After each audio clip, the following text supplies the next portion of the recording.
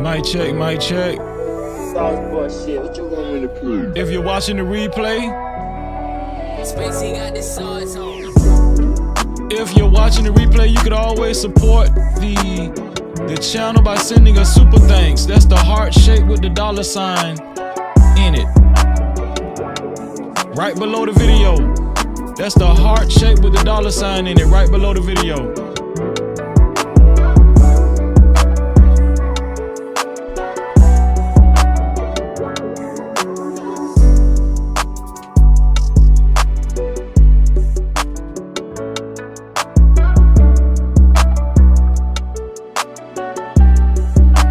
Spacey got the sauce on.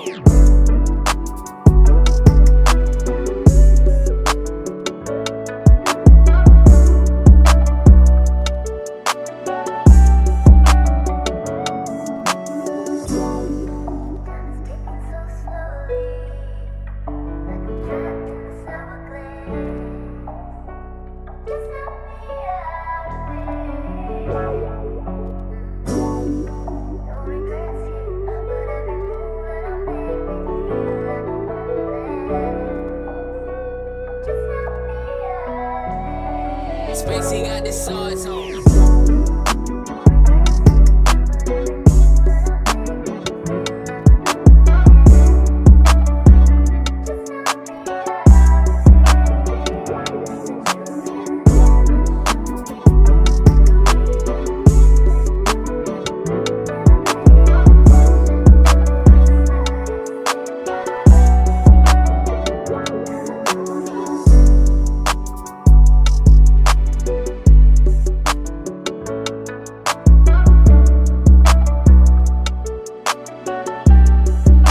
Spacey got the sauce on.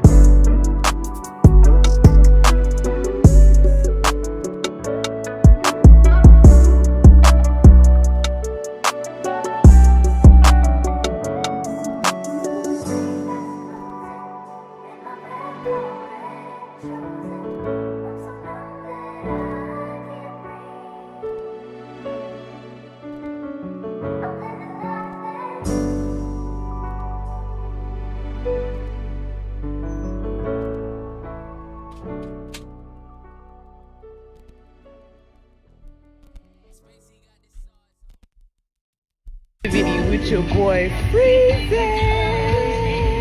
Join in tonight. No captivity. Only the boss motherfucking bitches fuck with motherfucking Freezy. No captivity. Get into it. Sauce boy shit, what you want me to prove? Spacey got the sauce on.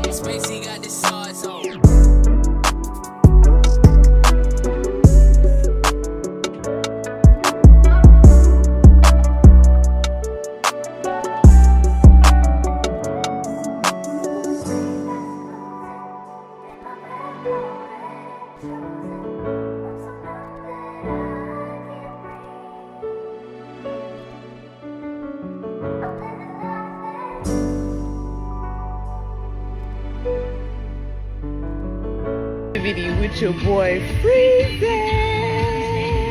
Join in tonight. No Cap-tivity. Only the boss motherfucking bitches fuck with motherfucking Freezy. No Cap-tivity. Get into it.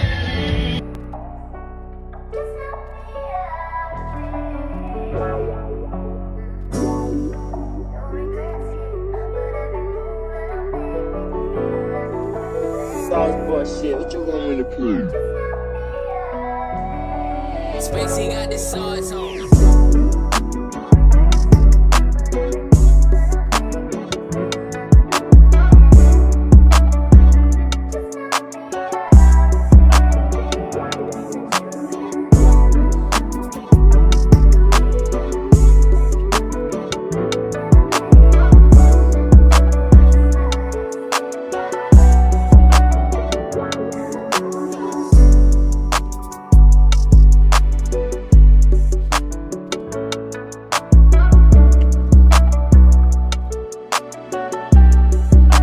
Spacey got the sauce on.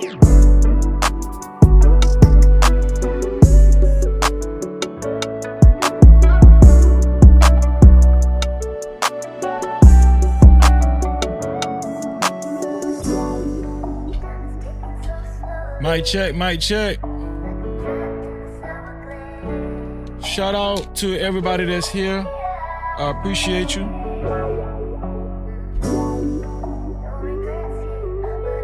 Shout out to the early No Cap crew. Shout out to everybody that hit the like button so far. I appreciate you. Spacey got the sauce on.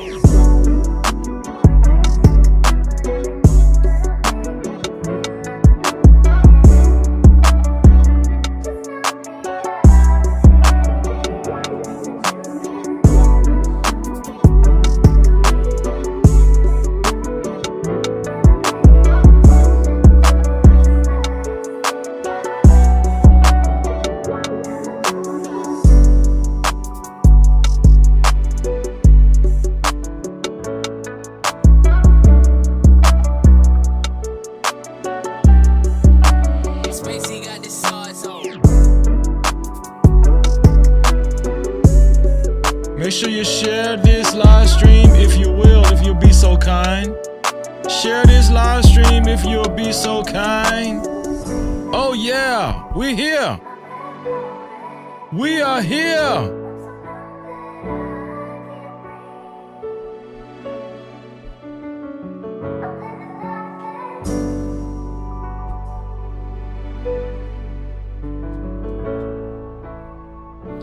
Shout out to everybody that's here in the building. I hope you enjoyed your weekend. No Cap-tivity with Freezy, another edition. We are here. Your boy Freezy is here. That's right, your boy Freezy is in full effect. We're about to discuss politics, y'all. I need my brothers and sisters with me. Does it cause more division or does it cause more unity? Spacey got the sauce on. Or can black men ever please black women? Totally. Satisfactory. Wholeheartedly. Is it possible?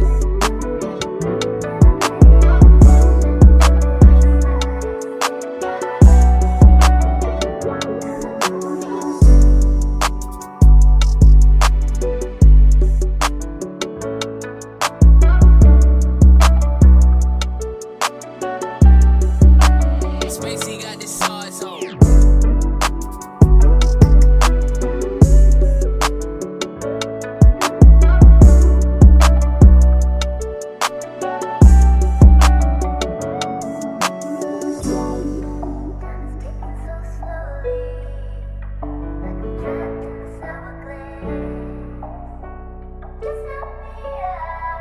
It's about that time, y'all. It's about that time.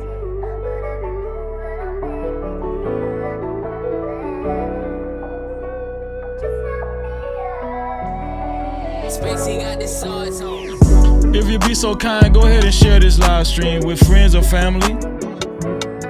Anyone one of your social media platforms. I appreciate you. Shout out to the early No Cap crew in the building, man. Thank you to everybody that's hit the like button so far. It's about that time.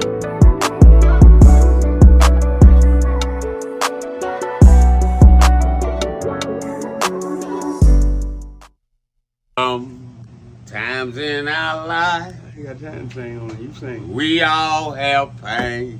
So then you gonna sing. We all have sorrow. Then I look at Wayne and I know that he will be ugly tomorrow. Lean on me when you're my cousin and I'll be your friend. I help you carry on, for it won't be long till I'm gonna need my cousin to care.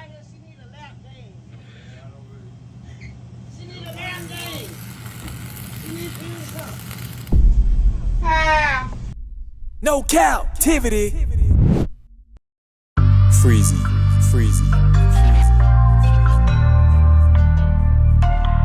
What up? You are officially locked in to No Captivity with Freezy, where we tackle issues that sometimes have us trapped in this thing that we call life. But if you know me, you know my motto: to free yourself, you must heal yourself.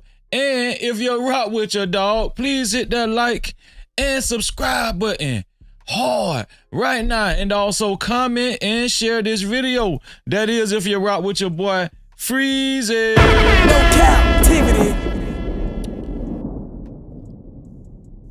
First off, I'd like to say happy Monday and shout out to everybody that made it through the week. Shout out to everybody that's here. Shout out to Living Humbly too, man. I want to start off by saying shout out to Living Humbly. He know exactly why I'm saying shout out to him. I'm not going to share everything, but bro, shout out to you and many condolences to your family. And especially you, bro. We're gonna let's just keep Living Humbly in our prayers. Let's just do that, all right? Shout out to Living Humbly, man. Love you, bro. Love you. But tonight we're going to talk about division. We're going to talk about politics and division, and we're going to talk about how much of an effect politics has on black people in general. We know what everybody. We're going to compare everybody, right? Black people, Asians, white people, Indians. It don't even matter. We're going to talk about the effects and how it does people, how it does families, how it does relationships, how it does marriages. I don't think you guys really sat down and really thought about the impact that politics and the presidential elections every 4 years and how much of an effect it has on everybody. Right? But more so than anything, it has an effect on us. I think so. That's just my opinion. I don't know. Maybe I'm wrong, but I think it has more of an effect on us. Like when I look at a lot of live streams, when I look at a lot of videos, TikTok videos, all across social media, Facebook, Instagram, YouTube, it has a lot of effects on us. Now, we're going to talk about whether it's negative or positive for the most part. That's what we're going to talk about tonight. I got some videos we're going to go over. We're going to give our opinions on some other videos too. We're going to have a fun live stream, man. A very fun live stream. And shout out to, I was going to give a shout out to shout out to my dog Coop that's in the building. Coop, I see you, bro. Shout out to Coop. I appreciate you, bro. I really do. Thank you, man. Thank you. It's about time to do roll call. Shout out to Justin Wade in the building. Justin Wade, how you feeling, man? He say No Cap Crew. What up? Just chilling, man. I appreciate you, Justin. No Cap-tivity. Drill. Man, Drill, what's up, man? It's great to see you, dog. He say, hey, everybody. Man, shout out to man Drill. Always good to see you, bro. No Cap-tivity. Yaquab, what's going on? Yaquab, what's going on? He say, hey, Freezy in chat, just chilling, man. Thank you. Always good to see you, Yaquab. Thank you. I appreciate No it. Cap-tivity. Cool, what's up? He say 413, yeah. No Cap-tivity. 413, yeah. I see you, boy. Coop, what's up? I'm gonna get Coop on the panel one of these days, man. I'm gonna get my dog to chill out with me. Shout out to Living Humbly again. Living Humbly, thank you, man. Thank you for showing up. And he showed up anyway, you know. I'm gonna leave it to him on what he wants to share in the chat, what happened, you know. But he did experience a tragedy. And I just want us to keep Living Humbly in our prayers, man. He is our brother. He is our brother, no doubt. Shout out to Living Humbly, man. No Cap-tivity. And I want to remind you guys to make sure you hit that like button. Please make sure you hit that like button, y'all. Thank you in advance, man. How many people hit the like button? So let me see. Shout out to the 12 people that hit the like button so far. Shout out to the 12 people that hit the like button so far. God bless y'all. May God give you $1 million. Yep. So y'all ready? It's about time to start the show. Let's get this show on the road, man. Let's go. No Cap-tivity. To support this platform and to support stories of this magnitude. More importantly, if you would like your comments read and highlighted, you can either send a super chat, aka super cap, right? Super cap, aka super chat, or you can send a cash cap, aka cash app to $ no cap freezy. That's $ no cap freezy. Thank you. And thank you to everybody that supports the platform, man. I really appreciate y'all, because y'all ain't got to. You know what I'm saying? But I really appreciate y'all. Thank y'all, man. Oh, man. Let me put this over here.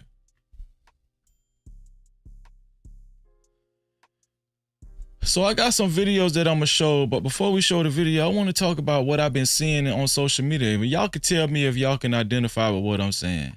Now, we all know about identity politics. Identity politics is a big strategy with all candidates that try to run for the president of the United States of America, right? They always try to play on the heartstrings of people racially, especially for some reason. I don't know why.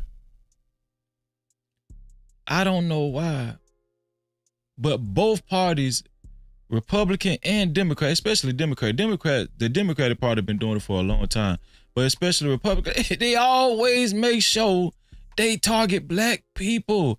And I was always, maybe somebody could come up here and help me out with this. I was always puzzled about that, because black people make up such a small percentage of this country. I just never understood why they utilize so much energy and time placating to black people during the presidential campaigns. I just never understood that. But they do it so well, the effect that it causes is very polarizing. Like,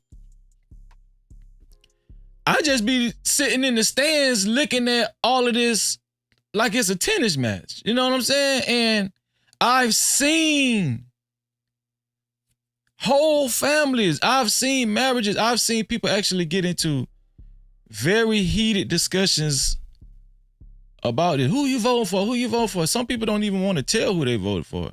Who you voted for? I'd rather not say. Why is it so serious? Why is it so serious? Like, I'd rather not say. Bro, who you voted for? I'd rather not say. Like, who you voted for is a military secret.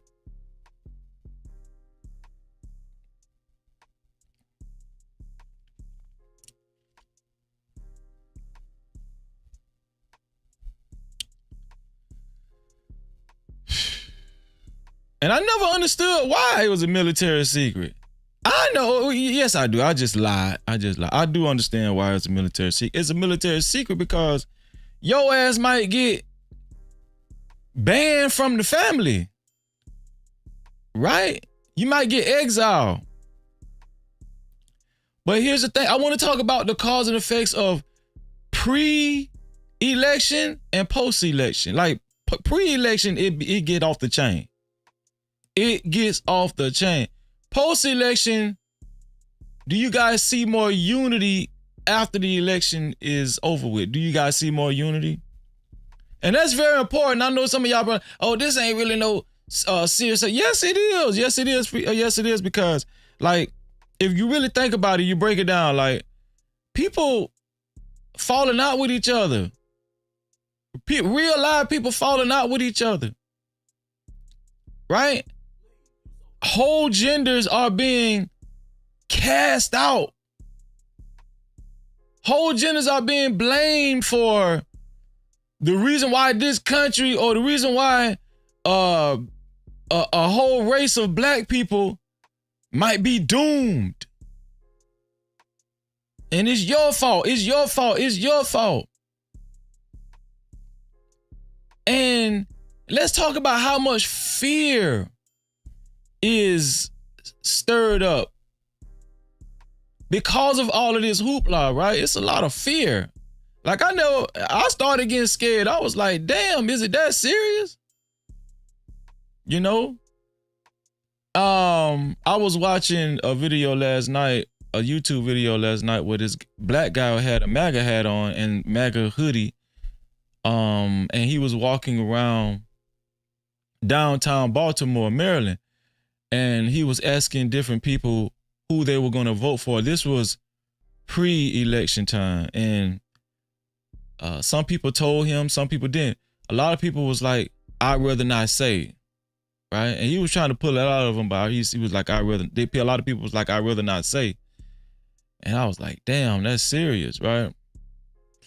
But the black people that actually seen him with his MAGA hat on and his MAGA sweatshirt,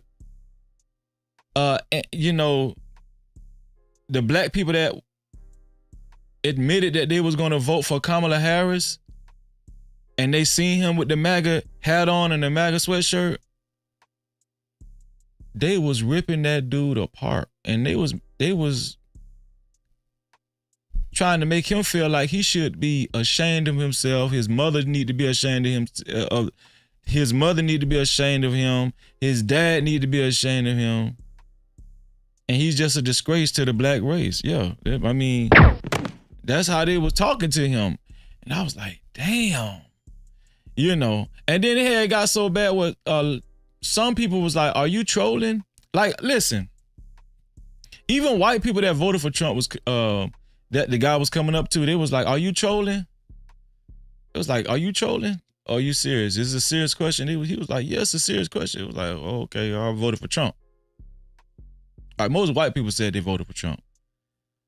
But it made me think, like, damn, maybe I should do a show about this, because that is a very serious subject. Like, people are falling out with each other. People are very, very bitter about people that they might know voted for. They're very bitter, very angry, causes a lot of resentment. And it gets deep, right? Like, is the United States of America, is the United States elections, is it designed to do that? This is a deeper discussion. Is the elections designed to make people divided, to keep people divided? Because I thought the whole idea of a country, of a unified country was to be unified. That's what I thought, right? But I also want to talk about, do we see these issues in other communities, with other races like Asian race, white race, Hispanic race, right? East Indian race. Do we see these issues in other races equally compared to black race, right? Because I know black people be falling out with each other. They don't give a damn. Black people are up in arms depending on who you voted for. But I got some videos I want to show y'all. I saved some videos. Before we talk about that, I want to talk about some other stuff too. I got some other stuff that I want to talk about. Let me see. Let me go to ground spell.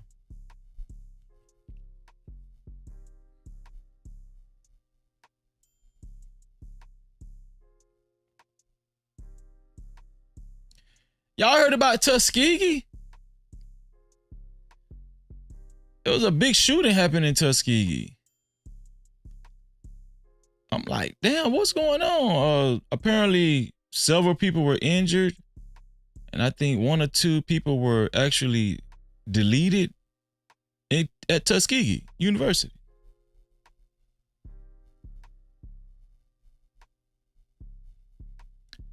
I think I got a video pulled up about it.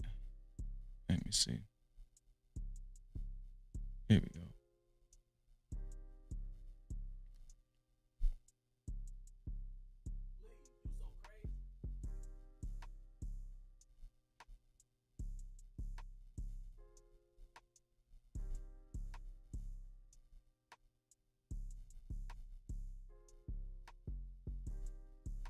Yeah, let's look at this video. It's a young boy, family of the 18-year-old teen killed during Tuskegee University's homecoming speaks out. So I don't even know if this boy was enrolled in Tuskegee. He's 18-year-old. But let's look at the story. Here we go. No, is they won't stop until justice is served and the guns are put down. Throughout this state of Alabama, they got to do something. They got to definitely do something.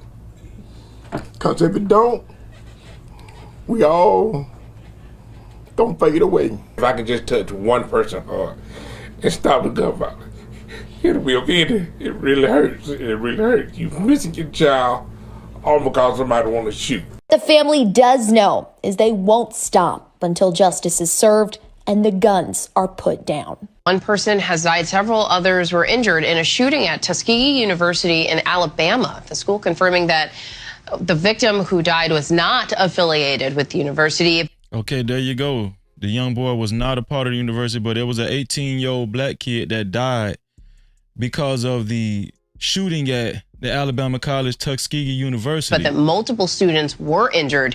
The university says it's in the process of notifying parents, and the Alabama Bureau of Investigations is on the scene, but no arrests have been made. No arrest, y'all. This is crazy. Y'all been following this story? I don't understand. Like, people be so up in arms. And see, this is the effects of the election. People be so up in arms about this election. I hardly hear people reporting on this. This story is so crazy to me and peculiar and strange. Several people got injured from a shooting at Tuskegee University, Alabama. Nobody has gotten arrested yet. No captivity. Nobody has gotten arrested. Have you guys been following this? And listen, let's be honest. How many black YouTubers in your timeline have you seen actually report on this story? How many?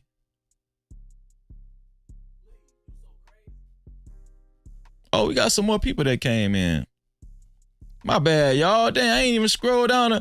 Man, shout out to my sister Jess J. No Cap-tivity. Shout out to Jess J. Shout out to Ralph. What's up, Ralph? No Cap-tivity. Travel One, how you feeling, Travel One? No Cap-tivity. Emperor Kojak 313 the Great. What's no up, bro? Cap-tivity. Jeff, what's up, Jeff? No Cap-tivity. Thank you, Jeff. You say love the studio. Good look. Thank you, bro. I appreciate that, man.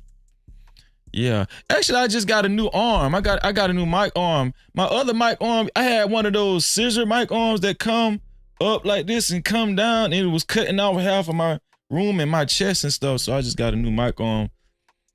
I got one of these low mic arms, man. But thank you, bro. I appreciate that. Thank you, Joe. Shout out to Florida Expirations. What's up, bro? What's up, no Florida Cap-tivity. Expirations? 907 Good East. No Cap-tivity. What's up, 907? Vaughn, how you feeling, man? No Cap-tivity. Vaughn, how you feeling, man? Oh yeah, thank you for the fair use, Emperor. I need that. I really need that. Emperor said none. He hasn't seen any black YouTubers report on this, but here's the deal though. This is what I mean. See, I'm gonna tie all of this in with the elections and how much of a distraction it is. Like I've heard black people be more serious about getting the word out about why Trump is so important for the economy. I've heard black people be more serious about reporting or commenting on how much of a mistake it was not to vote Kamala Harris in office. But here it is. We had a mass shooting at Tuskegee University in Alabama. And shout out to Mandrell. That's Mandrell's state, right? Alabama. Several people at Tuskegee got injured from the shooting, and one kid got killed. An 18-year-old boy, 18-year-old kid, and he wasn't even going to the school. But here's the deal. Nobody has gotten arrested yet.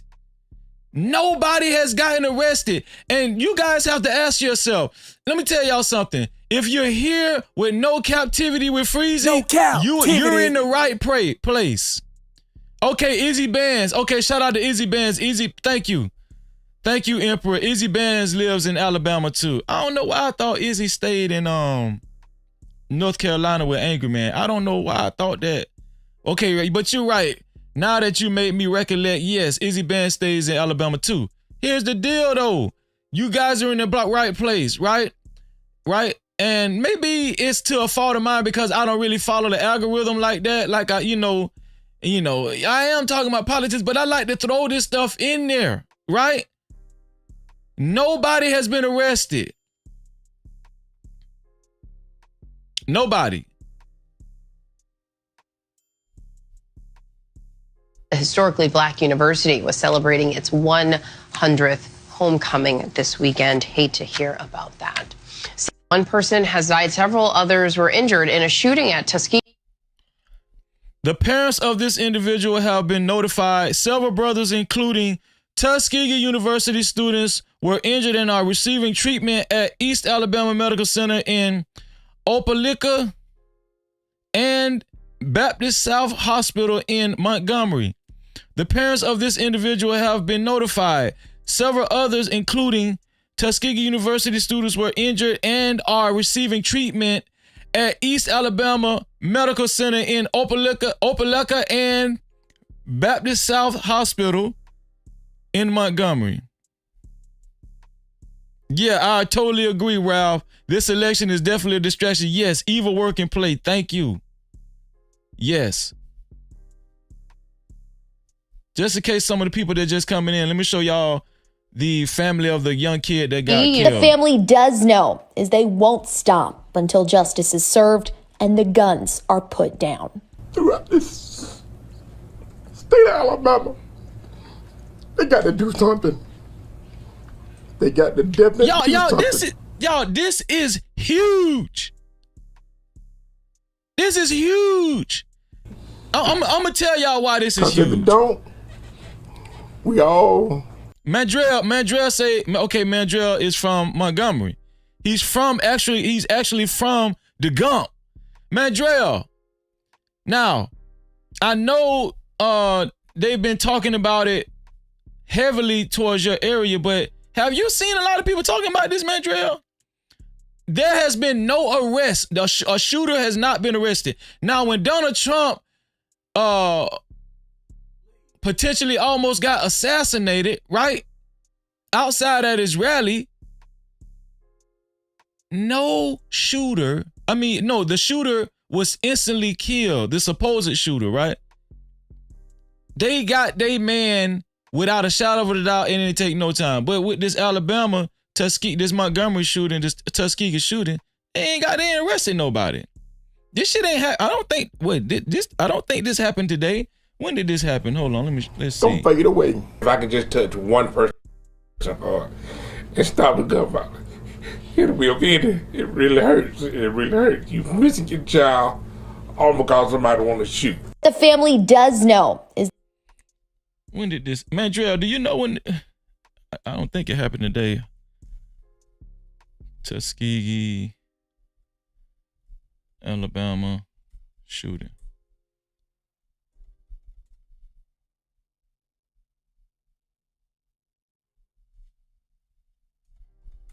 When did this happen? I'm gonna put the link in the chat for Mandrell. Let me see. Mandrell said, no one has been talking about it. I'm just now hearing about it right now. All because you're reporting on it. Wow. Okay, Mandrell said it happened yesterday. Good deal, Mandrell. Mandrell said it happened yesterday. That's crazy. That's crazy.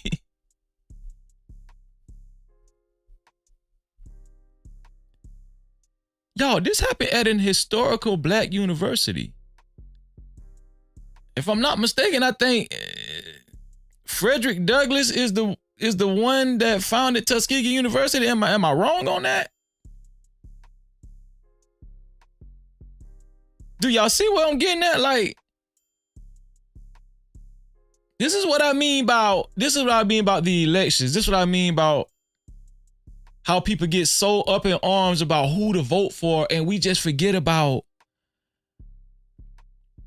things centered around our demographic. Like, we forget about, we say we fight for black people, we say we're fighting for black people, but at the same time, we forget about black people too. At the same time, we're fighting for black people on who we need to vote for, but at the same time, we're forgetting about black people. How does that work?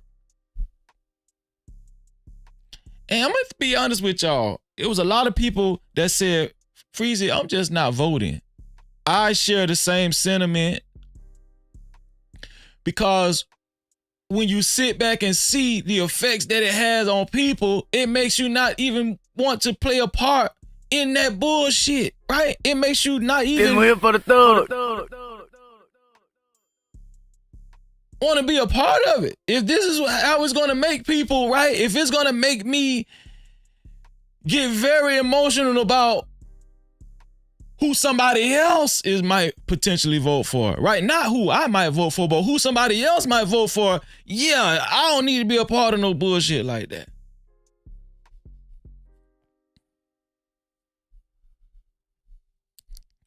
Let me show y'all what I mean. Challenge with the idea of how do you interact with people who you know voted for this, right? If you are an LGBTQ person and you know someone in your family voted essentially against your rights, or you're a woman knowing that, you know, this man was calling people the B word. J.D. Vance was literally calling Kamala Harris the trash and said, we're going to take out the trash. I know a lot of black women were incredibly triggered by that. And if you then meet somebody and you know they voted for the people who called you trash, or if you're Puerto Rican, you know, and you know someone voted that way, do you recommend, just from a psychological standpoint, being around them? We got the holidays coming up. So I love that you asked this question, because, you know, there is a push, I think, just a societal. Now, this is a psychiatrist. that this news anchor, I forgot, I think her name is, I forgot this news anchor's name. I don't want to call her. I reported on her a couple of months ago, but I think it's Janice. I don't know. I forgot this news anchor's name. But this is a psychologist that's talking to this news anchor, a psychiatrist. Let me see, make sure. Psychiatrist.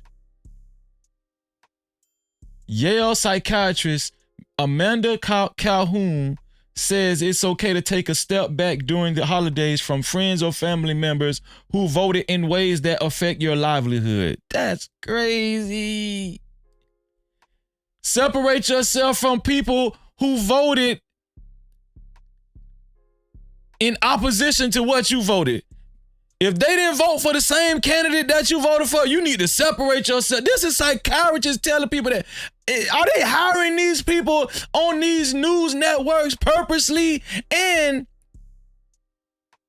are they purposely doing this in liberal outlets that mostly they know black people will actually listen to?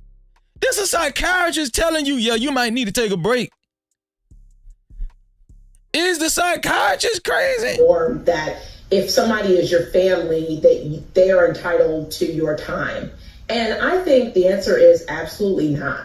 So if you are going into a situation where you have family members, where you have close friends who you know have voted in ways that are against you, like what you said, against your livelihood, and it's completely fine to not be around those people. And oh my God. Oh my God.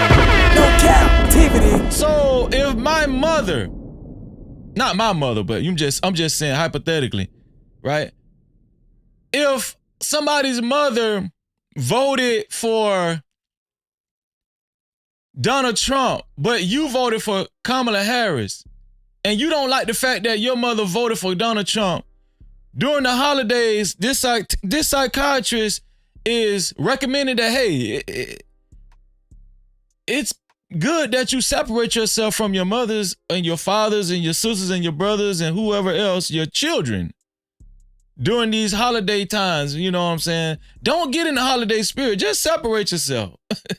Yeah, because it's not good for your mental health because they voted for somebody else. They voted for somebody totally different than you voted for. Do y'all see the weirdness in this? Is it just me? When y'all look around social media and y'all see all these people all up in arms about who people voted for, I can't believe you voted for Trump. I can't believe you voted for Kamala. Especially black folk. Oh, shit. We gonna talk about these black folk that we've been watching on social media all across America. Niggas falling out with each other. Oh, yeah. And the psychiatrist telling you to. You know, to say, I have a problem with the way that you voted because it went against my very livelihood and I'm not going to be around you this holiday. I need to take some space for me. And I actually challenge with the idea of how do you interact with people who you know voted for this, right? If you are an LGBTQ person and you know someone in your family voted essentially against your rights, or you're a woman knowing that, you know, this man was calling people the B word. J.D. Vance was literally calling Kamala Harris the trash and said, we're going to take out the trash. I know a lot of black women were incredibly triggered by that. And if you then meet somebody and you know they voted for the people who called you trash, or if you're Puerto Rican, you know someone voted that way, do you recommend, just from a psychological standpoint, being around them? We got the holidays coming up. So I love that you asked this question because, I need y'all to listen to this one more there time. is a push, I think just a societal norm that if somebody is your family, that they are entitled to your time. And I think the answer is absolutely not. So if you are going into a situation where you have family members, where you have close friends who you know have voted in ways that are against you, like what you said, against your livelihood, and it's completely fine to not be around those people and to tell them why, to say, I have a problem with the way that you voted because it went against my very livelihood and I'm not going to be around you this holiday. I need to take some space for me. And I actually No captivity. I'm not going to be around you this holiday season or possibly beyond the holiday season because you voted against my livelihood. Can you actually, let me ask you guys something. Can you actually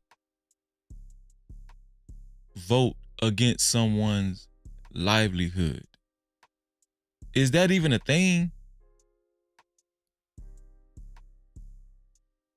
Can you vote against someone's livelihood? And I want us to actually take a deep thought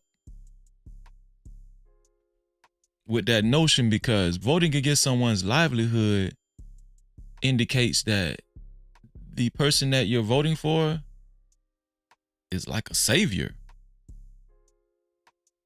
The person that you could have voted for could have been your savior.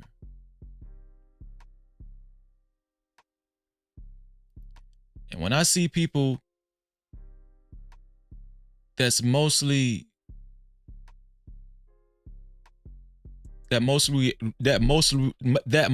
reacts this way, or that mostly reacts this way, I'm going to be totally honest. It's black people that mostly react this way. Black people, they be about to kill each other when it comes to who to vote for. And I always look at that as strange because it's very peculiar on why somebody would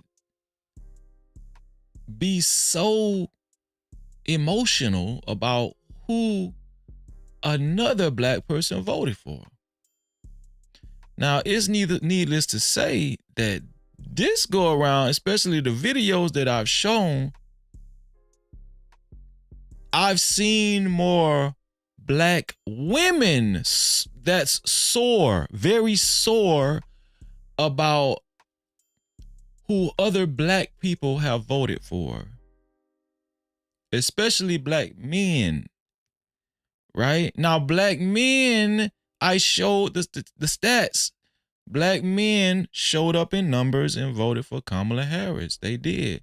73%. I've seen and I've heard people spew out all kind of percentages. Oh, black men voted 7 to 8 of black male eligible voters. 80% of black men that's eligible to vote.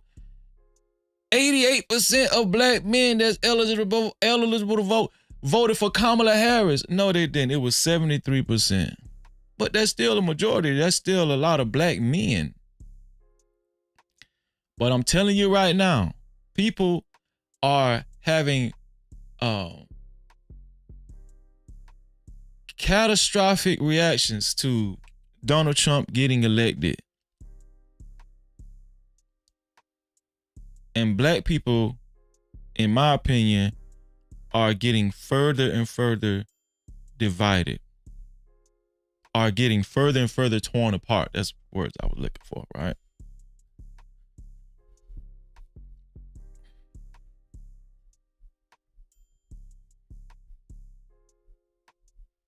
Thank you, Judge Jay.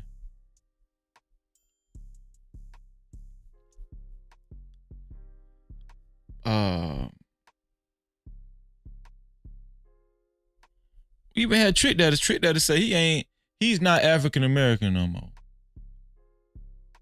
Every time the elections roll around, black people feel like they need to really just speak what's on their mind. Now, I understand, hey, some people might agree with Trick Daddy. I might have agreed with some of what Trick Daddy said. But it's just the notion that he felt like he had to say it. Now, Trick Daddy, in some form or fashion, he is kind of a ghetto politician, right? I just want to show y'all what Trick Daddy said. Hey, it's politics time. It's politics. I'm trying to figure out how Afro get in front of. Oh, snap. Hold on. My bad, y'all. I'm trying to figure out how Afro get in front of my motherfucking race. I ain't never been to Afro color. I never been to Africa. Afro or Africa. Never been there. I'm not from Africa. I'm born and raised in Goose, Florida. I'm born in Goose, raised in Liberty City in the Poker Bean Project. I ain't never went to Africa. Ain't thinking about going there. And I heard it's a beautiful place. Yeah. And I know it's the motherland. Yes. But not my mother, not her mother, and not her mother's mother. That ain't. Now, we know why Trick Daddy was compelled to give y'all this speech on Instagram. We know why he was compelled to do this is because he probably voted for Trump. Let's just be honest. Trick Daddy more than likely voted for Trump, right? And so now he's want to give a speech. I'm not African American. I'm American. I was born right down there in Liberty City, Miami, Florida. Huh? In the Poking Bean. I ain't no damn African American. I'm American. I voted for Trump.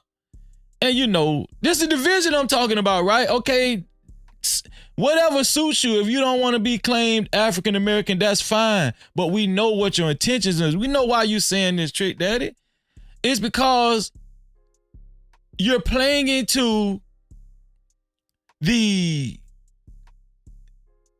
sided arguments when it comes to politicians and politics and elections and all that kind of stuff, right? You're basically, you're showing your side. You're showing what side you're on. That's what, okay, but we know where this come from. We know what motivated this little speech that Trick Daddy is giving right now. Their land. America real true land is right here in the U.S. soils. I'm trying to figure out how Afro get in front of my motherfucking race. I ain't never been to Africa. I never been to Africa. Afro or Africa. Never been there. I'm not from Africa. I'm born and raised in Goose, Florida. I'm born in Goose, raised in Liberty City in the Poker Bean Project. I ain't never went to Africa. Ain't thinking about going there. And I heard it's a beautiful place. Yeah. And I know it's the motherland. Yes. But not my mother, not her mother, and not her mother's mother. That ain't their land. Not my mother, not her. Who is her, Trick Daddy? And not her mother's mother's. Not my mother, not her mother. And not her mother's. Okay. Oh, you probably talking about a female that you know, your ex-wife, Joy, or your sister. I don't know. But yeah, you know, this time of the year, during the politics season, right? Black people just, you know, they feel the need to give their opinions politically. You know, everybody turning to historians and all that kind of stuff. You know, there's a bunch of Negro debates that go on, you know, in your living room, in your grandma's house, in your mama them living room, big mama them. People start fighting, right? People ain't gonna show up to the Thanksgiving dinner this year just because you voted for Trump, right?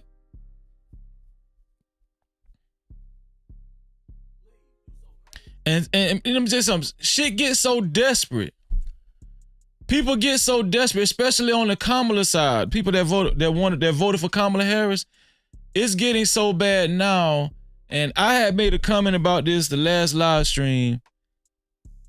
Why is it so important just primarily to have had a woman president? Like, we're talking about the country. Now, me, with my religion, I'm gonna just be honest with you. I vote for the Most High God, but that's a whole nother story. But why is it so important for us to have the first female president? Now, here's the deal. If we do have a female president, I'm not going to go jump off Mount Everest, okay? I'm just saying, it's not even about politics no more. It's not even about who you really think is qualified. It's just about making history, representing for the women, representing for the LGBTQ community, right? It's all about identity politics. It's really not about people's well-being. United States, in my opinion, is really a big shit show. It's really a popularity contest. That's what it really is to me. Living in the United States is just made me open my eyes to what this country, the most popular, most powerful country in the world, is really about. It's really about popularity. Politics is really about identity politics. When all else fails, guess what? When the Republicans thought that Kamala Harris had an edge on winning the 2024 elections, they resorted into actually hiring comedians, white comedians, that quoted racist jokes. And this is a fact. It was a racist joke. But they did it on purpose because they was reminding white people, hey, listen, this still our country now. Y'all better not go out there and vote for that nigga. And we know we know why they played it like that, right? Because that was the last result. It's because it's really about identity politics. That's why. Like, politics is really not about all of that stuff y'all be arguing about, right? People don't really care about immigration. Like, people really don't care about immigration. Those same wealthy white folk, they need these immigrants to, to clean their houses and stuff like that. I'm not saying that's what immigrants, I'm not saying that that's all they're good for. I'm just saying that's how they look at these people. Okay? That's how they look at these people. So everybody, I don't think people are just that. I don't think people really care. I think people just want to be right. I think black folk that voted for Trump, they just tired of niggas, right? Quote unquote niggas. And I think black people that vote for Kamala, they really want a black person in office. They want to see a quote unquote black person in office, right? And I think women that voted for Kamala, they want to see the first woman in office. I'm gonna show y'all how bad they want to see her. Watch this. We're now 71 days from Trump taking the oath of office. What is the most important thing that everybody is looking for? That is my question. I'll start with you. Joe Biden has been a phenomenal president. He's lived up to so many of the promises he's made. There's one promise left that he could fulfill, being a transitional figure. He could resign the presidency in the next 30 days, make Kamala Harris the president of the United States. Whoa. It would absolve her from being able to from having to oversee the January 6th transition, right, of her own defeat.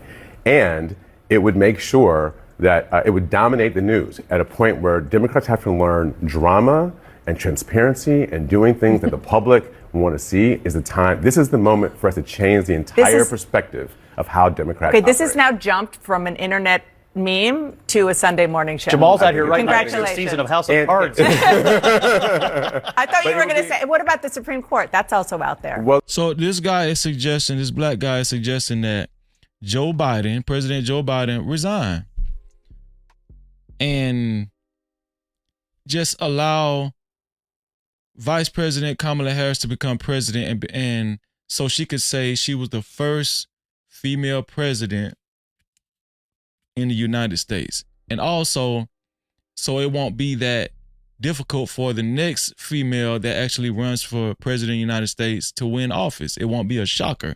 It won't be such a surprise, right? A difficult task. So he's saying that if Joe Biden actually resigns,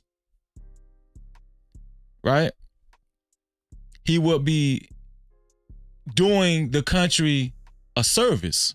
That's what this black guy is saying. Well, the Supreme Court might happen. I don't know if it will, but I think this is something that's in Joe Biden's control. And if he did it, it would fulfill. We're now 71 days from Trump taking the oath of office. What is the most important thing that everybody is looking for? That is my question. I'll start with you. Joe Biden has been a phenomenal president. He's lived up to so many of the promises he's made. There's one promise left that he could fulfill, being a transitional figure. He could resign the presidency in the next 30 days, make Kamala Harris the president of the United States. Whoa. It would absolve her from being able to from having to oversee the January 6th transition, right, of her own defeat. And it would make sure that it would dominate the news at a point where Democrats have to learn drama and transparency and doing things that the public.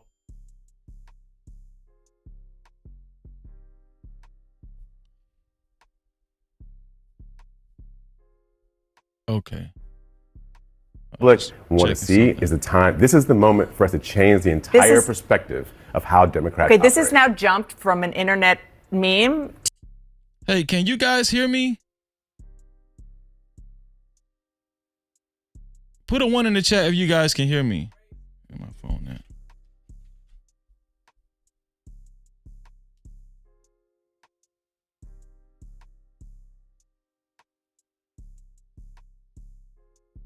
Put a 1 in the chat if somebody can hear me. I think something went wrong.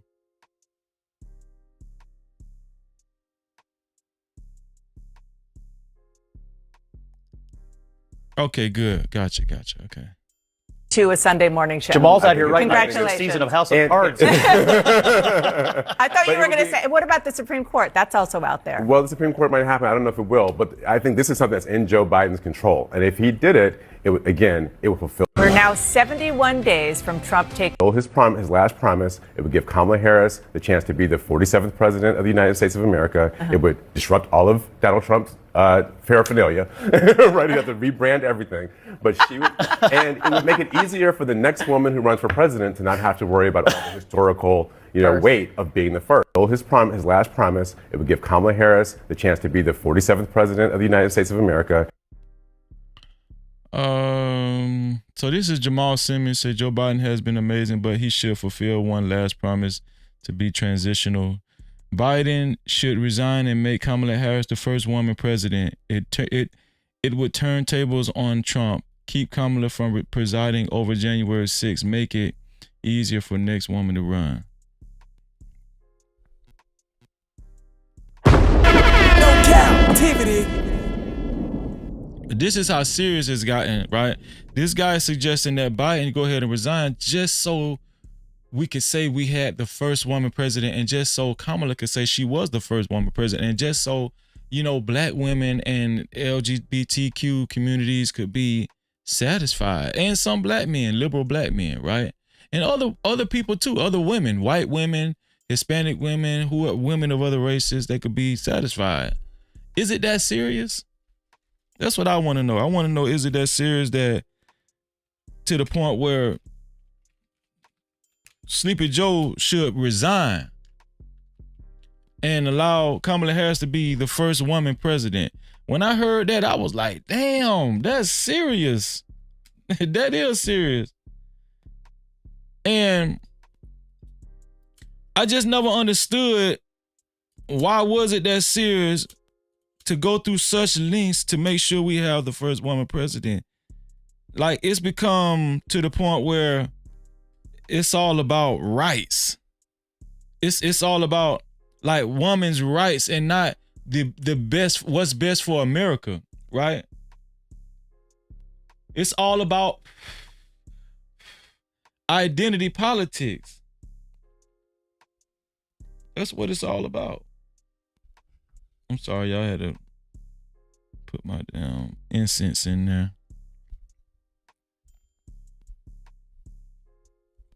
Yeah, that's what it's all about. It's about identity politics. Like I said, if Kamala would have won, it's not like I would have lost some sleep. I really don't care. I didn't care about Donald Trump. I didn't care about Kamala. But it's just this is how serious the elections has actually gotten, to the point where people, they just want their side to win. And then it's become like almost, how football is, the NFL is? Like if you like the Cowboys and somebody else likes the Philadelphia Eagles, your rivalry. But should it cause that much division, especially amongst black people? Because, especially understanding that we at the bottom of the totem pole economically, like we can't afford to have any more division than we already have. They don't make a lot of sense to me. Can we afford to have that? Like, when I seen that news reporter say that, I was like, damn, this man suggested that Joe Biden resign. Now, if Joe Biden resign, I don't give a damn. But that's how bad they want to see Kamala be president. Would you say that's almost like them being a sore loser? Joe Biden just need to resign. Okay, since Trump won presidency this upcoming term, Joe Biden needs to resign. As if he didn't rightfully earn president of the United States in 2020. So because Trump won, Joe Biden need to resign just so we can accommodate, right? Do y'all see where I'm going with this? This just sounds crazy, dog. Just so we can accommodate Kamala. That sounds so sick. Am I by myself? This sounds so crazy that this dude would even suggest that. And guess what? The people around the table, all the other news anchors and the affiliates or whatever, the correspondents, they was kind of smiling like they agreed with the guy. Oh yeah, that's a great idea. Shout out to Big Bad Bull in the building. Shout out to Miss Polly in the building. Shout out to Rural Black in the building. What's going on, y'all? Shout out to LaJuan. What's going on? What Jeff said? Jeff said, he's right. We were here 10,000 years before the Feather Indian. Read. They came before Columbus by Ivan Van Sertima. I didn't vote for Trump. So, okay, wait. Hold on. You know what? Shit, I put the... Jeff, who did you vote for? I'm just curious. You didn't vote for Trump. Who you vote for? Did you vote for Kamala? Shout out to Angela Reddick in the building. What's going on, Angela? I said Big Bad Bull. Shout out to Big Bad Bull. Shanika, what's going on, Shanika? No Cap-tivity. Shout out to Shanika in the building. Angela say that's crazy. Joe Biden would never resign. I don't know. But I understand what this guy's saying. If Joe Biden did resign, right? If he did resign, and by default, Kamala became the first female president of the United States of America. We're now 71 days from Trump taking... Right? If she became the first female president by default, if another female ran for president, it would be less of a shocker. It would be less of a identity barrier because we already had a female president. They could always say, well, we already had a female president. It was Kamala Harris. You know, remember when Joe Biden resigned?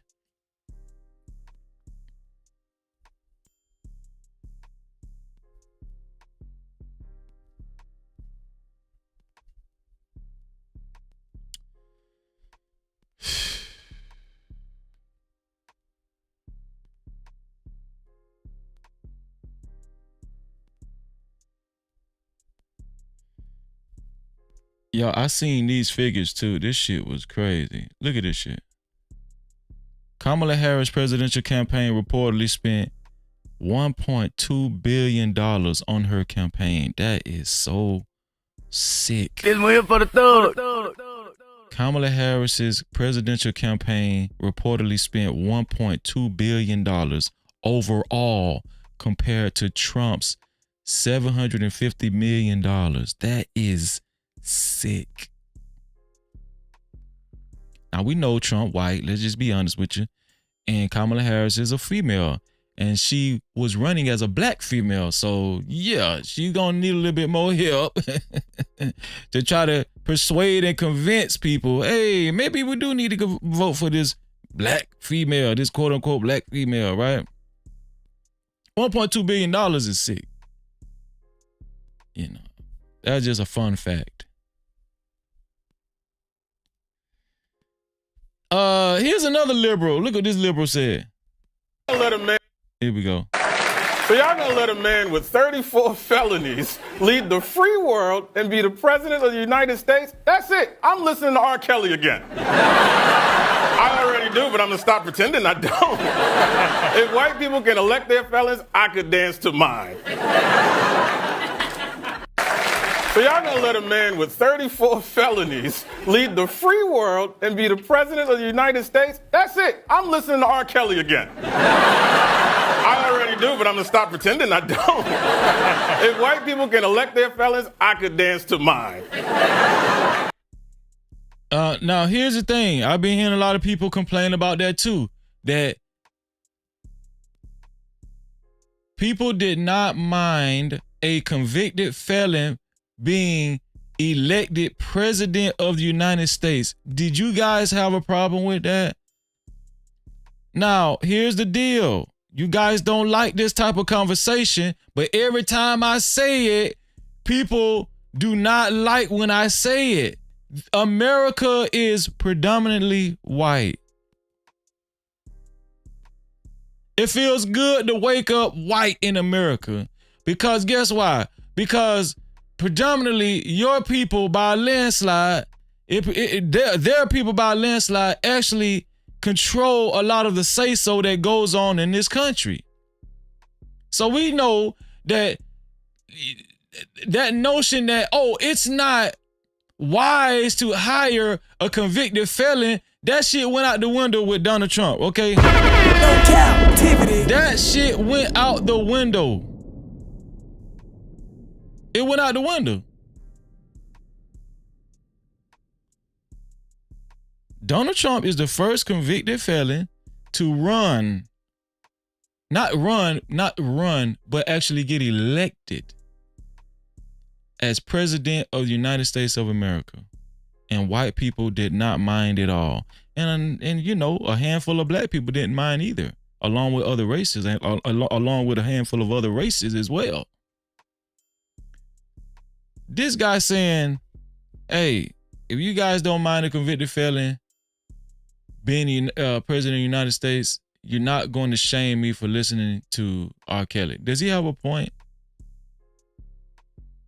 Does he have a point with the differences that black people versus white people have with each other? Like when R. Kelly went to prison and he got convicted for the heinous crimes that we found out that he committed, black people down there canceled that dude, right?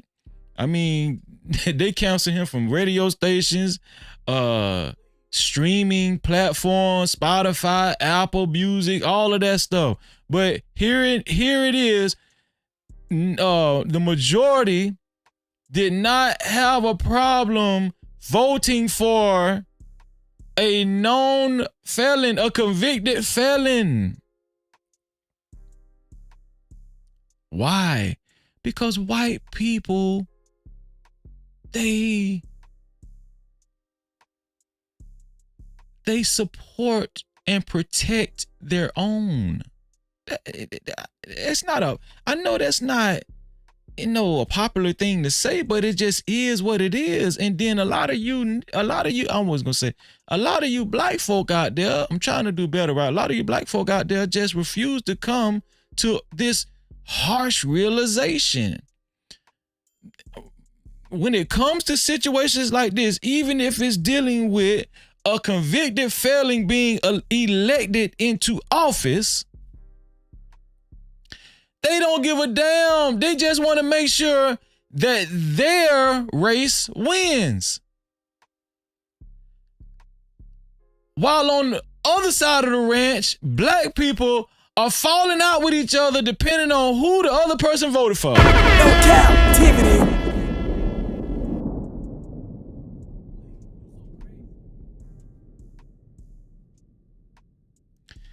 Do presidential elections bring more unity or division amongst black people? Do presidential elections bring more unity or division amongst black people?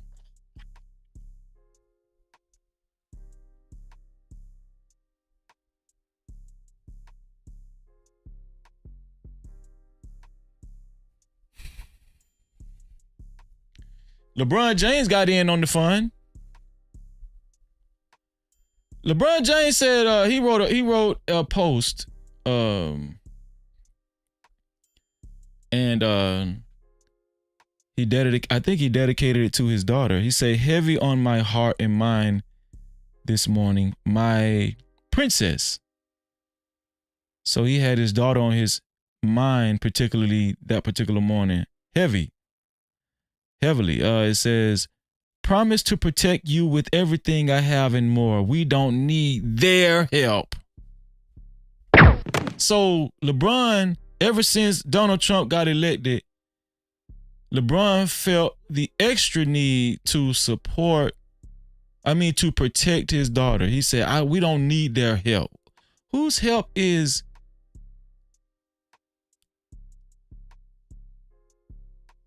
LeBron James talking about? Is he talking about other people that voted for Trump?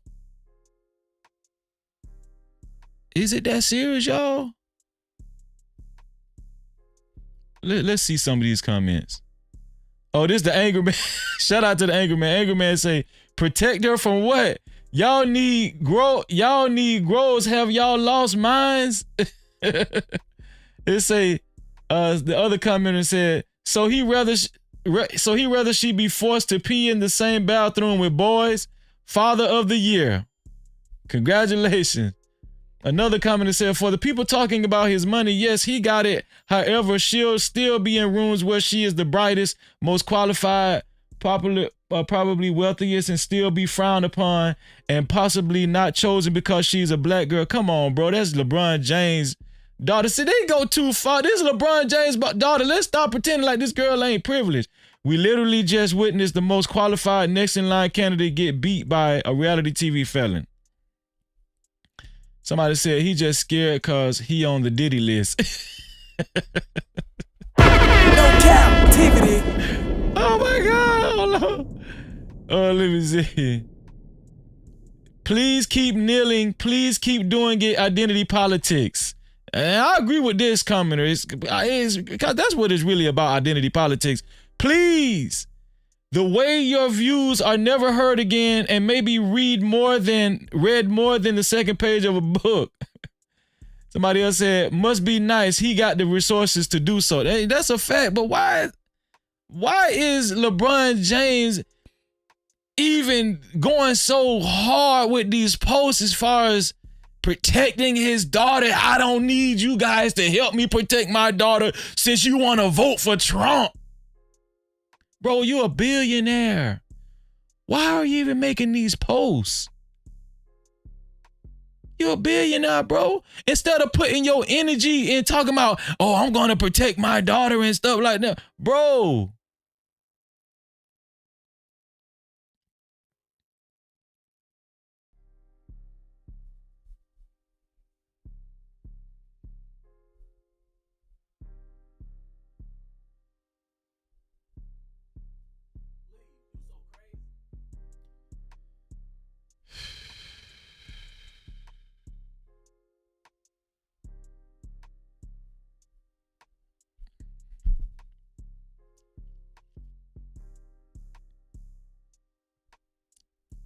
Let me put a link in the chat, y'all. Let's see. Let's have a conversation.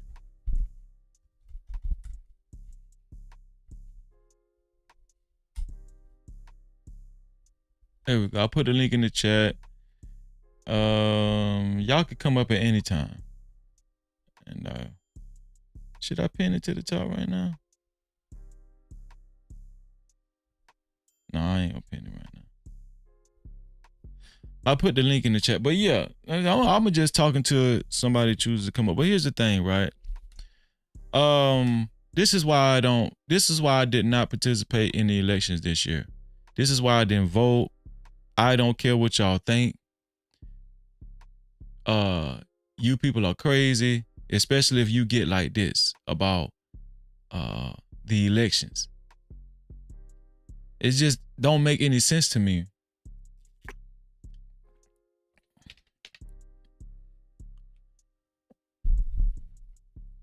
And it just kind of makes me very disappointed in black folk because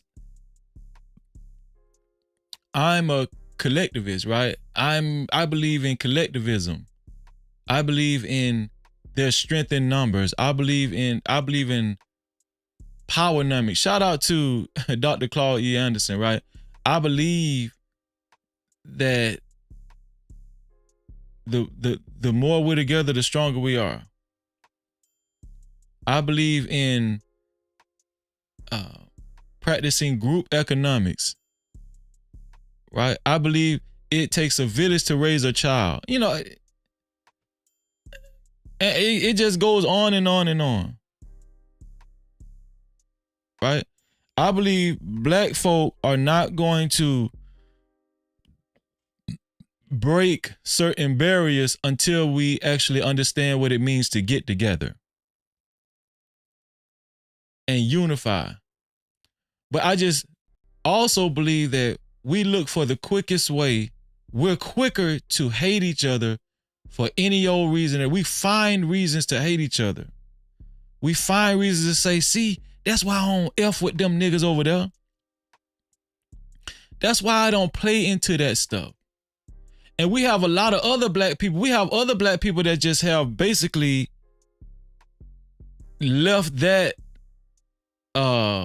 ideology alone altogether, as far as like unifying with their own people, understanding the advantages that it has, and saying, you know what these type of people do now? You know what they've done?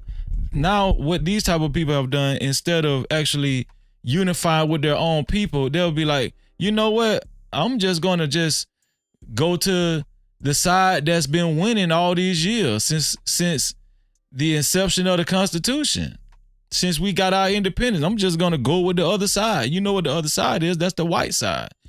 You understand what I'm saying? And I truly believe like there's a lot of black people that secretly want to be white, and you know they probably try to go down their family tree and try to see how close they are to being white. Oh shit, my great granddaddy, all right, he was a slave owner. Okay, I'm white.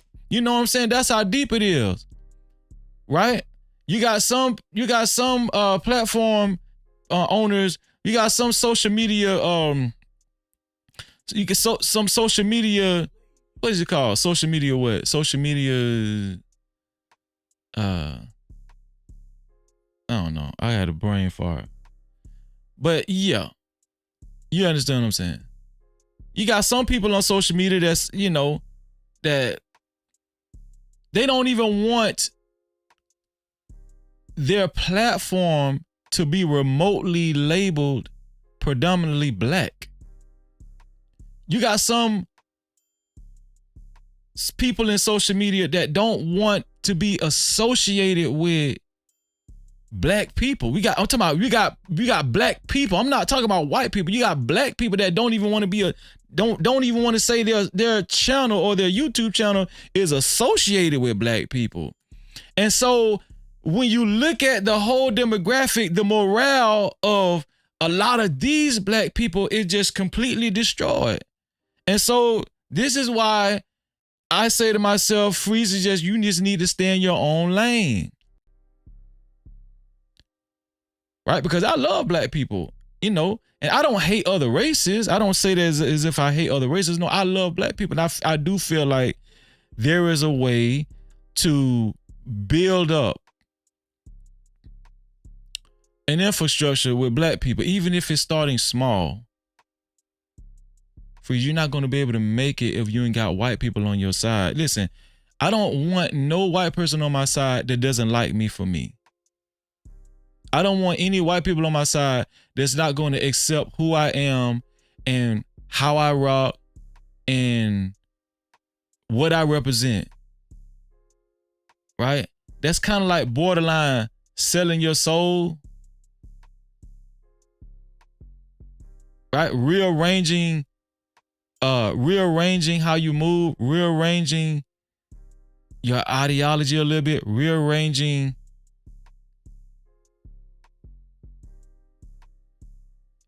your loyalty. But we seen where white people's loyalty lie this election. And I'm not saying this like it's a bad thing. See, sometimes I be thinking when y'all hear me talk, y'all think that I'm actually talking negatively about white people supporting their own. I'm not talking negatively about that. I think that's actually admirable.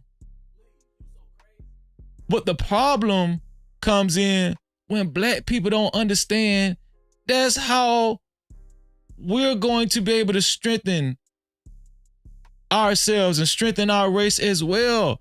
But instead, since I'm telling y'all the truth, man, since God knows when, instead of us actually understanding that and doing that too, we'll rather just jump on their bandwagon because they do it well. And they've been doing it well for a long time. So guess what? We just want to join the winning team. I remember Kevin Samuel said, you know what? We just lost. Black people lost, and we just need to come to a realization. We need to basically, black people lost, white people won, and we need to conform to, you know, the America that they actually built. We need to conform to their rules and play by their game and just follow their blueprint.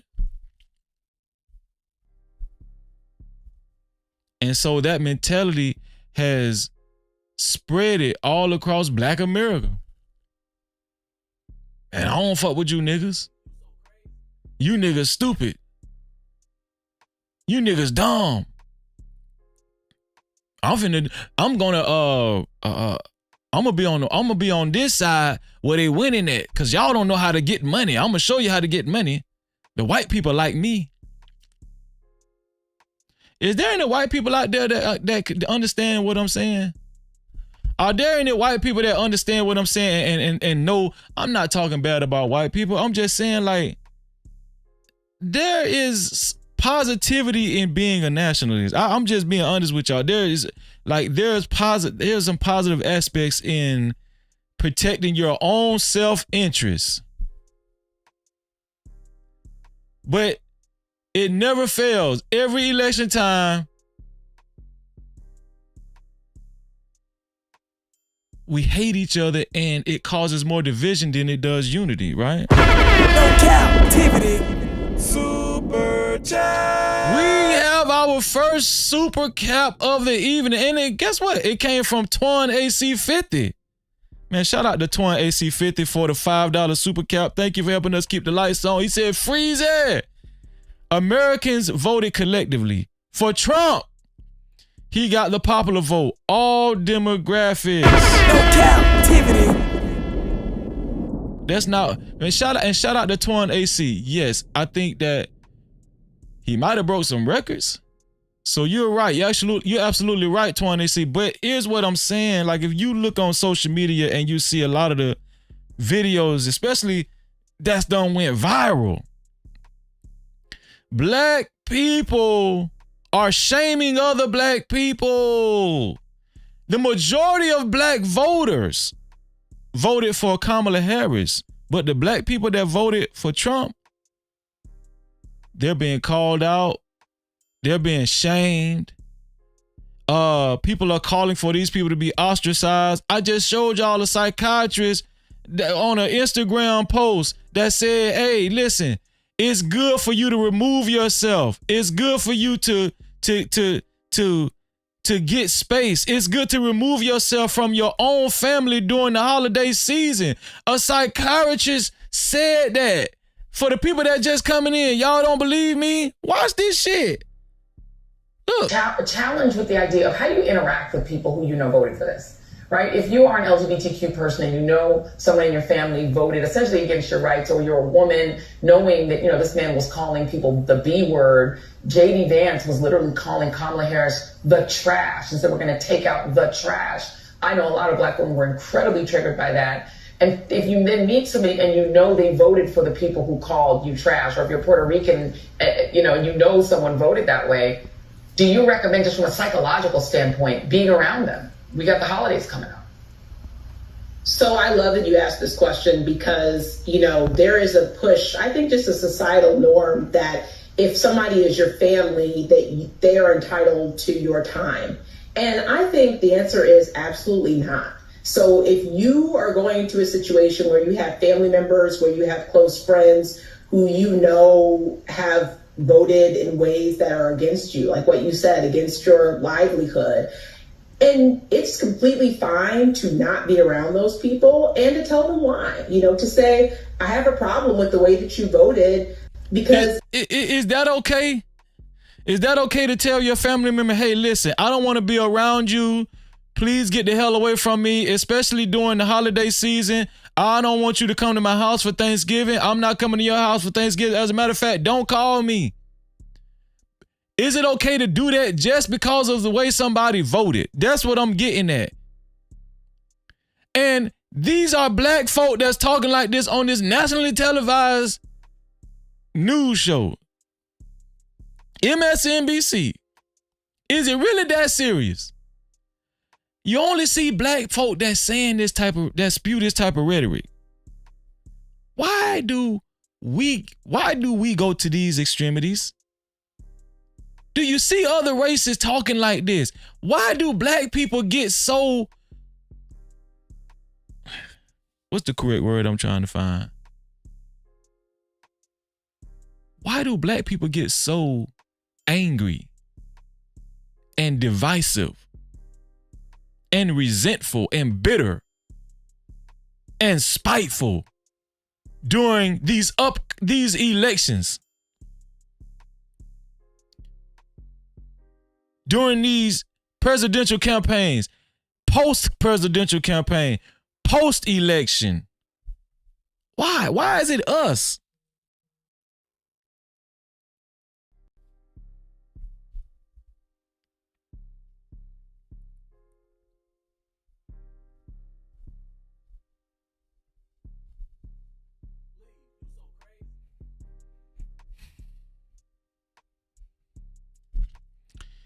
And then they'll hit you with, Freezy, why didn't you vote? Do you know that your ancestors fought for your right to vote? And you just gonna sit there and not vote? I'm gonna tell y'all something. Please don't use that shit on Freezy no more. Please don't use that shit on me no more. Please, because I already know why you're doing it. I already know why you're doing it. I know what the tactic is. Listen, that is a tactic. We know what that is. That's a shaming tactic. Exactly, Just Jay. Shame is ingrained. Shame is ingrained. That's a shaming tactic.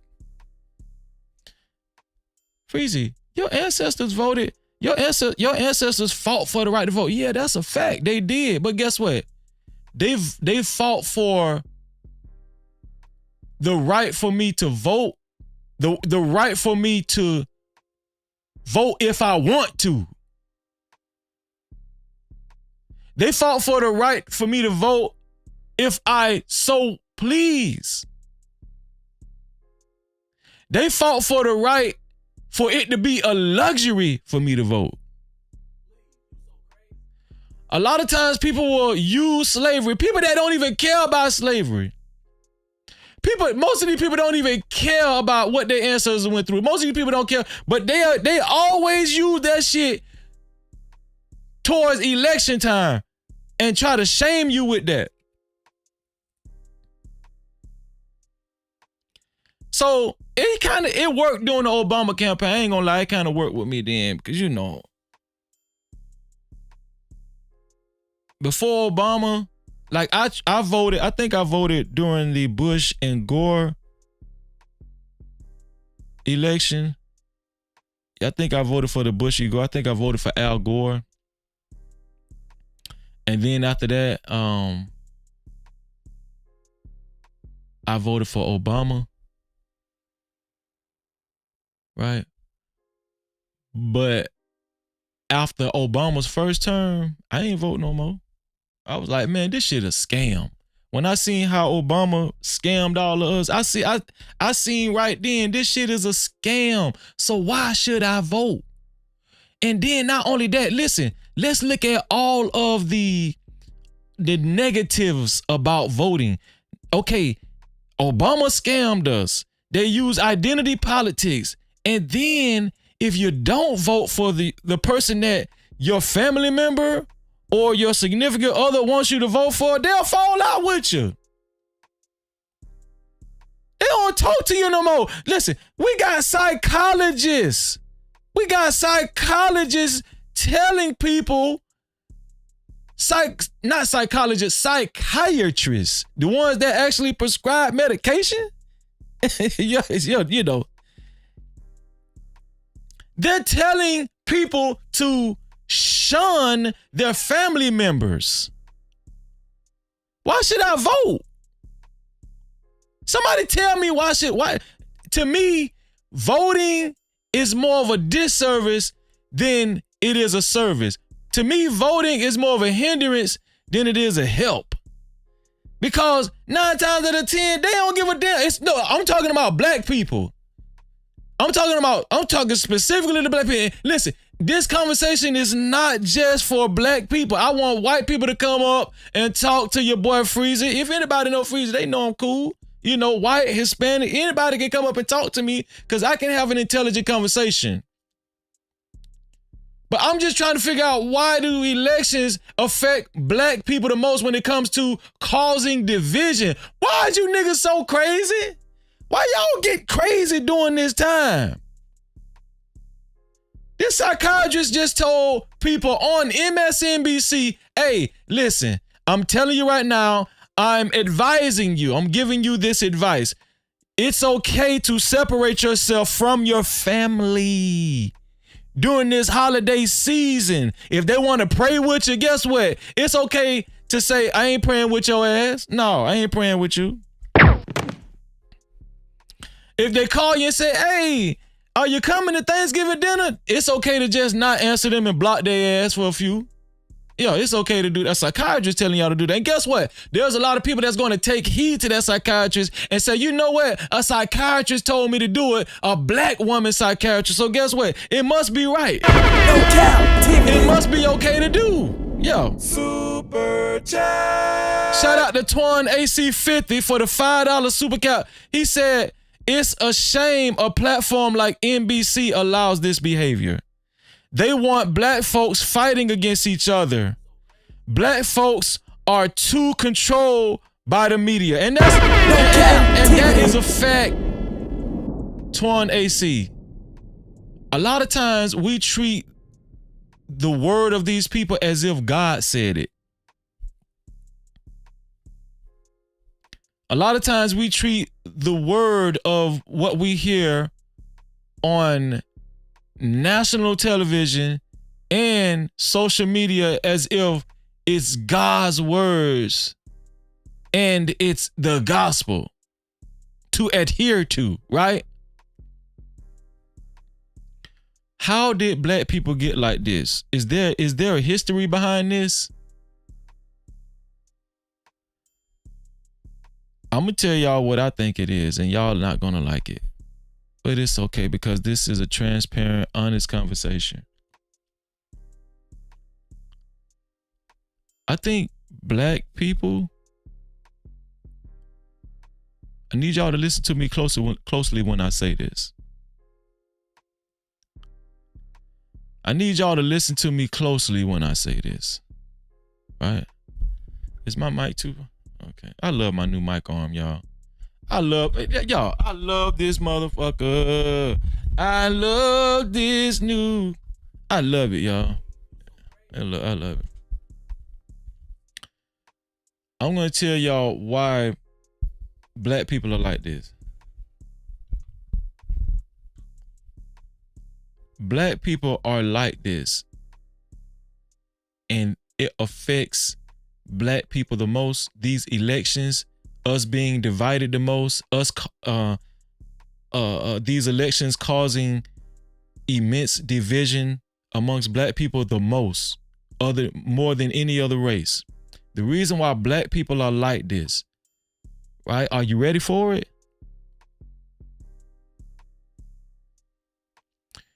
Is because black people have lost their identity a long time ago. No Cap-tivity. Black people, so-called black people, have lost their identity a long time ago. And it was by design. You guys get all up in arms the way you do because it was designed for you to be like this. We got people like Trick Daddy saying, oh, he's just an American and nothing else, right? Ignorant ass shit like this right here. Oh, I'm an American. I'm trying to figure out how Afro get in front of my motherfucking race. I ain't never been to Afro color. I never been to Africa. Afro or Africa. Never been there. I'm not from Africa. I'm born and raised in Goose, Florida. I'm born in Goose, raised in Liberty City in the Poker Bean Project. I ain't never went to Africa. I ain't thinking about going there. And I heard it's a beautiful place. Yeah. And I know it's the motherland. Yes. But not my mother, not her mother, and not her mother's mother. That ain't their land. America real true land is right here in the U.S. soils. I'm trying to figure out how Afro get in front of my motherfucking race. I ain't never been to Afro color. I never been to Africa. Afro or Africa. Never been there. And when these guys talk, they feel like they're saying some super intelligent shit. But some people just need to stop talking. But the reason why we got black folk like this, and he's supposed to be a thug, right? He's supposed to represent the thugs all across America, right? Thug love.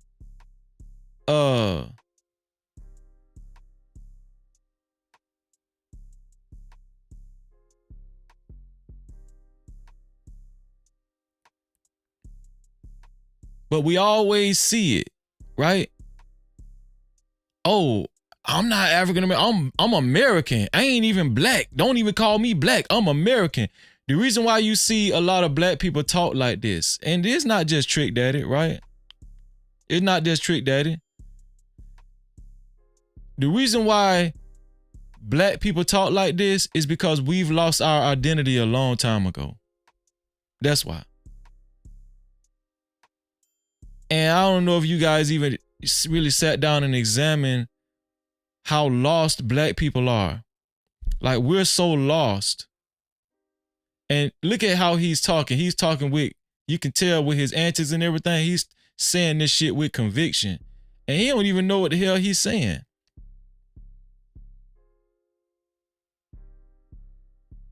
Right? But this is very problematic. The reason why it's problematic is because it's going to happen every election. Like, we don't even really know what we want to vote for or why we want to vote. We don't even know why we want to vote, right? Most of the reason why people were saying vote for Kamala is because, oh, they for the black folk. For so many years, I was programmed as a child to think that the Democratic Party we should vote Democratic because they for black people. That's what my mama used to say. That's what my daddy used to say, oh, Republicans, they racist. You know what I'm saying? As if there's a difference between Republicans, Democrats, right? When you understand true politics, when you understand deep state and all that kind of stuff, right? When you understand this stuff. But we got, and shout out to Just J Just Landed. We got people like Trick that is saying stuff like this. It's because they say stuff like this because they've lost their identity a long time ago. And I'm gonna tell you, I ain't gonna lie. That I've kind of separated myself from this type of rhetoric because I get tired and it's very annoying to hear this type of shit. It just very annoying. It became very annoying for me to hear this. Okay, let's just say Trick Dad. I'm just using him for an example. Like he really acting like he's saying some deep shit. Oh, I'm American. He ain't never been to Africa. Why you ain't never been to Africa? Why don't you know anything about Africa, Jerusalem, anything over there by remotely where your ancestors might have been from? Why don't you? It's because if you knew your history, you was far removed on purpose, bruh. But we're so not far removed, but you've been removed. But if you understood your history, if you understood who you really was, you wouldn't be sitting up here having so much pride in saying, "Oh, I ain't no African American. I'm American." Huh? Let me tell y'all something. When they passed the bill for the Asians, they didn't call it the American bill. When they passed the Asian, what is it called? The Asian hate crime bill or something? When they passed that bill, they didn't call it the American hate crime bill. They called it the Asian hate crime bill. That's what they called it. They identified that bitch.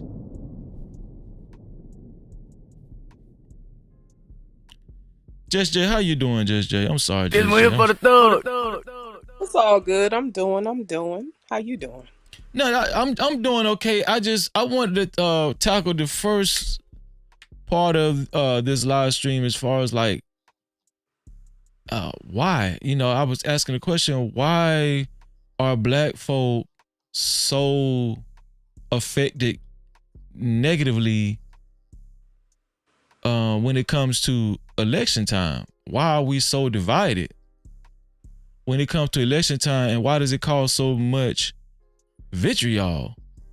And why don't we see this effect as much in other races? Why for some reason, and maybe I don't know if it's just me, but let me just speak for myself. From what I see it more so with our race, more so than any other race, as far as like the causation of division through politics and every election term. I'm trying to get to the bottom of the breakdown of why, historically, the psychology of it. We know we got coons out here. We know about the coons and the Sambos and the people that want to be accepted by white society. We know that. But and then and I'm showing a lot of questions out here. And why black people can't see it? Why? I know you see it, Just Jay, because me and you think alike. But why black people can't see the division play? Well, I got a cold, y'all, so forgive me. I've been in bed all day fighting this cold. But oh man, God bless your heart, man. Yes, bless my heart. So with as far as like, or I don't too much get into the politics, but my ears perked up with the identity thing, right? And I said a couple things about shame and stuff like that. Systematically, right? Shame has been ingrained in us, and I personally think that's why we lack very little tolerance in general. You know what I'm saying? Like, we typically don't know how to agree to disagree and just let it be. Typically things have to get to damn near blows. It have to be knocked down, drag out fights about the simplest things, right? When normally, right, it's normal and it's healthy to be able to come together, share and exchange ideas and be able to walk away still respecting one another. But I think that because of the systematic oppression, you know what I'm saying, it has caused a level of hypervigilance in us, right? That leaves us with like very little room for grace. Like we don't know how to hold space for each other. And I honestly don't think it's because we're horrible people. I think it's just the conditions that we've been under for centuries. You know what I'm saying? And regardless of what people say, right? Considering we have been dealing with certain levels of oppression for centuries. To be honest with you, when you think about it, right, for over 300-400 years, right, we doing pretty damn good. Considering, right, how much it takes to unroot trauma, how to deprogram, reprogram, all that shit, right? But the dysfunction still persists, right? You remember when I had my channel, when I did one of those little segments about rites of passage and identity. I was playing I remember like that different clips. Yeah, I remember that. Yeah, I forget what I called it. I called it something like the tapestry, right? Because I was saying I'm not saying this is the one answer. I think that this is just like a thread or two in a whole tapestry, right? Because we try to tackle these issues, and I think that a lot of us are our heart in the right place, right? But our issues are so layered. It's hard to figure out where the hell to start because it's like a big ass onion. And I do think in different ways we continue to try to pull back the layers, but it's so layered. There is no one particular answer, right? So in regard to the rites of passage, right? Because I had actually did some research and everything, you know what I'm saying? And I was looking at all the different countries all over the world and how they have rites of passage in reference to boys and girls, you know what I'm saying? And most countries have a sort of rites of passage that catapults a child into adulthood, right? And I was looking at us as Black Americans, African Americans, as Black folks in America, right? We don't have a formal facilitation, you know what I'm saying, of rites of passage. I'm not saying that this is the only answer, but what I am saying is that I think having some sort of formal facilitation to help shape identity can be beneficial, right? Like, what is our rites of passage? Oh, you know, and these are generalizations, y'all, but some of y'all relate, right? Oh, when you get 18, you getting up out of here and you going to pay bills. Or you 16, 17, and you in the house and you got to work and pay bills. You know what I'm saying? It's not a transition. You know, in Asia, they had I forget what part of Asia, but they have a rites of passage for the teenagers. It's like a celebration that they have. That pretty much says it's like a whole public thing. Okay, boom. You was a child, now you're an adult, now you can vote, now you can buy property, now you can do this, that, and whatever. And so anyway, I think that our identity has been systematically stripped, right? Constantly strip, just like when you strip soil, right? If you keep putting stuff in it, put stuff in it, but you don't give it time to replenish, the soil doesn't have any nutrients. It can't really bear fruit in a productive way. You know what I'm saying? Or the fruit that it bears is subpar. So I do think that identity is a huge issue. And I've asked this question many times before. And I would get, oh, she just spitting word salad, you know what I'm saying? Because niggas wanted to fight and wanted to punch down on females. But when I would ask about identity, about standards, about values, you know what I'm saying? I can never really get a clear answer. But I think that could pivot us in a positive direction if we can find a way to instill some sort, like, we got to figure out who the fuck we are first, right? Before we can even effectively pass that down to our kids. But I do think that that's a big part of it. I guess I kind of round it up from there. I don't think a lot of Black people even care who we really are. I think most Black people have become self-interest, right? I think that's a big reason why we don't see a lot of collectivism being practiced amongst Black people. I got in my old neighborhood, it's been what is it called? Gentrified. It's been gentrified by Hispanics and Caucasian people. And what I see from them versus what I had seen from Black folks in that neighborhood since I was born, growing up, because the neighborhood I was in was predominantly Black, but now it's a lot of gentrification going on. The culture that a lot of the Hispanics practice and white folks practice is kind of different. Like, you could see, they attend more, like they make sure they attend more city meetings and all that kind of stuff, and they're more hands-on with their kids, and they're more involved they're more cordial with one another, and they talk to one, they're more I don't know. They're more involved? Is that the word? Yes, they're more involved in everything. But here's the thing, like, I just think that Black people have adopted the culture of self-interest more than collectivism down the line, and it shows. When I see a lot of social media personalities, that's the word I was looking for earlier. I be having brain farts, but social media personalities. When I see particular social media personalities, and the way they go so hard for a certain party that they represent, whether, in particular, I ain't gonna call out no party, but what I'm saying is that the way I see how hard they go for a certain party, and then they shame black folks while they're doing it, right? I'm gonna just go ahead and say, like, let's just say if somebody going strong for the Republican Party, right? Right. They are shame other black folks that possibly want to vote on the other side. Now, here's the thing. These conversations, when I have these conversations, they get confused with, me actually endorsing a side or something. I didn't vote. I didn't vote. This is not about me endorsing a side.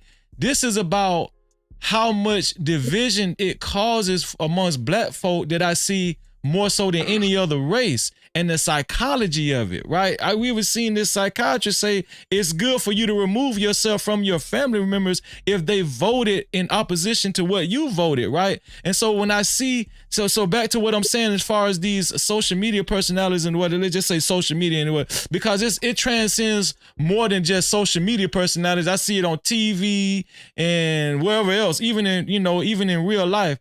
But they will use their platforms to shame other black folks, insult their intelligence. And here's another thing. If you're not as politically savvy, you will be embarrassed. Let's just say if you know more, there are some people that know more about black history than they do about, they're more invested into their own history, like black history and stuff, than they are into American politics. But if if that's the case, you will get shamed depending on what kind of platform you're on. I'm talking about predominantly black people talking to black people communicating to black people. I'm trying to figure out what's the psychology behind it. Listen, everybody's position is not being socially invested into politics. Like everybody was convinced that Barack Obama was the messiah for black people. Right. And when we seen what his true intentions was as he was in office and who he actually helped. Now, people can argue, Freezy, he didn't have a lot of help in Congress and all that kind of stuff, blah, blah, blah. But I'm talking about what he was vocal about. Mm-hmm. A lot of, and here's the thing. The identity politics, it gets dangerous because most of the time they only really use it towards black folk. Like they use it, they can use it towards white folk, but you don't really have to use, think about it, you don't really have to use identity politics toward white folk because the government is predominantly ran by white folk. You don't have to say, vote for Joe Biden because he's white. You don't got to say that. So, but think about it. Okay, so and shout out to the people that, Victim Olympics, whatever, right? We just having a conversation, and I'm just bringing to the table what I think influences and what has impacted us as a community, right? So think about it. In America, has white folks' identity been consistently stripped from them on a systematic level? No. They have not had to endure that. This is why you could even read textbooks that talk about, this is why I have white friends, right? We don't have certain conversations because guess what? They can't fucking relate. Even my son that has other friends, and he was talking to me one day and he was like, Ma, I realized my friend, he just way out of touch, and me and him just start having a conversation, right? They are out of touch because their experiences are totally different. That doesn't mean that they can't empathize or somewhat understand, but most people that do not live that life will never be able to relate. Some people I know that is from a different background, I could tell them it was normal for me to be followed around the store because they thought I was stealing. They can't relate. They just don't get it. Like, what? They would follow. Yeah, that was normal. That was normal for a lot of us as black kids, even as grown adults, being followed around the store because motherfuckers thought we were stealing, right? So we have structural violence, right? And so I'm going to read the definition. Structural violence exists in a society when its systems and structures channel socioeconomic forces against certain people, right? Its victims have little ability to act for themselves, but are regularly subject to unjust and brutal treatment. Unfortunately, there are a good amount of Black folks that are impaired socioeconomic wise, right? Is that to say that all Black people are poor? Absolutely not. But I do think that we're a vulnerable population. You know what I'm saying? And so typically, right, when you have certain unjust acts committed against specific people, right? That sum of oppressive acts and circumstances, it's like it piles up. It's a part of that entire social system. You know what I'm saying? And it's a lateral violence of sorts, right? Because like I've said it before, when it comes to systematic oppression, right? Oppression comes down. And once it comes down, like if you took a bottle of soda or water and lifted it above your head and poured it to the ground, that's oppression. It's oppression. It comes down. And what it do when it hit the ground? It spreads laterally. We experience tons of lateral violence. This is why we can attack each other. This is why we could shame one another. This is why we can harshly criticize one another, right? And so for metaphorical, for the sake of metaphors, right? You can look at white folks, right? And this ain't no slave talk, you feel me? I'm just trying to give a visual, right? If white folks, right, because they have been the dominant force, even though they didn't build this shit, right? They have been the dominant force, right, as far as this country is concerned. So you can look at them as parents, right? And when parents raise children a certain way, right, that teaching comes down. So what the children do? The children spread it across the fucking siblings, right? And that's, to me, that's just one of the layers. So that's why I say it ain't just no one answer to this shit. It is so fucking layered. And because of systematic oppression, I think that's why we can just easily shame one another for the slightest things. And this is not, and the only reason I'm using comparisons is just to show the stark contrast, right? You know, a lot of white folks, when they reminisce and talk about Woodstock and shit like that, you know what I'm saying? They'll sit there and laugh and kiki about how they had a good time. They were tripping off acid. They were doing mushrooms. They was, you know, getting it in. These people, doctors, lawyers, done went on with their life. And guess what? Nobody is holding that against them. Nobody is saying you went to Woodstock. You are awful. You was tripping on acid. You was out there with free love. But guess what? Remember that Freaknik? They were talking about bringing out that Freaknik documentary on Hulu. I don't know if you remember, but motherfuckers went crazy. Even people in this space. Oh, y'all finna find out y'all mama was hoes. Oh, y'all finna find out this. Y'all finna find out that. Da da da. These motherfuckers done went on with their life. This shit over 20 years ago. Some of these people professionals. Some of these people. Not. Let's not even get into all the predatory shit that happened, right? Because these same dumb niggas that thought that they were so happy to shame the quote unquote hoes, they forgot, oh, some of our friends was actually predators and was out there essaying people, and then they tried to come against the whole documentary and didn't want it to come out. You know what I'm saying? But my whole point is, we are so quick to go to shame. That's our default, even in the space. What they say, bring shame back. Shame has its place, but not in the context that they give it. You know what I'm saying? In general, Black people want to beat you down for life for your choices. Just like my son, 22, and motherfuckers will still drag me in the space of being a single mother. So what? When I'm motherfucking 80, you know what I'm saying? God willing, I hit 80, they still gonna be dragging me. Telling me you ain't nothing but a single mother asshole. Like, we don't have grace for one another because, in my opinion, you know what I'm saying, historically, we wasn't shown a lot of grace. You feel me? And I do think that stuff transcends. Shout out to Just Jay. No Cap-tivity. Yes, and I agree with everything you said, Just Jay. We're so disenfranchised, and it gets me to wondering how long are we going to actually understand that we have a lot of power in uplifting ourselves out of this disenfranchisement. Like we really do have a lot of power in uplifting ourselves out of this disenfranchisement. And I'm starting to believe that when it comes down to collectivism and when it comes down to really handling business as a people, I don't think we've ever actually done it right. And I'm going to include Martin Luther King, right? I'm going to include Malcolm X. I don't think we've actually understood the science behind the collectivism. I don't think we really understand the science behind, I don't think we understand why it's so important. And just the behavior and understanding just the inner workings of actually coming together for the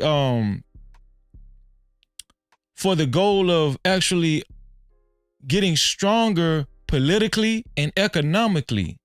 Politically and economically, not just socially, right? Not just being able to be included in certain rooms, sitting in the front of the bus and not the back of the bus, drinking out of a non-colored water fountain. Like, I don't think black people to this day really have grasped the understanding of collectivism and working together and not disrespecting each other and using using your advantageous intellect to shame another black person. I don't think we understand how important it is not to do that and to come together to be stronger economically and politically as well. We're so delusional when it comes to America and being accepted by white folk. We will tear each other down and make each other feel as if we're not worthy to be in each other's presence. Let me talk to Hot Sauce, man. No Cap-tivity. I see you down there. I see Ray. I see you down there, Ray, and I see Scam. Ray, I see you on camera. If you want, when I talk to you, if you want to, I can bring you up on camera because I see you prepared, bro. I see you prepared. Cool. I appreciate you. Hot Sauce. Oh, yeah. Hot Sauce. What? You've been listening to the conversation, right? You see where we're going with it, right?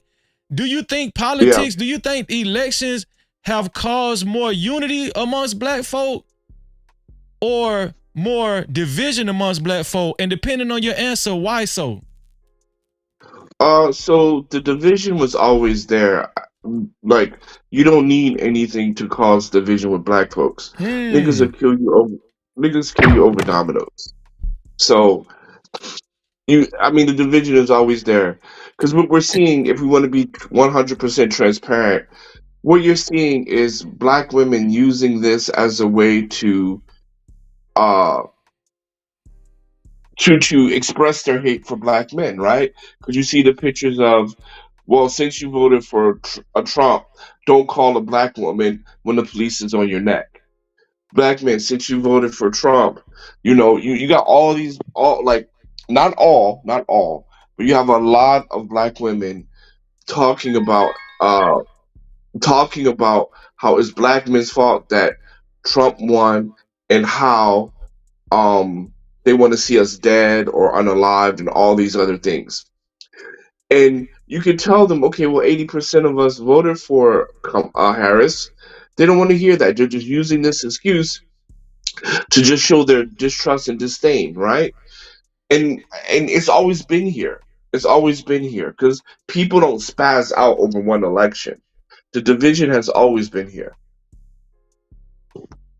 Let me ask you a question, Hot Sauce.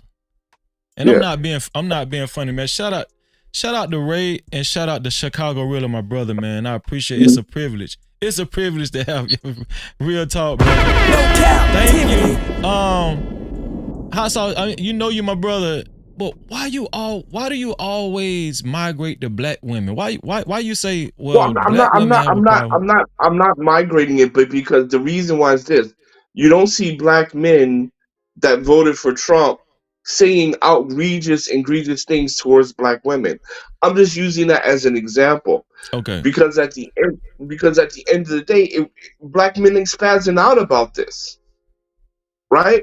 It's the Joy Reids, it's the um, it's the Joy Reeves. It's the Holly whatever on the View. It's the social media chicks talking about don't call me black man when the white man has a knee on your neck, right? Niggas ain't doing that. So if Trump would have lost, let's pretend if Kamala would have won and Trump would have lost, you don't think we would have had some social media? I'm just using this as an example. You don't think we would have had some social media personalities that would have been going crazy on camera saying, "You dumb ass niggas, you voted this hoe in office, you voted this black BITCH in office, y'all so dumb. That's why we're gonna forever be at the bottom. That's why black folk, that's why I don't even claim black, that's why I don't even claim you niggas." You don't think it would have been black men? No, even before the election has finished, right? Black men, if you do this, you're a misogynist. Black men, if you do this, you're stupid. Mothers kicked out black boys because they voted for Trump, right? That it's not a migrant. I'm just being truthful. It hasn't started just because Trump won. You had the Black Men Summit where you had other black men call black men who voted for Trump misogynistic. Even Obama did it. I know D.L. black men that Hughley. crip walk on Maury Povich when they ain't the father too. Right, yeah. So I'm just saying, I'm just saying, I'm talking about this example because you're talking about this example. But in general, the division between black people, even between black men and black men, okay? Let's focus there. Even between black men and black men, it has always been there. That's why Obama can go to Morehouse and tell Morehouse graduates and Howard graduates don't get women pregnant instead of anything else, right? Well, So I it's think always there. I will say this, right? I get your sentiment and I understand where you're going with it. And yes, black women were very emotional after the final results of the 2024 elections, right? They don't want to pay them fucking loans. I'm sorry to cut y'all off. Freezy, can I say something right quick so y'all fellas could chop it up? Because I already see what's finna happen here. Yeah, I don't want you to loving leave it, though, right? sis. I want you to I stay. ain't gonna Go leave, ahead. but I do want to sit back and let y'all chop it up because I see the fellas coming up and I appreciate y'all for being a part of the conversation. So I just wanted to say right quick, right? So Cartel say you damned if you do, you damned if you don't, black men. I just want to say, y'all, this is the thing. Black men and black women are just as frustrated, like equally frustrated, but it takes a level of humility, a level of mindfulness, right? And everybody's saying, well, who gonna put their hands behind their back first? Who gonna put their hands behind their back first? Well, okay, well, put your hands to your side because I don't trust you. I don't trust you. Y'all, we have to accept the fact that there is frustration on both sides. It doesn't have to be a tussle. This is a part of the layers, y'all. Like the mistrust No, and the but what? disdain Hold on, is let on her both finish. sides. It's very layered, and it takes more than just pointing fingers at one another. So that was the main thing I wanted to say. I think that if we keep in mind, right? If I keep in mind that black men are possibly just as frustrated as I am, I can hold space and have more grace. Y'all got it. Okay, go ahead, Hot Sauce. You can respond, and then I'm gonna get the No, rest of the fellas in. you know what? It's okay because I want it to be productive. So No, you can say I you can won't say. say that. Listen, you can say what you want to say. My whole thing on this platform, just try to remain respectful. You could. I No, don't hold I nothing. was You can the say what respect, you want to but say. I just think, man, when you telling black men don't call me when the police is on your neck, I just think that's outrageous. Like I think that's more than frustration, right? I just think You've that's heard black women outrageous. say that. That's what you're saying. I've heard black Yeah, they're men saying say it now. that women need to die. Like, come on, man. We not finna get into the No, semantics. All I'm speaking to is the frustration. I get it. That's what I'm telling you. Hot sauce, I get it. Here's what I want us to do. No, I don't the want. point. This is what I want us to do. I don't want nobody to discount what somebody has experienced or heard. Like, I believe you hot sauce. I believe I'm you saying hot is this. sauce, and I believe Just Jay, right? What I'm saying, that's all I'm gonna do. What I'm just saying is this. Getting back to the original point, the division was there because it was there with Booker T. Washington and W. Du Bois, right? Booker T. Washington was talking about what you were talking about, building institutions, building the black wealth. W. Du Bois was talking about, no, we should integrate the talented 10 and let it trickle down. I mean, these conversations has been going on since their time. I somewhat agree with you, but I'm highlighting presidential elections for a reason, right? I understand there is a long-standing problem when it comes to division with black folks in general, but I'm highlighting the elections for a reason because it does seem to intensify. Well, I would just say this. When the elections come around. I view this as just another reason to, even though let me just say this to be balanced, but it's a little bit lie. I view this as a reason, just another reason to attack one another. Okay. It's just respect hot sauce. Let me get my brother Scam, because he was next in line. Scam, you've heard the conversation. What do you think as far as the notion of black people, the effects that the elections have on black people? What do you think the effects have on black people as far as unity-wise or division-wise? What do you think? Let me hear your thoughts. The first part, I agree with what Hot Sauce said as far as the unity and the divisions and the people. It's nothing but exposure. The people are already divided. Black men's, women's, kids, the dog, all of them. But white people are divided too. And somehow somebody lied and said that they're this collective and that they went to the election and just aligned with white and said, that's not true. California is the biggest state, 55 votes. 62% of them voted for Kamala Harris. And black people only make up 7% of California's population. Illinois is not a black state. New York is not. Massachusetts, the whole Northeast, they always vote blue. But there's a narrative that they just find out who's white. That's not true. Black Lives Matter, there were more white people involved in that than actual black people. Is racism exist? Yes. I'm not saying it doesn't exist or it's under the rug, but I'm just saying that the narratives are blown up out of proportion. That it was all, they aligned and said race this, race that, and then this is who we vote for. And then they cut the TV on and say this with these black people. That's not true. But black people somehow, there are people who are black who buy into this as individuals. And as a collective, we are a collective of individuals. That's what we are. Mm-hmm. I'm an individual. I'll tell you that now. I rock with it. Well, I'm going to do what I'm going to do. I'm going to rock what I'm going to rock with. And I'm not going to do the rest. That's just what it is. Shame doesn't work over here. Shame really is convenience if somebody didn't do what you wanted them to do when you wanted it. So you got something to say. That's what it became. It's not a collective of people trying to hold the standard.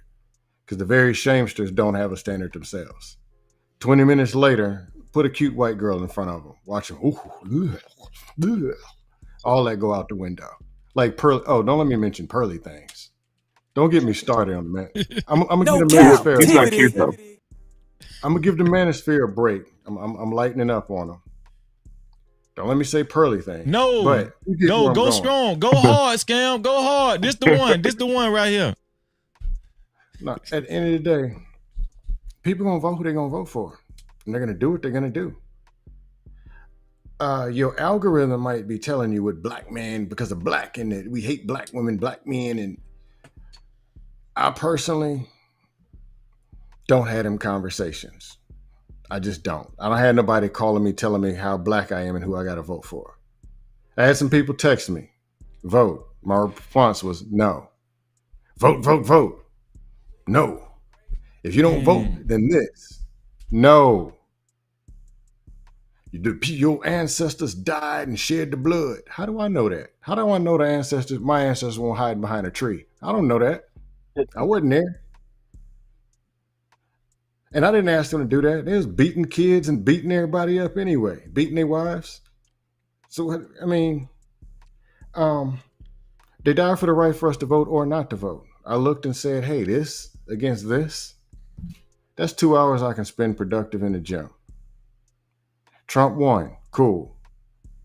Look around, look at the stock market, look at the world, and decide where you can fit in and make your life better. Kamala lost. She lost.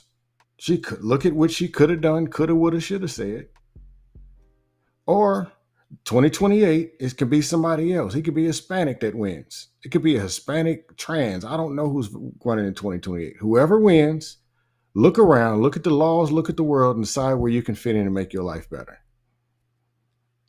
Did you vote, Scam? So you didn't vote, Scam? No. So have you received that type of criticism? Not for long. You think I'm a troll on the panels? You ought to hear me in real life. When people try to get me to come at me with dumb stuff, it's worse. So you don't think most people know not to come calling me, trying to force me to do something on some I saw it's on the news. Nah. So let me ask you this: so you don't think it's a disservice if somebody chooses not to vote? You don't think that's shameful? It's their choice. If they're white, they don't have to vote for who they want to vote for. Who you want to vote for,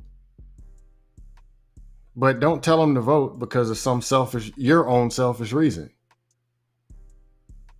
The reason you want these people to vote the way you want them to vote is a form of selfishness, and you didn't even ask them what their interests and what they want to do with their life, their family, and what's best for them.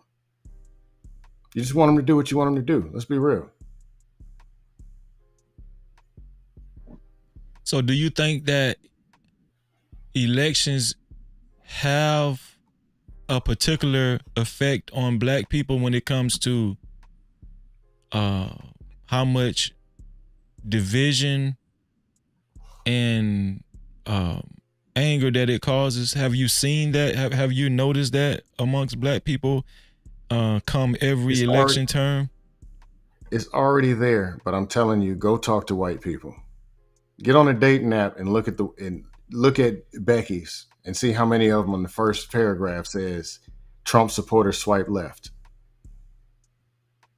The ones who are burning trash cans, those are white people.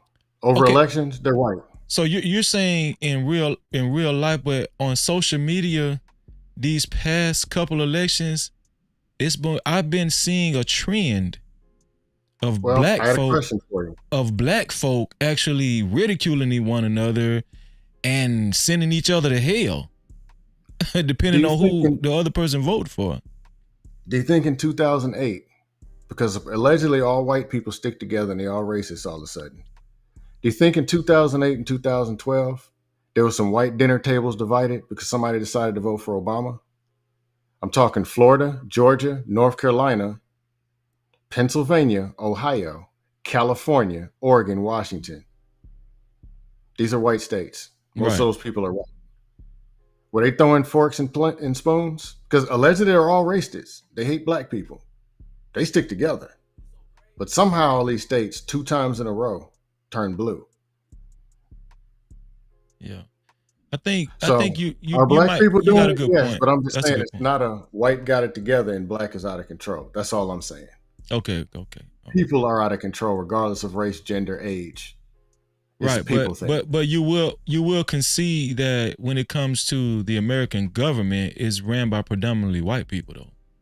So they got to have something. They represent more of the population. Well, I'm just saying they got to have something together. They run the country.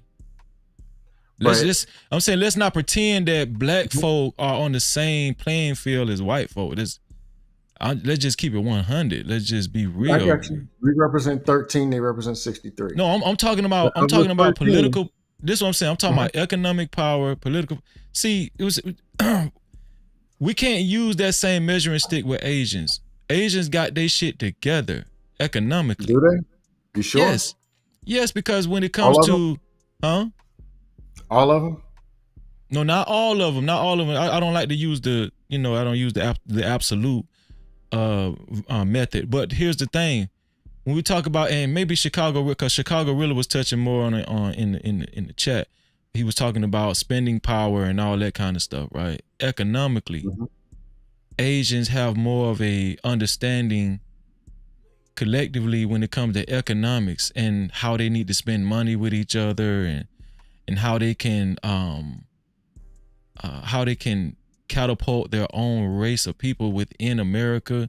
They're very conscientious of each other's conduct and protecting one another's protecting their communities and all that kind of stuff, spending money with one another, right? You know what I'm saying? So there are people more cognizant of how they could be stronger in this nation than black folk. Like black folk, I think we'll be giving people a disservice, especially black folk in particular, if we paint this picture that, oh, everybody's the same. No, everybody's not the same. Everybody's not playing the same game. That's all I'm saying. Like, there is a major problem with black folk.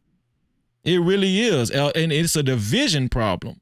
And I think people don't like to recognize that, because they like to pretend that, we're just as functional as any other race. And I'm telling you, there is a disparaging difference. When you zoom out, you can see it. Now, I don't know. I might be by myself on that, but I'm telling you, I've been looking at this for a while.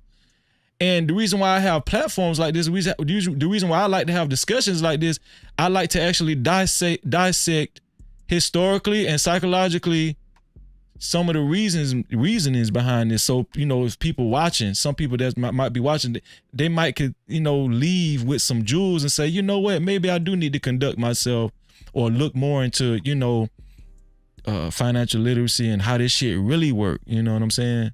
That's why I like to present conversations like this. So. I'll say this. If the narrative is going to be we out of control because we're black, then let's just keep that narrative. And I didn't say that. I ain't say that, Scam. I ain't say that. No, I'm saying because 1 minute, I'm not just necessarily just saying this as a shot. Yeah. But there's either we're going to be out of control, there are people out of control. But when we just throw black and out of control together, that's what actually is being said. And that goes in the subconscious mind. That's why there's people still quoting stuff from 1856 that they ain't even seen and ain't even living.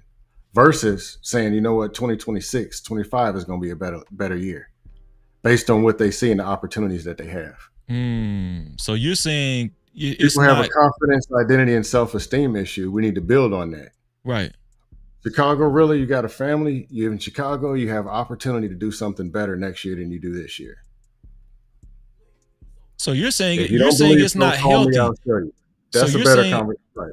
So you're saying it's not healthy to associate black people with dysfunction because it could play in the psychology of black folks in general, and they could start believing that, even if it is true. Right. The biggest issue with it is people have low self-esteem, bad senses of identity, but we have to go and we got to correct it. No, if it's called out, and I get calling out and mention it, but if a problem is proposed, a solution is supposed to follow, or some form of correction or something, if we're trying to navigate to change the actual path. Shout out to Scam Life. I'm going down the line, and after I get to the last person, we can have an open discussion. People can cut each other off respectfully. I'm gonna go to Ray because he was next. Ray, you've been listening to the discussion. Am I making a point when it comes to election time? Do you see what I see as far as do you see black folk actually they get more divisive come these times, and there's more vitriol and resentment depending on who you voted for? So my whole thing is I honestly don't think we are any more or less divisive than any other race when it comes to election time. Okay. Because we see it from both sides, it's just a matter of people being strong in their opinion on both sides. You know what I'm saying? You got people that's black that vote Democrat, that's strong in Democrat. You got whites and other races that's strong and vote Republican. Like they don't care whether it's Jesus Christ on the other side himself, they still gonna vote the way they vote. So I think that's the biggest thing. I just think that with this election, what made it so controversial is that you starting to have a little more black people start to take the wool off their eyes and like recognize the real problems rather than sticking to the code and voting the way that we always voted. Like just go vote Democrat or go vote for this person because they black or go vote for this person because they promising to give us something. Like you starting to have more black people start to open their eyes to what the real issues is and vote the other way. I think that's what caused the biggest divisiveness during this election. So do you see that play out in social media too? Because you're saying you feel like it's kind of the same across the board with all races as far as like the division and the vitriol that you see and the spitefulness and the resentment and stuff and how strongly people feel about who somebody else voted for. You do you see that play out on social media? Because what I've been seeing on social media is I've been seeing like there's been more black viral videos maybe in my algorithm than any other social demographic that I've seen on social media. Have you had that experience as well, or is it more Yeah, so like cut yeah, down the like I middle? like I definitely seen that. Like to be real with you, I had this chick like she found out I was, you know what I'm saying, she found out the way I was voting, and she was like, you know what I'm saying, if you vote for who you go vote for, I'm not gonna, you know what I'm saying, I'm not gonna talk to you again. Like she really told me that. Like I got it in the text message, and like, you know what I'm saying, I ain't taking no way. I was like, hey, do what you want to do.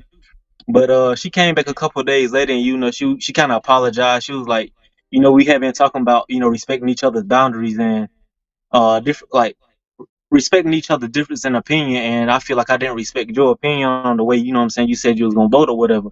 So I've definitely had that experience myself. I think the problem with us though is that like we are kind of becoming the very thing that we say that we're against. Like when it comes to like the extremism, the racism, and the divisiveness, we are becoming exactly that. And we say we say we fear it and we say we're against it, but we're becoming that. That was a good point. So we're kind of adopting the behavior of the society that we fought against for years. We're adopting that same mentality. Exactly. That's the way I see it, because I'm like, if you over here pointing your finger saying this guy over here wrong for doing this and like, what I'm saying, being extreme and being a racist, but then on the flip side, you doing the same thing, but you just think it can slide because you black. You know what I'm saying? Are you still not wrong? You know what I'm saying? That's the way I look at it. And my last thing is that I feel like as a black culture, we're not gonna get ahead until we stop focusing on color, stop focusing on race, and stop like going after the low hanging fruit. Like, what I'm saying, I really don't care who voted for who. You know what I'm saying? I respect your opinion either way. But at the same time, like at least have like a logical reason as to why you picking the candidate that you chose. Like, don't just go after the low hanging fruit like somebody said they're gonna give us something. You know what I'm saying? Like, are we still in that mindset that, what I'm saying, we need somebody to give us something for us to vote? That's the way I look at it. Like, we're not gonna get ahead until we get past the low hanging fruit. That's a fact. No Cap-tivity. Chicago Rilla is in the building, man. Shout out to my longtime friend, Chicago Rilla. Chicago, I ain't got to repeat myself because I know you listen very well. You've been listening to the conversation. What do you think about the notion about elections in correlation with divisiveness or maybe unity, more so unity with black folk? What's more of your experience when it comes to election time, or do you think it even has an effect on black people? Yeah, I agree with Ray on this one in terms of the pageantry of presidential elections. Right, we're no more divided than any other ethnicity. Right, Chicago as a city is very Democrat. Right, but you go, I don't know, you can go 50 minutes south or north and you'll find yourself in some Republican territory, really, really quick. There's a reason why they say when you're sitting in a bar, there's two things you don't broach as topics because they're considered so divisive, right?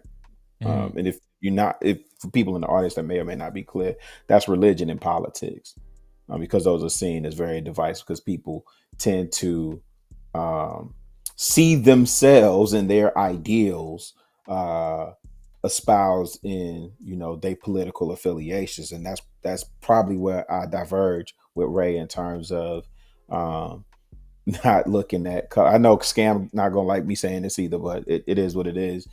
The notion that in this country that we can forego or not consider color and just deal with each individual based on the content of their character and their morality, their position as moral people. I'd love to embrace that, and I pray that one day my great grandchildren will get that. I think they may see that in their lifetime because the Z's and alphas are moving more towards that because they integrate a lot more than X and maybe millennials. But I just don't think we're there yet, right? So these elections don't divide us any more than anything else. This fake gender war that's in this manosphere has us divided, right? However, though, Freezy, 92% of black women voted Democrat and 78% of black men voted Democrat. So how divided are we? We were in lockstep with that vote. You understand what I'm saying? Yep. And so I don't know what everybody else's algorithm. I see some instances of political pundits saying something, or you turn on MSNBC. I expect Joy Reid to say what she gonna say. I'm looking for Tiffany. I'm looking for Tiffany Cross to tell black men they need to get in line again. You know what I'm saying? So certain things I expect. You understand what I'm saying? But a couple of things just really quick. Scam said the realest thing, and that's kind of what I've been on in terms of regardless of who's in office, to me, these politicians are tools. I don't ask the hammer if it aligns with my values and my moral principles when I'm using that hammer, right? So if you playing it right, take a look at the stock market, take a look at the world around you and see where you can get in. If you have an opportunity to get audience with the king, right, then you look to see where you can get your grievances redressed or addressed, right? But if you just whining in the corner, complain about your candidate didn't win, then these next 4 years is not going to be good for you. I don't have a problem with people that don't. Oh, go ahead, Freeze. My bad. I was gonna ask you a question. Do you feel like white folk feel like this is their country predominantly? Do you think Absolutely. they have that? Yeah, absolutely. Yeah, but the thing for us as black people in America, we've been taught for so long that this isn't our country and Africa is our home. And it's not till recent that people really started vocalizing more like, no, this is my land too. I'm American too. You know what I'm saying? Like for a long time, especially when I was growing up, people distanced themselves from being like American. You see what I'm saying? And think about how many phases that we went through. You went from Negro to color to African American. You know what I'm saying? Now black, FBA, ADOS. All of it's gang banging. In search of identity. Yeah, real. I had a question. I ain't cut you off, Scam. No, when you finish, I had a question. You good? I was gonna say really quick though, Freezy. I don't take issue with people that don't vote. I just ask that you have a plan, Good. right? That's my main concern. And then my other thing for me is I tend to focus. There's a hyper focus for me on local elections, right? Because those are the people whose offices I can walk in and have conversation and dialogue and hold to some form of accountability immediately, right? As a constituent.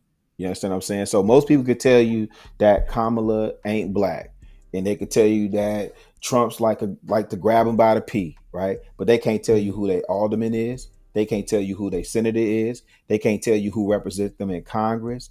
They may be able to tell you who governor is. They probably could tell you who mayor is, but they couldn't tell you who the duty of mayor is. They can't tell you the judges that impact. You understand what I'm saying? And these are all positions we vote on. So when I went to vote, what was on the ballot in addition to the presidential election, pageantry and so on and so forth, were judges. And I voted for retention, and I voted for some seats that were vacated, and there were Republicans, Democrats, and independents that was running for those seats. So, That's where I tend to focus. That's a good point as far as local elections. You've been had that position for a long time, really, since I heard you talking about it. Go, Scam, hold on 1 second, Scam. Check the cash out, bitch. Shout out to Rural Black for the $7.70 cash cap. He said, great show, brother. Respect. Thank you, man. No Cap-tivity. Thank you for helping us keep the lights on, Rural Black. Go ahead, Scam.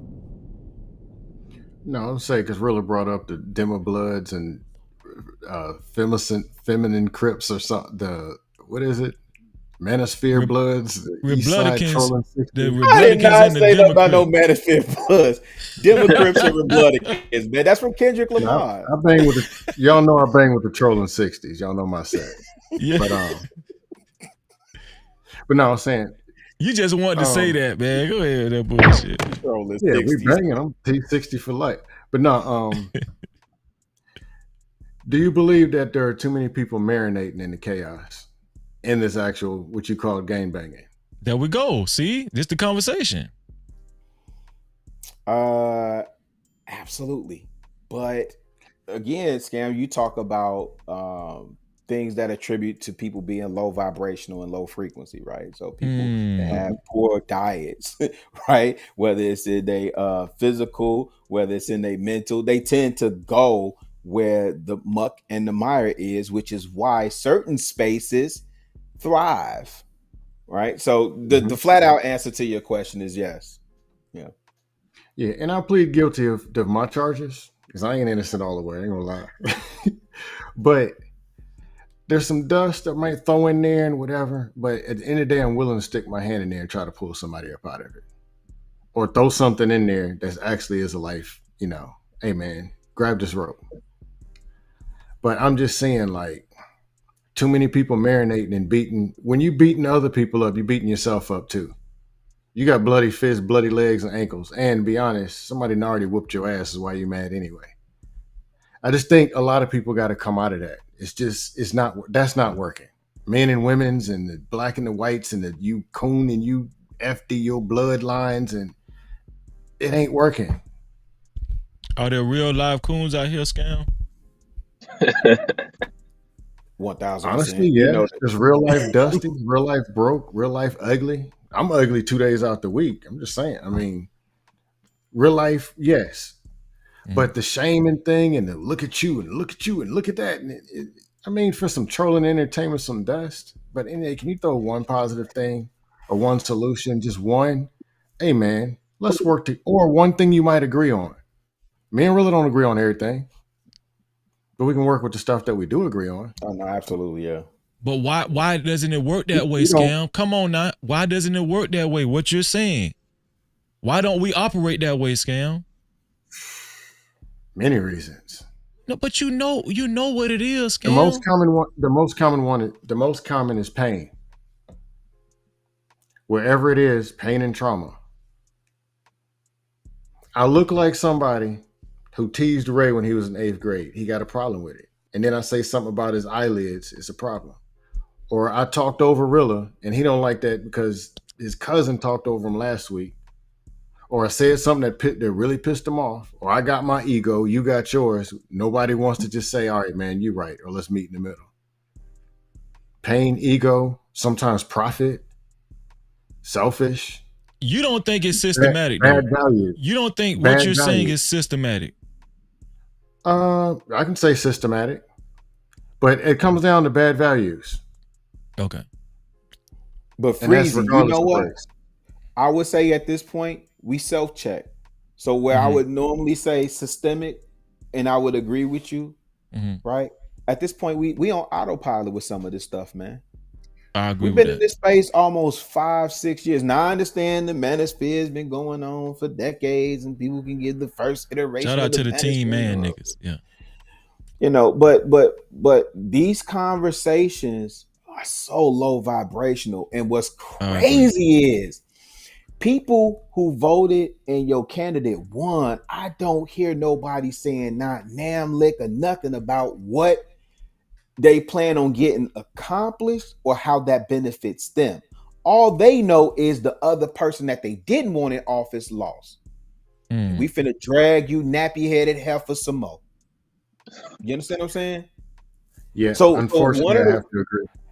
one of the Oh, go ahead, my reasons why it doesn't work in the way that it should, and alikes don't get together and build, because in the real world they're offline and they actually are building. You know what I'm saying? Like, it's things happening. That's a That stuff good just point. don't get they just don't get highlighted.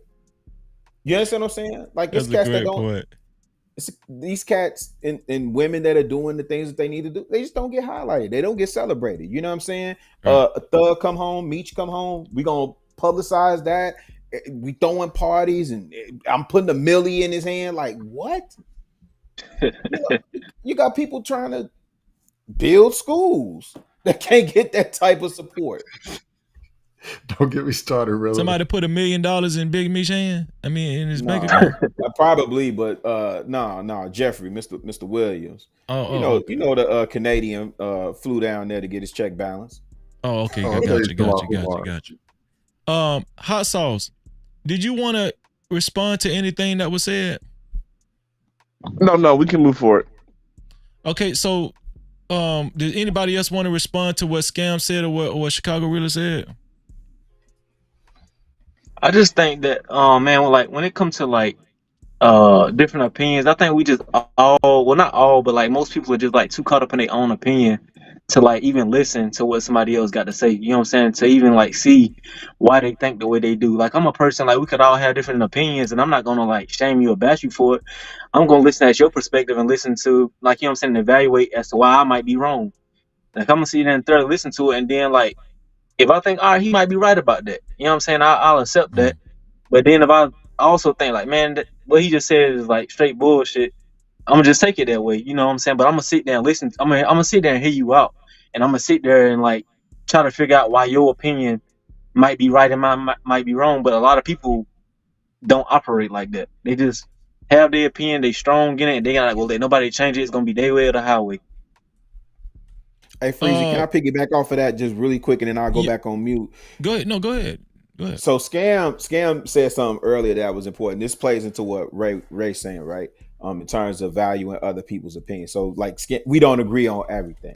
Scam really pressed me and challenged me on corporal punishment, and it's something I had wrestled with for a long time. And I was, I'm retired. Like, my ladybug is 18, so I'm good, right?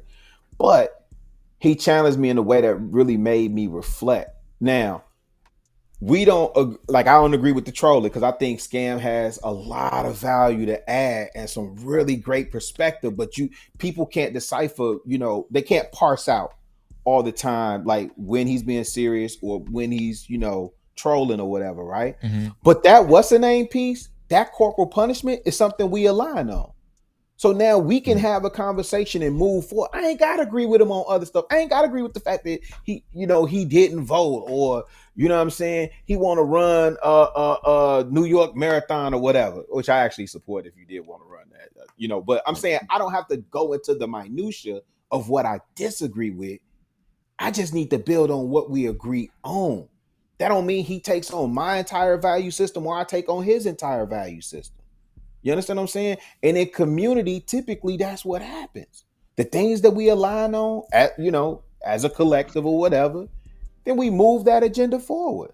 And you think everybody in the civil rights movement agreed on every single thing that was proposed? No, the stuff that they made important and they agreed on, they kept that pushing. The stuff they didn't agree on, I don't agree with Jesse Jackson or King or Abernathy on that.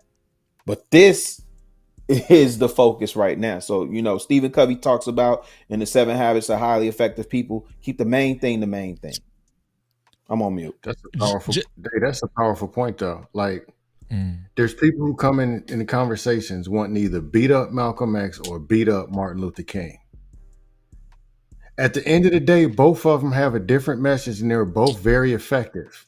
And most of us can't do and don't nearly got the soul to be able to do what either one of them did. Most of us wouldn't have been able to hold their damn Bible for them or carry their damn suitcase. Can I say something, Freezy? I want you to. Okay. So in reference to what the fellas are talking about, what the men are talking about, right? So there's a thing called negativity bias, right? And to me, it's something that is ingrained in us. It's a survival mechanism, right? And so, and I'm sorry, y'all, I could barely breathe. This fucking cold. But negativity bias, right? We lean towards negative information, right? It's a part of survival, right? And I think because of a lot of us don't get into those higher vibration things, right? We stay in that lower nature, that primal nature. And so we take the negative information, right? We take the differences and we use that information and categorize it in our brain, right? And that is for the purpose of survival. This is why we can focus more on negative information. You know what I'm saying? Because that's how our brain categorize stuff, right? That's how our brain categorizes potential threats. And so, on some level, there's a biological survival mechanism component to that.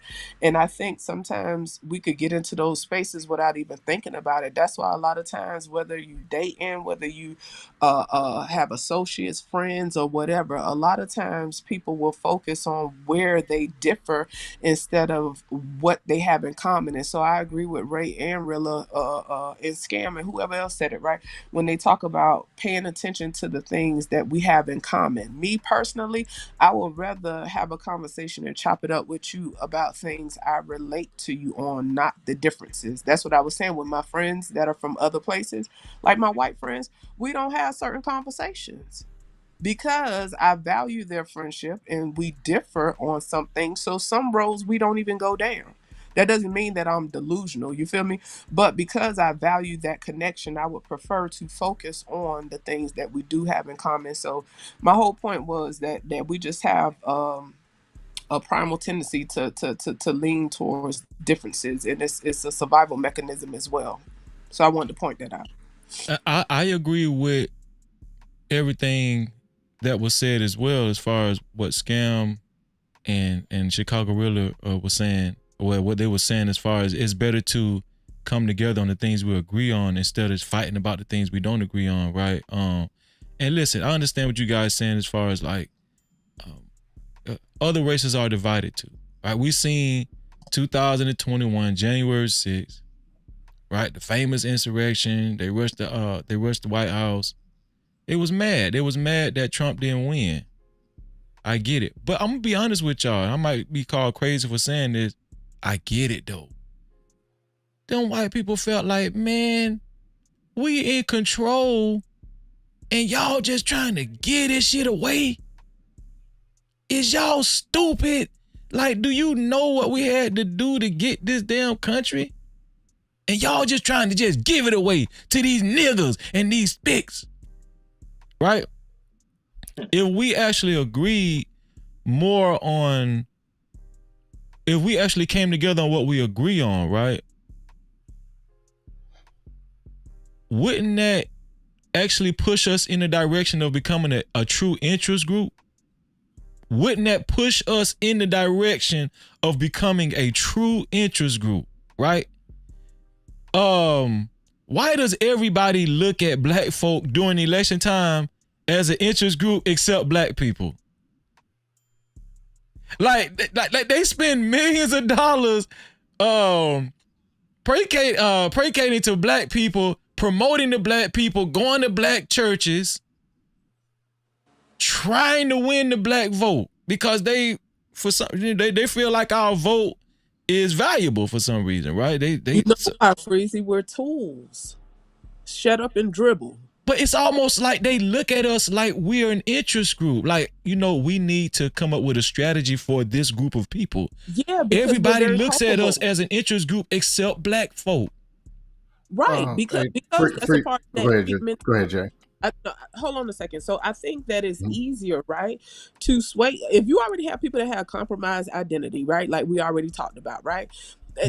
On some, it's so layered, y'all. Like this is why people could get up there, insult black men, play in motherfuckers' faces. You know what I'm saying? And on some level, we let people play in our fucking face. On some level, I'm not saying that we willfully do it all the time. You know what I'm saying? It's different things that contribute to that, right? But to me, it's akin to shut up and dribble. You know what I'm saying? Like, don't worry about what we doing behind the scenes. You just show up, right? Because we bodies, right? We bodies. We're numbers. Just like when you got inmates, you got a number, and you better have your number on. You know what I'm saying? And to me, that's what it's about. It's not so much as, oh, here am I as a person, right? As an autonomous being that can contribute, right, productively in a meaningful way. I'm just a body. You feel me? And I think because we're so scattered, and this is and it's not about pointing fingers, right? But I think because we're so scattered and disenfranchised, that's what, like people bank on that. You know what I'm saying? We also the biggest consumers. You know what I'm saying? It's levels to it. Go ahead, Scam. You was about to say something. I forgot what I was gonna say. No, what I was saying, come every election, it used to be just the Democratic Party. I ain't really see the shout out to Chicago Real, the Republicans actually, promoting or trying to I guess target black people to get them to vote for the Republican Party. Not since I'm gonna say George Bush. I think George Bush I think I started seeing it when George Bush was running for president. And first when I seen George Bush at TD Jakes church, and that shit shocked the hell out of me. You know what I'm saying? That TD Jakes endorsed George Bush or whatever, right? Because usually it's like Democratic Democratic candidates that comes in the black neighborhood and come to black churches, and they placate the black people. But my question, my thing is this: why does everybody look at black people as an interest group, right? And I'm just saying interest group. Well, here's why does the thing. everybody look at black people as an interest group except for black folk? Like they know that we have value. They know we are a group of people that need to be targeted, but we don't act like a group of people. We don't take advantage of that as a group of people. You understand what I'm saying? Unfortunately, Nike understands that we're a group of people as well as we're individuals. Their job is to get our money, just like the politician's job is to get our vote. Democrats don't spend as much money advertising the black because they assume that we're already going to vote Democrat. Republicans go and target black to try to go and win them over. And they go and do it by attacking influential figures. Like that's why the Bush is over at TD Jakes church and trying to win over what they can win over. Most of the election ain't nothing but 1% to 2% that you're actually competing for, because most of them are already set and where and how they're going to vote. But the other thing is, it's become the weakest minds of the masses got to the point. It's not about what the policies and what all the stuff is. It's just about winning these people's votes.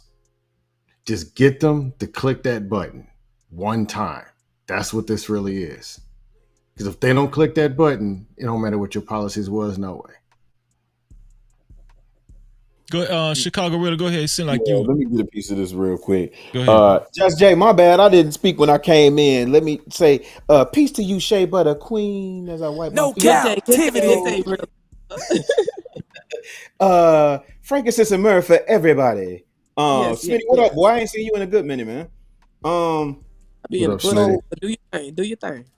Let me say something for black people, man. I'm gonna have to curse on this with Freezy. It's over for you niggas, man. This shit over. This shit over. You are 13% of the population. Been at 13% of the population since the 70s, right? And we can pontificate on why that is. We won't go there. But Hispanics have now taken over as the number one minority, if that makes sense, right?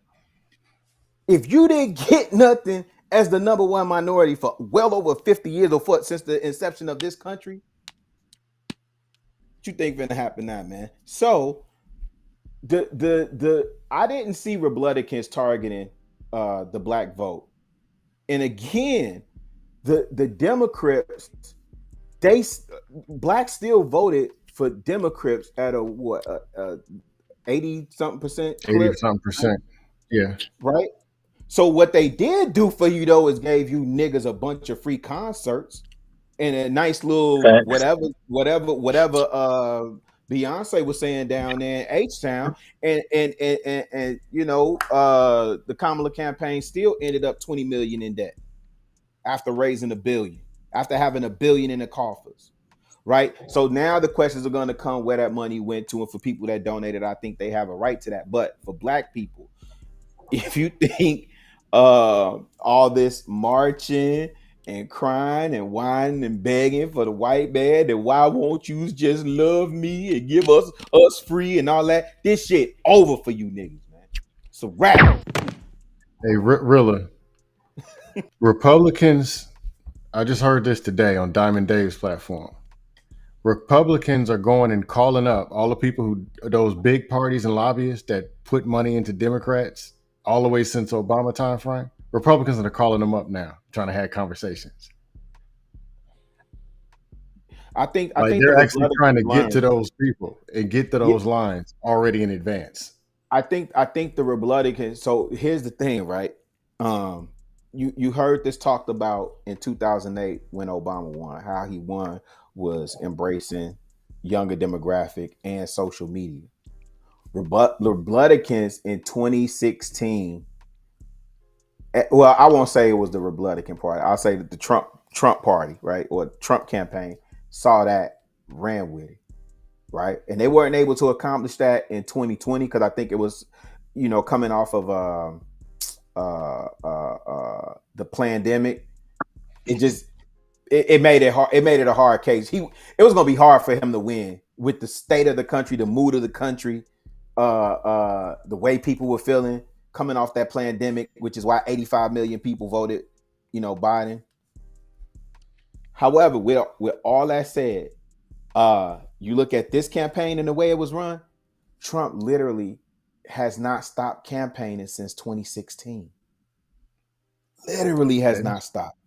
That is true. And the underrepresented groups, the heterosexual, critically thinking, free, independent thinking male, regardless of ethnicity, the male, that group was underestimated, underserved, underrepresented, except for with the Republicans. The Democrats overlooked them altogether, right? And then at the last minute, they threw a Hail Mary for black men, which they still messed up because they included in that targeting. They said and others, and that brothers was like, no, right? But the Republicans, the Joe Rogans, the Aiden Rosses, all that stuff that these cats are usually hungry for. The what's old boy, like not Fresh and Fit. What's old boy? Livingston Allen. Academics went down there, interviewed Trump Jr. Right. Mm-hmm. All these spaces that Democrats normally, it used to be, they didn't realize that MTV is like, that's a no-go. Like there's no more Arsenio Hall show. It's all online now, right? So they're doing traditional media and doing who the hell is door knocking in 2024?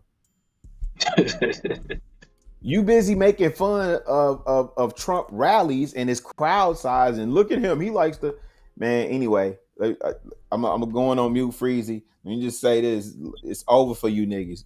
Like you still showing up to grandmaster chess matches with Connect Four pieces. No captivity.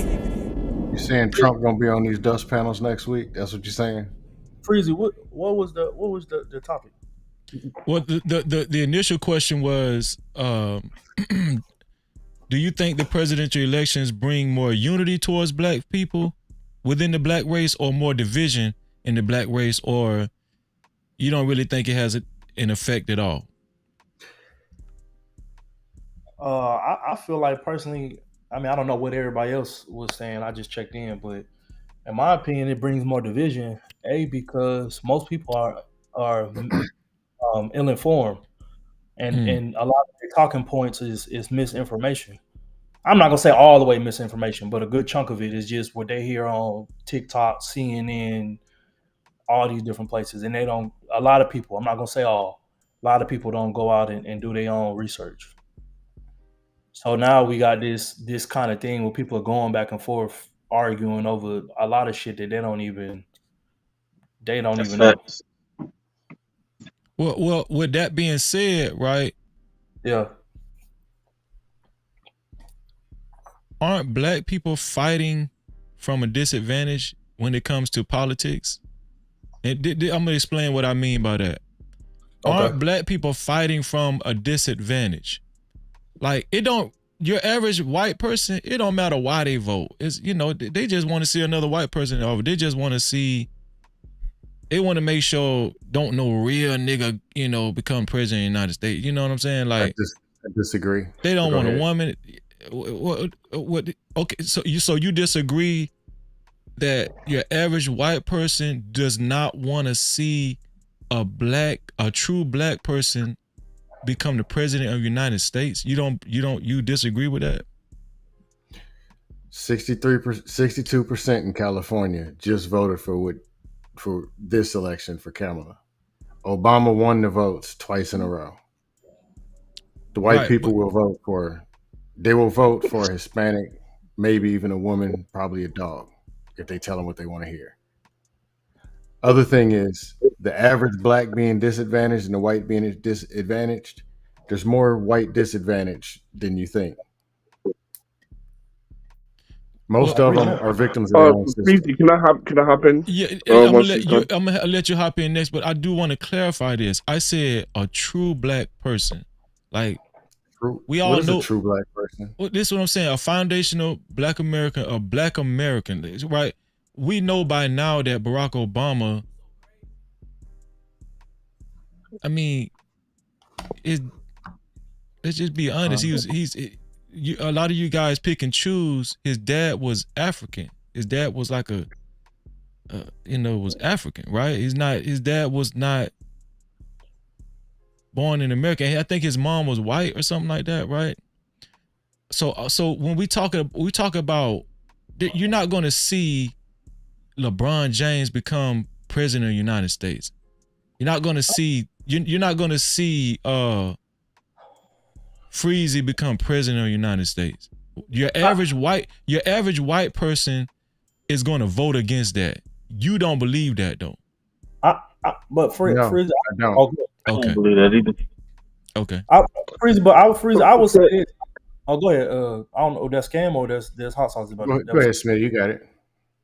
No, I was just saying. No, I did. it was me, but Yeah, it's it all was good. hot sauce. It was hot sauce next. Go ahead, hot sauce. Yeah. No. Go ahead. You got it. It's cool. So what I was just about to say very quickly, I disagree with that because I think one thing that people forget when you go into these different spaces, or even not even just political spaces, period. This could be at your damn job, whether you work in America or wherever. You got to play the game. And I think a lot of times people, when they get in these spaces, whether it's black or whatever, that's not privy to these spaces or how, not when I say privy, like how they operate, like what's the get down, like, you know what I'm saying? You can't come in there hard charging on just one thing. You kind of got to go in there and see how shit operate, and you can get off what you still trying to push, but you got to kind of still keep it within the confines of whatever the system or however the game is. A lot of times, in my opinion, people talk about how they want to change the whole establishment, but people don't realize when you get in these establishments or in these rooms, the only way you're going to really be able to make some type of change is from the inside out, not from the outside in. When you attack something straight up, head up, and then try to change it from the outside in, you're going to be met with resistance off muscle, and you ain't going to get too far with it. Okay, so you disagree with that too. You disagree with what I said. Ray disagree with what I said, and Scam disagree with it. Go ahead, hot sauce. Go ahead. No, I'm gonna agree with what you said when we talk about black people and black people being at a disadvantage. For one thing, you don't have the specific tools, right? We don't have academics writing policy, right? For Black America, like the Kennedy School at Harvard does. We don't have enough lobbyists on Water Street, such as whatever corporations does, or special interest groups do. There's just a lot of the fundamentals that we are missing when we're talking about politics. Because it comes down to more than just voting, right? We don't even have black super PACs, right? So there's a lot that we're missing fundamentally. So you're absolutely right when we're talking about our black people at a disadvantage. Yes, because we're missing a whole bunch of tools. We're missing so many tools that people don't even know what tools that we need. So I would agree with you on that, Freezy. Bro, you must be in my head, dog. Like, bro, you because I got more pushback. Bro, listen. Where I was going with it, right? Okay, fighting from a disadvantage. We talking about voting. We talking about elections. We talking about election time, right? Voting, right? So here's the deal. Like, white people, it's advantageous for them to vote just because somebody is white. It really is. It really is. The point is just that they have institutions and systems, right? They have a white person can just merely vote because they have system and institutions. They have super PACs. They have academia writing different policy and thought points. They have academics solely focus on white issues on what they should do next. They have lobbyists for whatever special interest groups that they need. Facts. And so this is what I mean by the mentality with black folk going into election years and stuff. This is what I mean by fighting from a disadvantage. We're fighting from a disadvantage because educational wise, when it comes to politics, elections and stuff, we really don't understand it.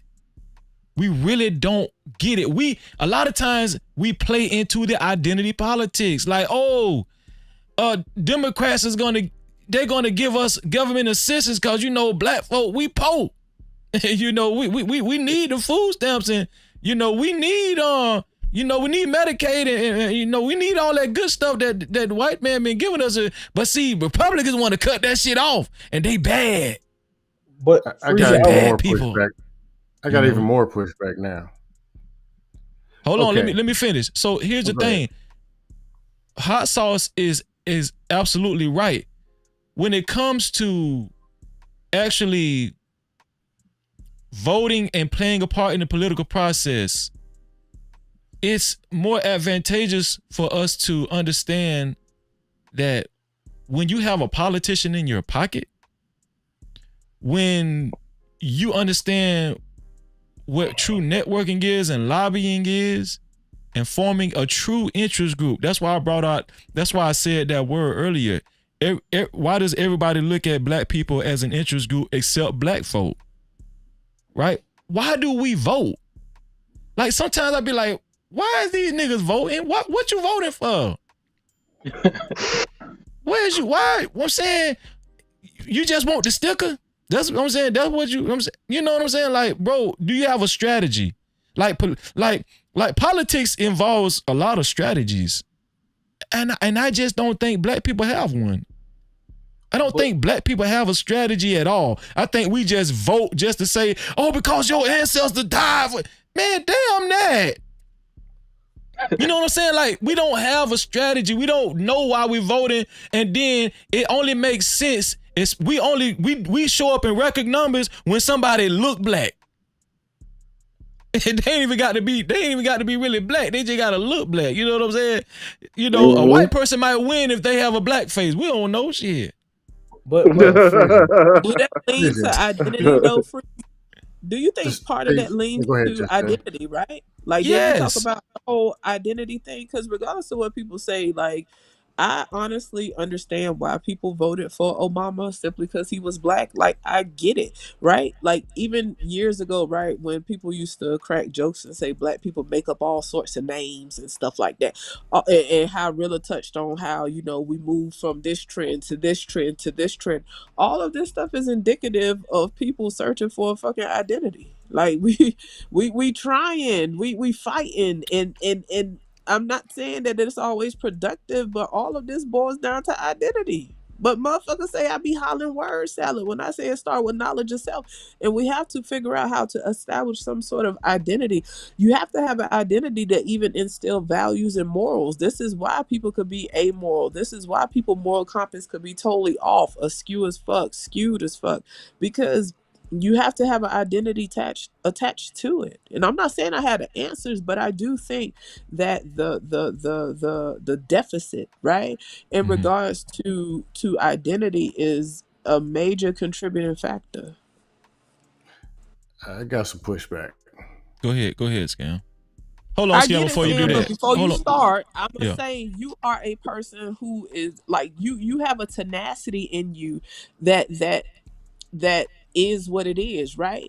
But I'm talking about people that don't have that tenacity, that don't have that confidence, right? All of those things come from having a tenacious spirit about themselves, and everybody cannot traverse through being told that they ain't shit for 400 years. I just That really is strongly true. believe. I really strongly believe that that is the undercurrent, right? You know how people would joke and say, "Oh, black people, all y'all care about is clothes and this and whatever." There was a time where on Sunday was the only time that black folks could get clean as fuck, and we do it well. You understand? Like this is a lot of the shit that people demonize, right? You can look at pictures from the 30s and the 40s in Chicago, right? With them people taking pictures with their suits on Sunday. Why? Because they were told they wasn't shit all week. They was spit on, they was talked down to. Like, this is why we have certain levels of resilience. This is why we put sauce on everything, right? But we'll just look at it and say, oh, all it is just black culture is just rap videos and stuff. But a lot of this shit is deeper than that, man. And I'm just trying to get to the root. I'm going on mute. Go ahead, Scam. No, my pushback is 1 minute we say black and we say white.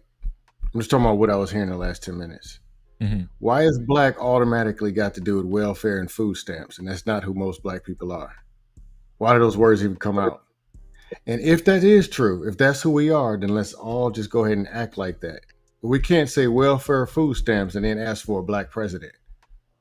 That's like saying go to the projects, go grab the first person because they black out the hood, put some jeans on them and tell them he's the president.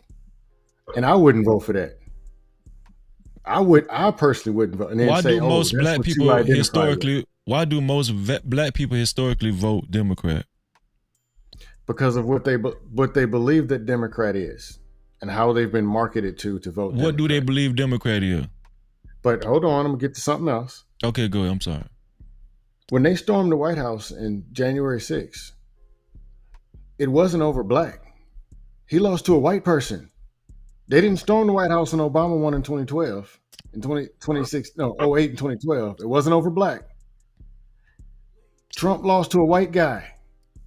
So a lot of the race stuff that's being thrown in here it's not just everything being about race. Biden is white. I'm just saying. So you think it's as simple as a white that? man, he's white. A black man is black. But when we internally tear down the narrative of the black man and make him on welfare and food stamps, then say we only need one person to be the president. We have enough people, black, that know something. Smitty is sharp. Real estate sharp. They do something. Most people hold the clipboard. Most people ain't the president. And you're talking about only one person to do it? And we only represent 13%. And we was a few generations out of slavery, not even having no rights. And now we closing all kind of gaps. I mean, there are some good things that black people are doing from where we come from. I tell you, I grew up in a neighborhood, just 2 and 3 car garages. They black. That's what I know.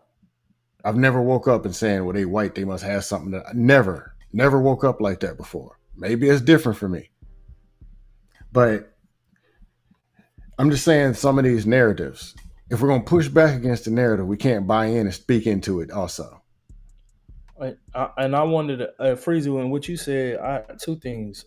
I agree with what you said, but that goes to under when I was saying like playing the game. It's a whole system. Is you know what I'm saying? You can't just jump off the porch thinking that you finna just go into some shit and change it and not even knowing how the shit operate. But That's then also the question that I will have for you is this, right? Mm-hmm.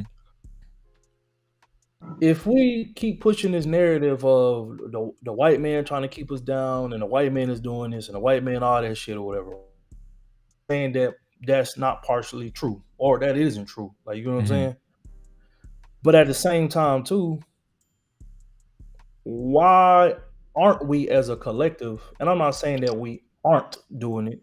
But why aren't we as a collective more creating these spaces to bring everybody up to speed on how the voting shit happens, like how it goes down, like, you know what I'm saying, or taking the time to educate each other. I'm not saying that people aren't doing it, like, you know what I'm saying, but I know most of the conversations that's being had is why black men and black women can't goddamn get along, or who need to pay the bills, or how much money somebody making, or all that type of shit. And I'm not saying that shit is dumb or it shouldn't be talked about, but my whole thing about it is this, right?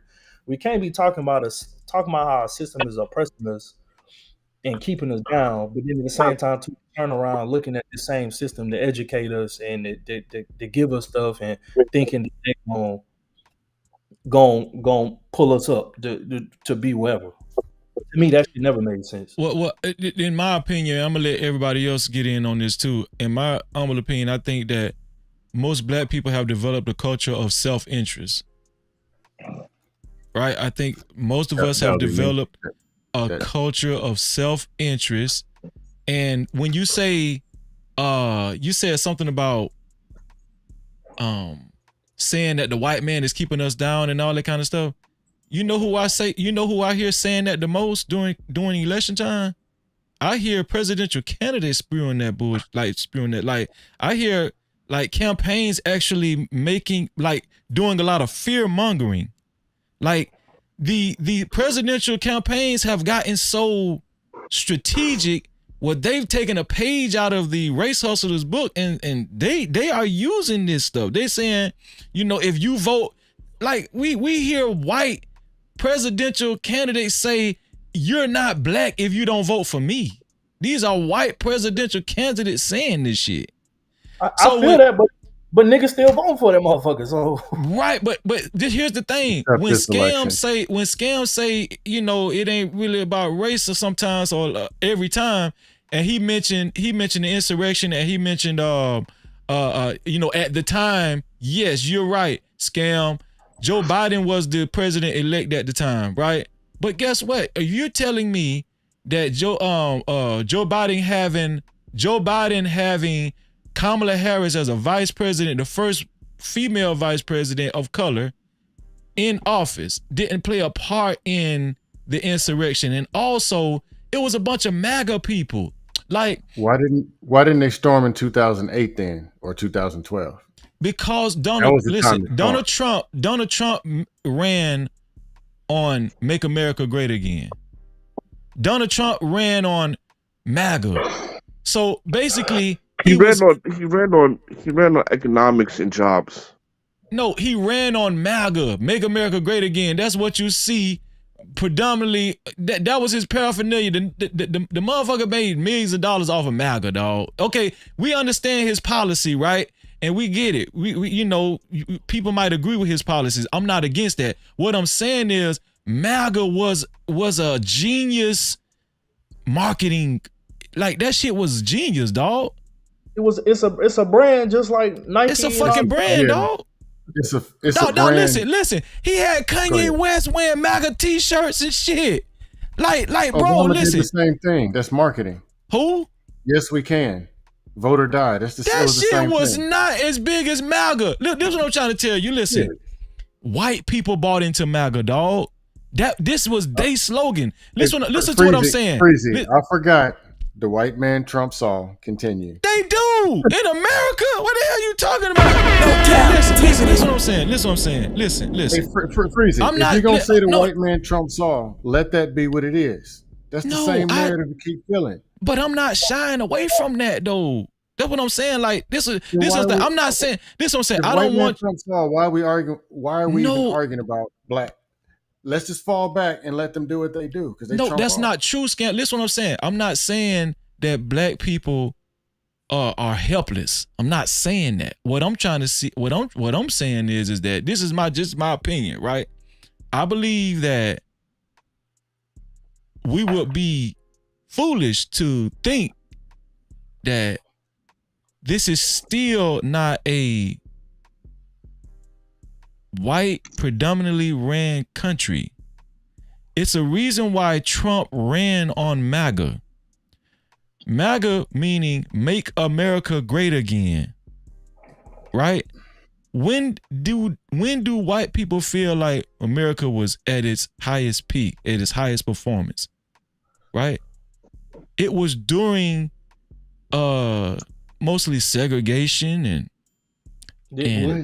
what are you basing that off of? That would be my question. Huh? What are you basing that off of? What you just said, what are you basing that off of? I'm basing that off of we can base it off of what recently happened. If a so-called person of color ran for president and they had Chris Rock up there making racially charged jokes against white people, that is a sure recipe for failure and disaster. And whoever is running as president, as the person of color at the time, they will not become president. The reason why, hold on, let me finish. The reason why Trump felt like it was okay to have that comedian up there a couple of weeks ago during his rally. Now I'm guilty of saying that was foolish, but actually that shit was genius. You know why? Because at the very least, Trump understood in order for me to win this shit, I need white people on my side. I need white people to actually vote because they are the majority in America. Trump understands that. George Bush understood that. Even Kamala Harris and Obama understands that. Right? Well, are you basing it? I don't mean to stop your point, but are you when you just said that about him saying it at the rally, right? And that's so basically what you're saying when you said at the rally, that was to kind of entice more white people to vote for him, right? Is that what you're saying or no? Yeah, because white people need to know, is you with us? Because we're trying to make America great again for real. What's going on? I'm gonna tell you when Trump. I'm gonna tell you when I seen that. Okay, Trump got this in the bag, right? Yeah. When he was out there giving his speech, and they tried to shoot that man, and he got shot in the ear, and then he turned around and they tackling him, and he got his fist up in the air or whatever. That's for me. That's when I was like, oh, okay, it's over with. Thank you. But it's a lot of symbolism out there, bro, that black people for some reason just choose to ignore. For some reason. What we can't do is throw white around at convenience and black around as convenience and say that's winning and losing all the time. You think that's what I'm doing? He lost to a white person in 2020. Biden is white.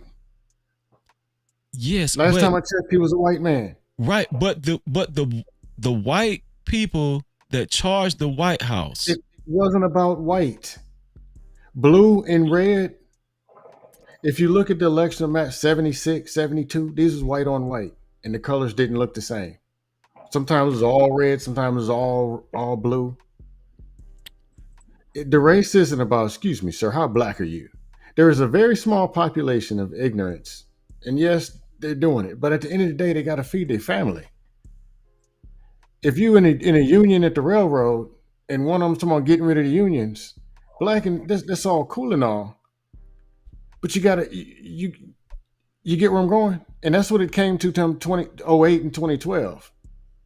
Virginia turned blue. Why? Because it's a military state. And Bush was the president before. So Obama running, his last name wasn't Bush. Virginia turned blue. Like, we're making this race thing as if all they do, if that's the case, why listen to anything they say? Just turn it off and see whose skin is darker and stamp your votes. No, this is what I'm saying. I understand what you're saying, Scam.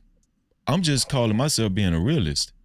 In 2012, before Megyn Kelly got fired Megyn Kelly worked for Fox News, right?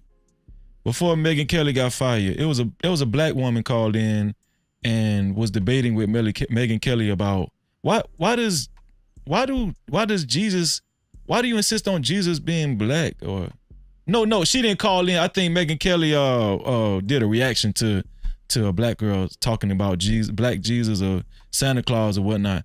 Megyn Kelly, you know what Megyn Kelly said? She said, listen here. Jesus just is white. Just get over it.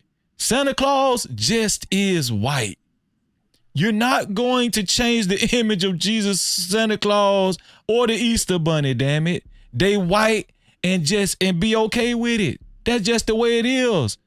They Then are Obama white. won the same year. Then Obama won the election the same year. No, listen to what I'm saying. It was Megyn Kelly. Megyn Kelly is a staunch Republican and she's an avid Trump supporter, right? What I'm telling you is, this is what I'm telling you. And you keep name dropping Obama as if you saying something. Obama didn't do shit. He didn't do really nothing for black folk.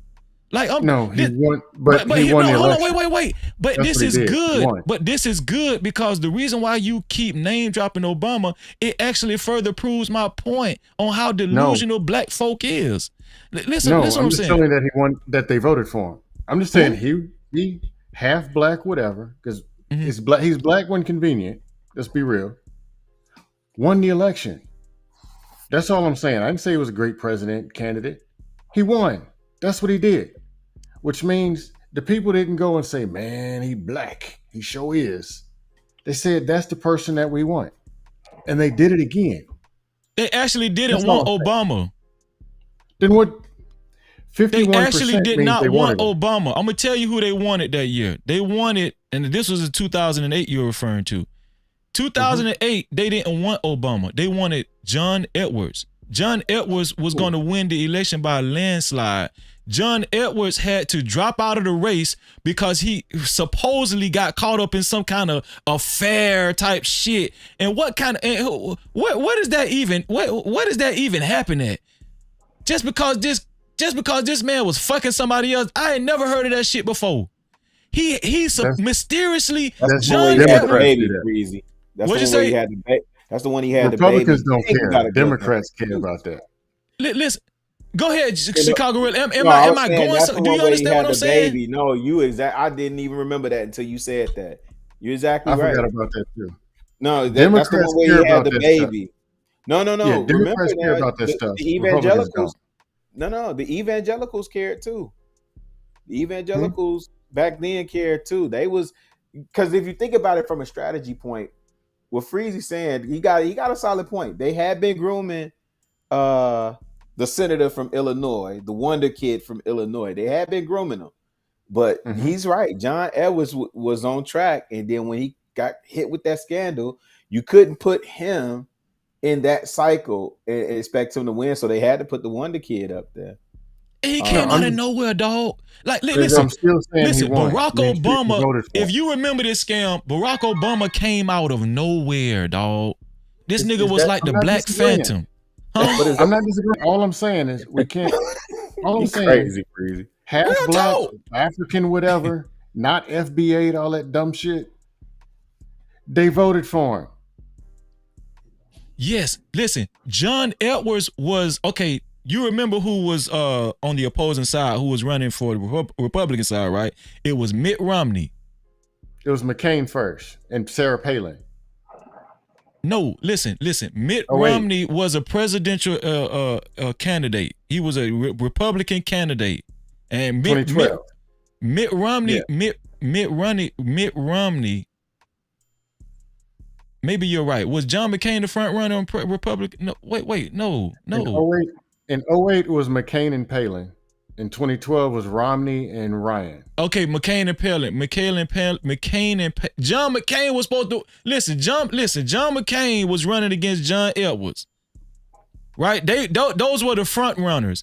John Edwards was really gonna McCain's win that Republican. shit, but John Edwards was gonna win that shit by a landslide, dog. This man was heavily coveted in America at the time. He was like a damn, and the women loved him. The white women wanted to fuck him. This man was like a model. They loved this man. But he got caught up. That was off, man. Listen, he got caught up fucking them hoes. And I think Chicago really right. I think he even had a baby out of it. He was a damn pookie. He was a white he was out of pookie. North Carolina. Yeah, he had a baby. He was a white pookie, but he got fucked up and he had to drop. They forced him. The Democratic Party said, "Listen, man, you done fucked us up. It's your fault. Listen. We got to drop you out the race because it's a bad look. Okay, it's a bad look, and we're gonna bring this nigga. We don't want to bring this nigga up here. Come on, Barack. Come on. We gonna. But Freezy, I would get behind this I won't nigga. say it was like that because That's he exactly won. how it was. But listen, because Freezy, he won. But my thing is that's the game is the game. Like You know why he won? Yeah, it's the game. But guess what? He won. Why did he win? They didn't want another 4 years. They didn't want another George Bush. They didn't. George Bush. I agree with that. George Bush. People had so much vitriol and a bad taste in their mouth for George Bush. Yeah. They was desperate. The American people was desperate, but they was not banking on Barack Obama to be the president. They wanted John Edwards. Them white people, them white folk wanted John. No, you. Oh no, Freezy. I voted for Barack because he black. You wouldn't have been able to vote for Barack because you wouldn't even know who he was if John wouldn't have fucked them hoes. If John never wouldn't have fucked them hoes, you wouldn't have never seen Barack Obama. That's what I'm trying to tell you. Freezy. But he won twice though. Freezy, let me ask you this though. He won twice because he got in the door. That's well, why. You know how McCain lost, but McCain lost. McCain lost that election. Bro, my bad, Speedy. Just really quick, because I want to make sure Scam remember this. You know how McCain lost that election, right? They went and got Palin, man. Come on. No. He would have won with Palin. Do you remember when he was at the town hall? And the little lady said, "I don't like him because he's a Muslim and he's a terrorist and he's not one of us. And his middle name is Hussein." And McCain stood up and said, "Hey, that's not true. That's a decent man. That's a family man." And the Republicans turned on him. Remember that? I don't think that had that what? much. You think that it was a big deal? Stop it, Scam. Stop, man. Stop, Scam. Hey, you give it props to the ops. That's the mindset. Yes, that cost him the election. Yes. Scam. Remember Howard Dean who got in there and just all he did was and that cost him. No, I'll say that I'm not an Obama. He was God and he was all that. I'll say this about Obama. He did his campaign and the people he had supporting him, unlike the norm, got people up off the couch to register and to get up there and go vote and feeling like they was a part of it. He did do that. He was charismatic. He ignited some fire. He did do that.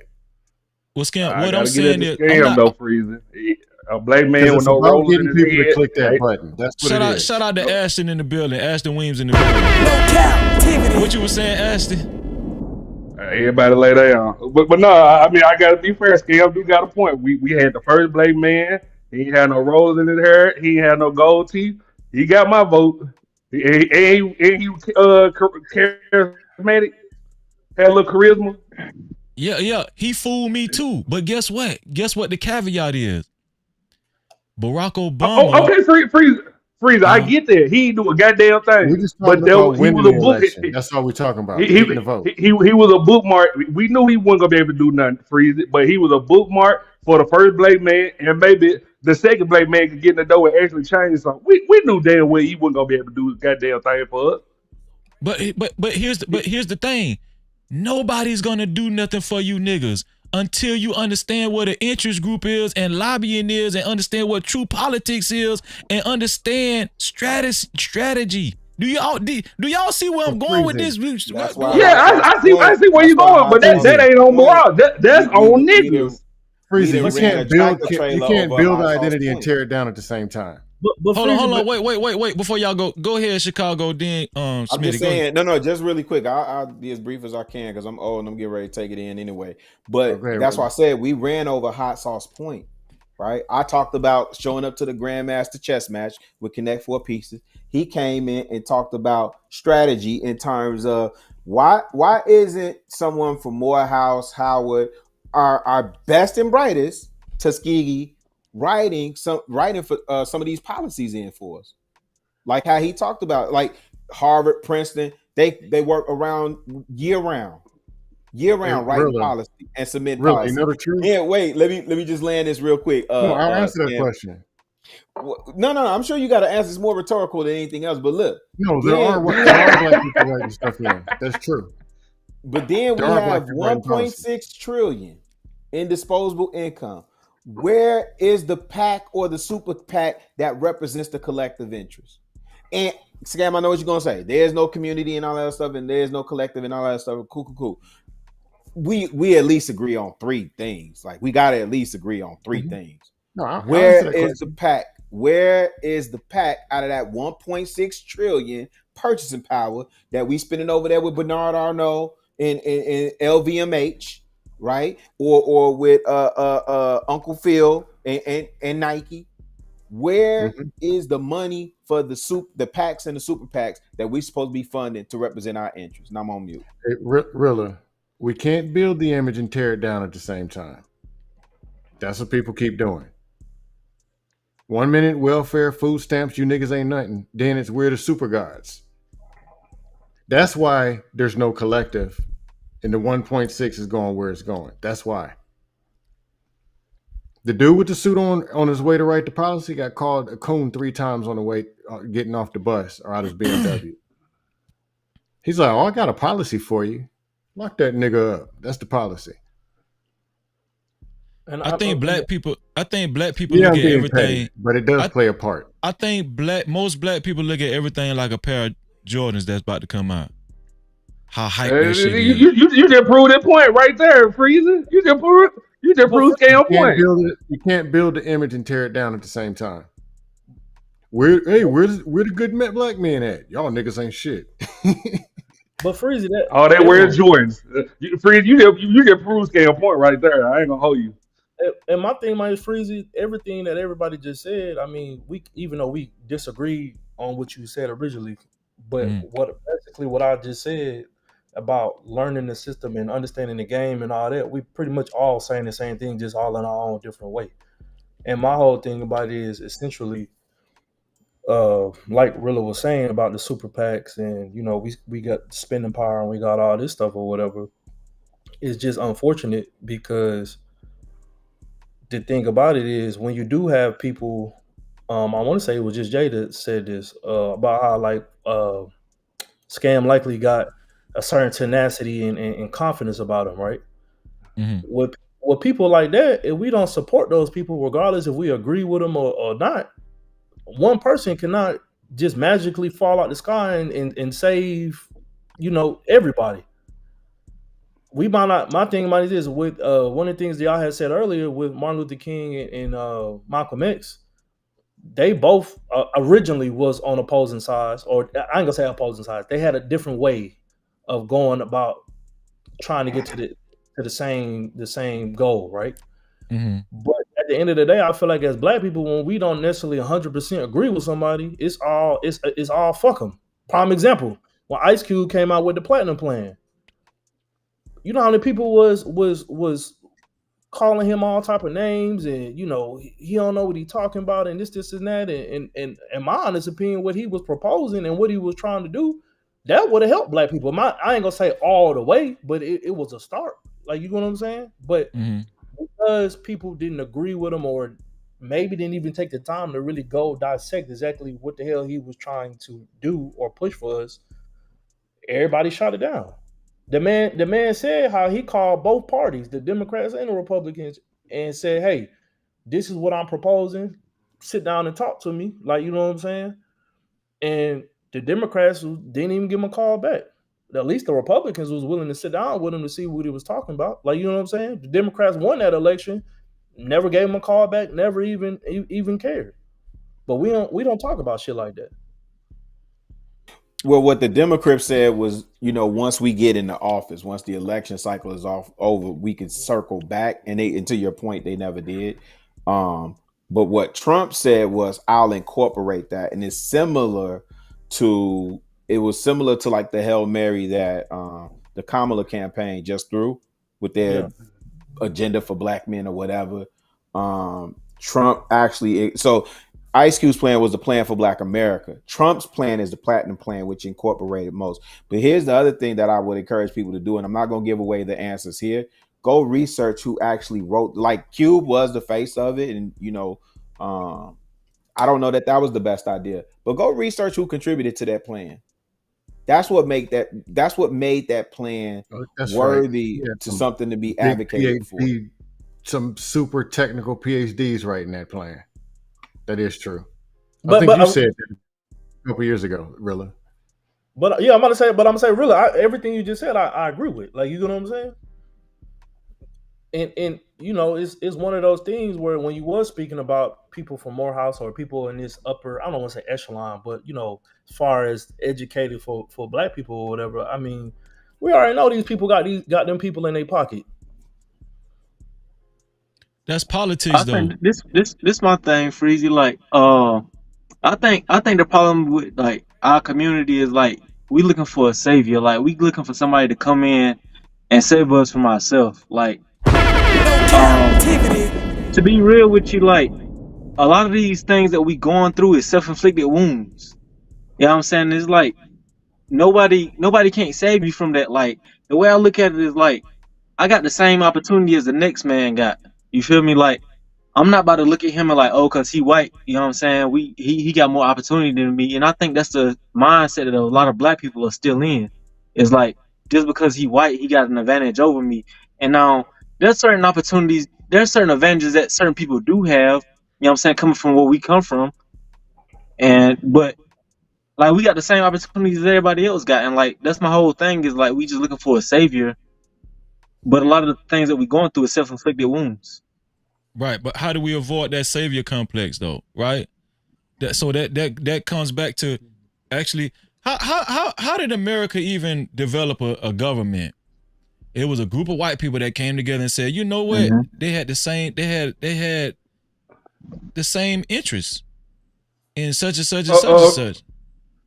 Right, Freeze, but like can I check correct this out whoever though, just right? said Like, that we got the same opportunities? That is not true. We definitely don't get the same opportunities. Even as a black all right. man, So what opportunities don't you got? if you, What even if you opportunities don't you qualify, got they that the still next want man you don't to. got? They still want you. Oh, you got to put in work. That white boy ain't got to put in no work. He Give me get the an job just example. shaking the man hand. Like we gotta stop that shit. Nah, Give I me an don't agree with example. that because like, eh, You like let ain't me got to ask you. agree. Give me Oh, an go You ain't ahead. example. got Go to ahead. What you agree. say? But What you say? you ain't got to agree. But we ain't got the same opportunity as I said, everybody else. give me an It's a example. thing called affirmative action. Give me an Uh huh. example. He I don't said know who. What you say? he I don't said know who. that's I don't know who. Ashton. That's Oh, Ashton. Ashton. I Yeah. was saying Ashton. I Give me an don't feel example. like people be listening. I done sat here and talked about structural violence. I done sat here and talked about lateral violence. I done sat here and talked about all these things that impact us as a people. That doesn't mean that we're not disenfranchised. Yes, we have opportunities, and I totally get what Ray is saying. I get what Ashton is saying. I think when we continue to discount each other's experiences and dismiss each other's experiences, it gets in the way of truly understanding one another. Again, to act as if race is not a contributing factor to the Thank you, Just disenfranchisement Jay. of black people would be remiss.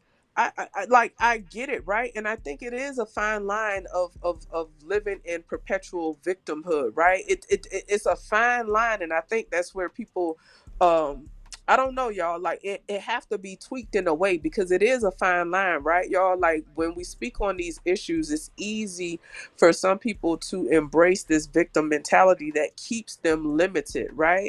But for me, I simply acknowledge the disparities, right? I don't live in them. I don't reside in them. I don't say, "Oh, I'm a lowly black woman that has all these disadvantages." I simply acknowledge, and I do think that it's a fine line.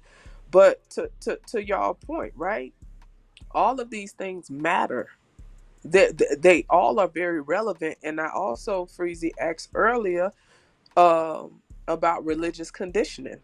I think all these things are contributing factors to why our perceptions are molded in such a way that That keep us might be the limited. biggest thing. And I I do took. think that religious conditioning is a huge factor. That's why we have all that shame ingrained in us, like damn near to the core, you know. But I want to say I'm gonna go back on mute because I'm enjoying what y'all fellas doing. I'm gonna go back on mute. Hey, Appreciate that, Jay. just Go ahead, Jay. Ray. Hold on, wait. I want Ray to Go ahead. finish his thought. Go ahead, Ray, because Ashton responded to him, and Smitty was trying to ask Ashton a question, but go ahead, Ray. I totally agree with Ashley just said. Like, you know, it's I agree that it's there. And we should acknowledge it, but at the same time, it's not like we came so far from the way our people was living back in the 40s, 50s, and 60s. You know what I'm saying? It's still there, but it's not impacting our lives the same way it impacted them. And like, but instead we sit around and still pretend that it's impacting us the same way it did them, and it's not. Like they Fact. literally. they literally was told they couldn't go in certain places because they were black. They was literally told they could only have certain jobs because we were black. There's nobody's telling us that today. Like, I acknowledge it, but at the same time, it's not impacting us in the same fashion in which it was back in the 40s, 50s, and 60s. But we still sit around and pretend that it does. Did you hear what he said, Ashton? I heard what he said, but I'm just trying to see. Before I responded, y'all said that we got the same advantages. That shit not true. And just proved my point too. When I was talking, I couldn't get you niggas to shut up. J pull up, y'all quiet as a mouse. What the hell? Let's not act like we Don't do got the that. same Maybe advantages now. I've been resting in my femininity so that they held me. Just, it ain't got nothing to do with you. These niggas know what I'm talking about. But I got a question though. I got a question. Well, go ahead, Smitty. No, all I was going to say is because he said that Ashton just said that Ray said advantages. He said opportunities. Two different things, in my opinion. We've been playing word salad, advantages and opportunity at the same damn time. No, it's not, bro. Cut it out. What? Okay. This is what for the thug. But I like how y'all playing semantics with me. Did you hear them correct just Jay and anything? Yeah. Maybe I need to sit back in my femininity, huh? Smitty, you got it, bro. No, but my question to you, Ashton. My question was you, and I'm gonna ask it again. What advantages or opportunities that other people have in 2024 that we don't have? Just Jay. Don't be triangulating, Ashton. Don't run to the Ashton, woman. why you Ashton. going to just Jay? He calling a friend. Ashton be having to get a opinion. That's his go-to tactic. Just Jay. Can't you get us some dough that I can't get in? He calling a Don't friend. Just off that chocolate skin and the pretty ass glasses. As a woman, yes. Thank you. Why these niggas sitting up here playing stupid? I don't think that's what you gotta stand on your argument, bro. That are relevant, I ain't got to stand on shit. As long as Just Jay know what I'm talking about, you play dumb. Ashton, what Ray said is Ashton, very you want me valid. to What respond? you said is very valid because Ray pointed to opportunities. Like here, I met a black lady here recently. She done opened up a whole practice, right? So to what Ray is saying, black people are making strides out in this bitch. Let's be clear, right? You got to talk to a woman that made a business. No, I can't talk to a woman that got 10 more followers than me. That's not Shit. the point. We ain't talking about no random fucking LLC. Because I got an LLC. What I'm saying is there are black people out here making strides. I'm talking about she has a whole healthcare practice, right? So what, to Ray's point, we are business owners, we're entrepreneurs, we're health professionals, we're law professionals. Like, I think from what I'm gathering from what he's saying, that we have made strides, right? As far as the progression of black people, although shit is a mess, right? That's why I keep saying, man, after centuries of oppression, we still doing pretty damn good. I don't give a fuck what people say, right? But I will never negate, you know what I'm saying, the fact that there are disparities and those things do affect us in different ways. They're just nuances. And let's be clear, you know what I'm saying, when it comes to you realize it's nuances. I like that, Just Jay. For free, you get my point, though. Thing, right? You get where I'm going with this. Saltines, Hey, Ashton, right? And I'm trying to be nice, but when it comes to saltines, we have been affected by colonialism all over the world globally. You know what I'm saying? If you ask me, they the biggest kleptomaniacs of humankind, but that's a whole nother story. You feel me? But to act as if this shit ain't real, it's very alive and well. But you know, we got the tenacity, we got the know-how, we got the swag, we got the sauce to navigate through this shit. And we do it well despite the dysfunction. So to y'all point, man, there's a lot of, like, I get it, right? We have to highlight the shit that we doing out here. I don't know if you got that email, Freeze. Let me hurry up. I don't know if you got that email on the CEO of Red Lobster. You got Freeze the email? That dude 35 years old. Good. That dude 35 years old, and he the CEO of Red Lobster. It's people out here making strides, and I think that y'all both saying the same thing, just in different ways. Y'all just highlighting different things. I think that brother set up for the downfall. I'm actually saying something different. Just Jay. Scam. Before you reply for me, I just want to see if Freeze got my point. I know Judge Jay hear me.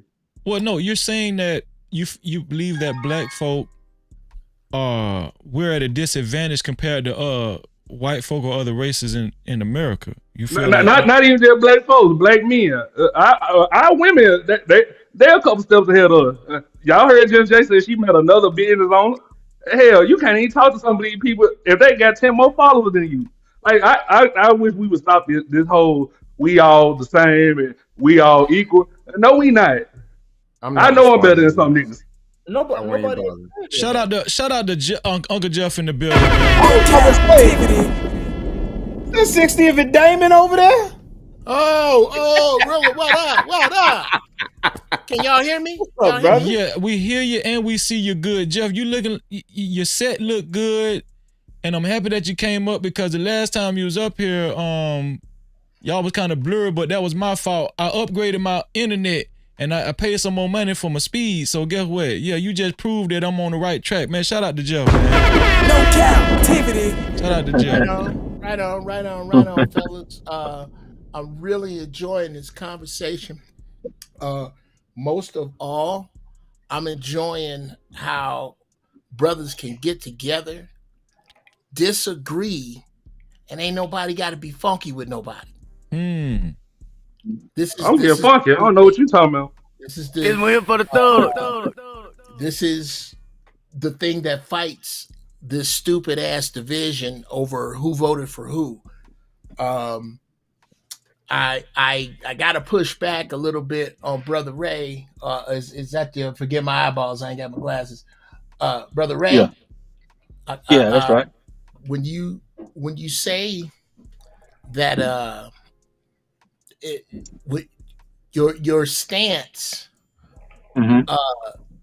implies kind of the same energy as Republicans. I agree with most of what Republicans have to say in a vacuum. If you get rid of a 4-century head start, if you get rid of or if you inject pretending that 4-century head start doesn't still reverberate with us, I'm gonna have to agree with Brother Smitty. And I'm an entrepreneur. That's French for hustler. I got businesses, and if you need some examples of where racism is in full effect, first let's get a definition on racism. Racism isn't yelling nigga from a moving car, gentlemen. Racism is a team sport where a group by race conspires to keep resources and opportunities from another race according to their skin color. No Cap-tivity. I'll tell you right now that Wells Fargo is still fighting a lawsuit because they were found guilty of denying loans to black people. I can speak his business. Number two, I can speak his business because I still write for him from time to time, and he said it on the radio. D.L. Hughley was told when he sold his first house to take his pictures down. He refused. Everybody that came and looked at his house, because it was in a white neighborhood, undercut him by thousands with his appraisal, purely because he was black. Purely. There are plenty. Just because you aren't being chased, and in certain places you are, and you're not being lynched, and in certain places you are, and you can't go in certain places, and you can go wherever you want, or so you think, you have been led to believe that, or what you're doing, Ray, is measuring progress by how far Whitey takes his foot out of your ass. That's I don't measure by that metric. All right. So let me respond to that, right? There's nothing I can do about what happened 200, 300, 400 years ago. There's nothing my parents could do. Only thing I can change is my life going forward, right? Mm-hmm. I started off like, I wouldn't say we were poor, like living on the street type poor, but we didn't have much. Like we didn't have room for luxuries, right? Mm-hmm. All I can do is educate myself and move forward from there. I can't control what somebody did us 200, 300, 400 years ago. So Okay. once I educated myself to understand what was right, what was wrong, what I needed to do better to improve myself, that's what I did. Now, Mhm. if you compare my life to other people that I grew up around, shit, a lot of them are still in the same places. Now, what good would it do me to know what's right and what's wrong, and then go teach my child those same principles, and then turn around and yell, "Oh, it's the system keeping us back"? If I know what's right and what's wrong, and what's gonna get me ahead, why don't I apply those principles to get me ahead? It's not Okay. about, you know what I'm saying? It's not about them having Mhm. I agree that it do exist, but at the same time, we can't do nothing to change what happened 300 years ago. Okay. If I may, I'd like to answer some of that. Number one, Nigga, what? what Chicago Rilla, what you heard him say when I first came on here was 60th and Damon. When you get a chance, I'd like for you to look up the crime rate in the area code 60636. The 3 sixes Mm-hmm. are right there. This is where I grew up.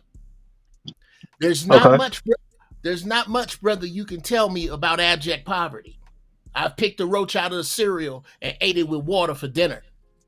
Okay. Uh, uh, there's not much you can tell me about rising above the condition of the people around you. I'm not gonna run my resume, but bruh, when I tell you I come from absolutely nothing, Mm-hmm. I am not telling you to say that you are responsible for what happened before, but you are Mm-hmm. looking at we are addressing this from reason or excuse, and there's a difference between a reason and an excuse.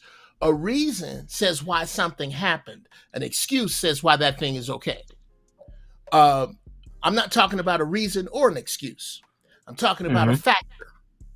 I'm talking about the fact that I have to factor in that once I pool my money um, and get ready to buy real estate in groups, which is what I suggest we do, we have to put a white boy up front. This is not Said who? something we who Said who? says me who has been in a real estate pool before and denied loans over other people. Me, I say that Now, that with that those, okay, so I'm not going to talk too much about your personal situation because I don't know what went on with that. But the example you made about the Wells Fargo situation, right? yes sir. Now, do you think a lot of those people loans were denied because they were black or because they didn't meet the qualifications? I think I love this question. I think 99% of those loans were denied because the people did not have the credit. I'm going to discuss the other 1% if that's okay. Because Mm-hmm. the other 1% has nothing to do with the fact that if you look through history, you can have you've heard of the international highways, right? As in the blue ones. If Mm-hmm. you go back and look through where they plotted the land to make those freeways, do you know what they have in common? They What's went that? through where black people had put up homes and businesses. There is But see, brother. that continue to just go back to things that's out of our control today. Like I'm saying, like today, right now, 2024, Mhm. what opportunities don't we have that the next man have, that the white man have? I'd love to answer that for you. I'd love to answer that for you. It is much number one. I say this often. The worst that a white man's luck should get is night manager at Jack in the Box. Because I don't care how bad your criminal record is. I don't care how many people you done deleted. If you show up to Jack in the Box as a white man for 90 days in a white short sleeve shirt, they will make you manager. I ain't never You seen a don't, white man on the fries. bruh, I'm trying to do I am not in any way excusing lazy, deadbeat, dumbass, ignorant, violent brothers. I am not. Or sisters. I am not. The lowest common denominator of our people turns my goddamn stomach. I don't like it either. But to act like there are not policies in place, situations in place, people who have group thought so they don't need to take meetings, to act like those things don't exist, and and I'll give you this, racism is secondary to classism now. Racism has always been a function. It's always been a function of economics. Always. It's never just, there was no racism before the 17th century. People just kill people. There wasn't. But now that there is, to say that your financial opportunities are the same, to say that your workplace opportunities are the same, is a gross inaccuracy. To say that your given education is the same, that's an inaccuracy. I think it's a mistake to let your oppressor teach your children. So this is my thing, to say about our financial opportunities, I think a lot of our financial opportunities are the same because, like you said, a lot of times today is not about racism, it's about classism. I don't know any white people that I grew up around that was given millions of dollars of money or lump sums of money, right? Now, they may have had the advantage of having like a 2-parent household and I didn't, which, you know what I'm saying, set them a step ahead. But then that goes back to the choices that my parents made. That doesn't have anything to do with racism, right? So that's what I mean by we have the same opportunities. Like a lot of the white kids that grew up around me, they grew up in the same environment. They didn't have no step ahead of me because of my because of their race. They went to the same schools I went to. They had the same opportunities to the jobs I had opportunities to. There was nothing that set this white boy up ahead of me because I was black. Okay. Hey, Jeff, I had a question or two, too. Yes, sir. I'll make them easy. Why does the thing keep freezing? Oh. I'll just say this. Because you ball.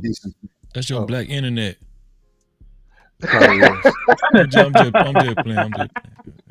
No, okay. And I'm trying to stay in good faith.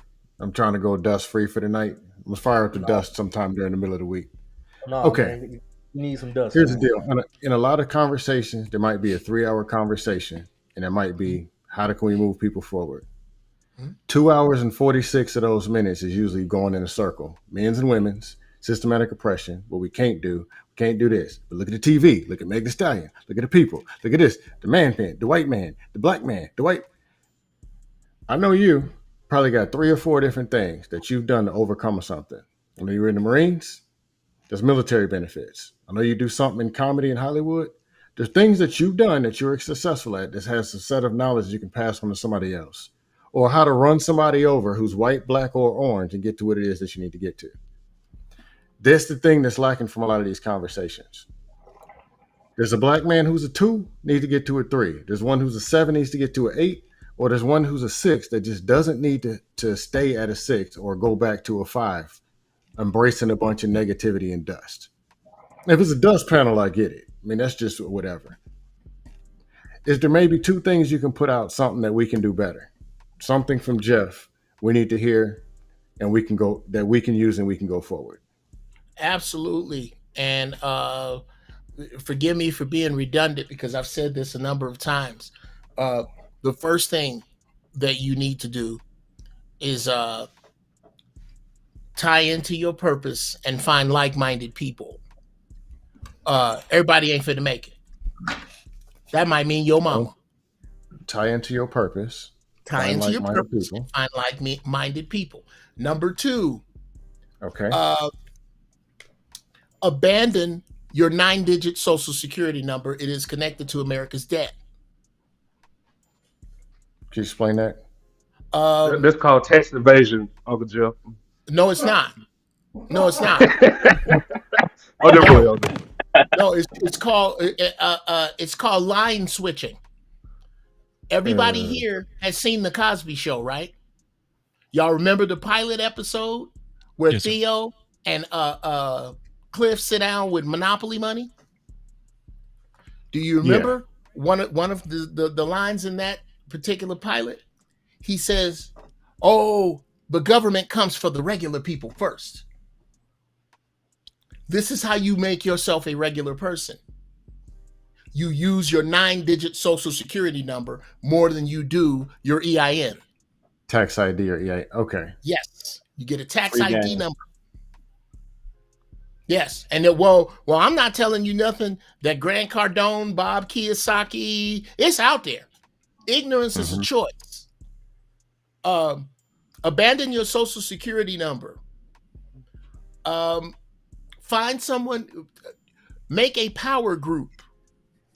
Not who you need to like, who you need to work with that thinks like you. Who writes grants? Who knows how to get around under the city that can come under, can go down one manhole cover and come up somewhere else and knows exactly where he is? Who knows how to hunt? Who knows how to fish? Who knows how to build? This is how you build a community. Stop complaining about what your school isn't teaching. Somebody lives around you that's good at math. Why on Saturdays are you not demanding that for 1 hour or 2, that all of your children, those of you who are down, you get your damn kids together and go over to Professor Sheila's house or Director Melvin's house, and y'all sit down and that man is going to help you with your homework where you are. And we're going to set up a mental hierarchy of these children. And we're going to find out what our children are good at. And we're going to stop letting them tell us what they're going to be. And we're going to tell them what we need, like Armenians do, like Asians do, like the small hats do. We the only ones send our kids to school to be well-rounded. Asians send their kids to school to be surgeons. I'll leave it alone. That's another conversation. Is that 3? How were those? No, I'm not going to argue with number 4 because I'll just stay in bounds with. Okay, well, let's just stay with the 3. Let's break them down. Did you have a problem with the Social Security thing? No. Okay. Did you have a problem with finding like-minded people and working with them, whether you like them or not? Absolutely. Okay. I can rock with it, but yes. Okay. Well, I'm gonna tell you right now, the most important. Eat the meat, spit out the bones. Cool. It's the most important one. Niggas always got to work with niggas they like, and they always got to sell shit that they buy. That's not how you get rich. There's another free one. Sell some shit you don't want to buy. Huh? How many Asians have you seen in do-rags? How many Asians have you seen wearing cross colors back when they were selling it? How many Asians do you see that wear, use, and drive the shit they sell you? They don't. They don't mind diversifying. Yeah, I think what Jeff said. Yeah. Okay, I'm just trying to keep it in balance because it can be received all the way to the left. That's all what I'm saying. I have no. Okay. Well, yeah. Let's just stick to the transcript and let me know which of these things, because again, you said that we would speak for hours without solutions. This has been less than 20 minutes, and I think I've come up with some. I'm just running them by you to see the ones you have a problem. I'm rocking with you. Okay. No. And like I told Rilla, versus always disagreeing, we can work with what we can agree with and always operate on that. It's more productive than, man, Uncle Jeff, what you say that fool? Then it tears everything down and it's a dust-a-thon. Well, no, a lot of times, come on now, Dust. Come on, bro. Now, you know how entertaining it is for me to chew your ass up. I've done it a number of times. It's all over the internet. No, we only got into it once and you cheated. But we're going to get into the dust another day. But I'm gonna keep okay, let me tell you the insult that is, that I have to cheat. I'm a person of my word, and I said I wasn't Dustin, so I got to keep it. I got to keep my word. But let me know when you are, because I'm good and available. Oh, hey, ain't no thing. I'm used to going 1-on-6. Make an appointment, bruh. It's just me. Hey, we can fire it up anytime. Yeah, all righty. Like I said, break out your appointment book whenever you're ready. Because this guy I like, the guy that you usually come up with, the guy you usually are, I won't say I dislike you, but I will be honest. I would unplug your life support to charge my cell phone. I just don't know some real shit. All right. Hey, I would smoke you up like the weed on your shirt. But anyway. Ray, let me ask you a question, Ray. Did you vote, Ray? Yeah, I voted. Do you feel like as though it's important for black people to participate in the voting process? Freeze, you gotta ask who you voted for first. You can't just... This is my thing about voting. I think it's just as important for us to make an informed vote as it is for us to go vote. Like, you can go out and vote all you want to, but if you voting for the wrong reasons or the wrong things or stuff that's detrimental to you, it's just as bad as not voting. So that's why I stand up with the voting thing. Okay. Yeah, I agree. Did anybody else agree with that? What? Freeze, ask who we voted for first. You look like a Kamala supporter. Sort of. Sort of. Has anybody here heard of a man by the name of Dr. Claude Anderson? Yes, Powernomics. Shout out to Dr. Claudia Anderson. Yeah. Dr. Claude Anderson says that voting is useless for black people right now. Cap-tivity. You want to expound on that, Joe? Yes, sir. In the order of importance, and I don't know if you can play it here, but there's it's a dope ass video. When you get a chance, search YouTube and put in Dr. Claude Anderson vote for what? And it will blow your mind because he outlines the 4 things we need to do long before we need to vote. We're not going to vote our way out of this. We're not going to educate our way out of this. We're not going to relocate our way out of this. There's only one way out of this, and it's the dirty 4-letter word love. We have to love our way out of this. We have to love ourselves so much that we don't celebrate a father and son being owned by something we don't own. If the NBA was 85% Armenian, do you think the Chinese would own it? That we have to fix. The ability, the 3-word phrase that niggas use to cut down all logic. He got money. We have to lose our love affair with money if we plan to get any. As a group, we need to abandon this "we are not a monolith" bullshit. I have never heard any other race say that. I have never heard that. We're the only people that fight to be separate. That fight. There is a fight. There are black women right now who outnumber us by 2 million talking about how black men are canceled. That is the funniest shit in the world. You don't get to cancel us because your numbers are too small. Counting all the niggas you don't want for all the very valid reasons you have for not wanting us, and not counting all the women lining up to fuck us and pushing and shoving in line.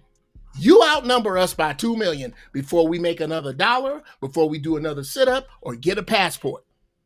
How the hell, no, if I may swear, how the fuck are you going to cancel anybody? If this shit hits the fan, and it's gonna, every other race of women got their man but you. Every other race. Actually, they screwed the hell up too. They quite screwed the hell up. But they still got them though, Scam. Why we even going that route? No, you don't want to go in the house either.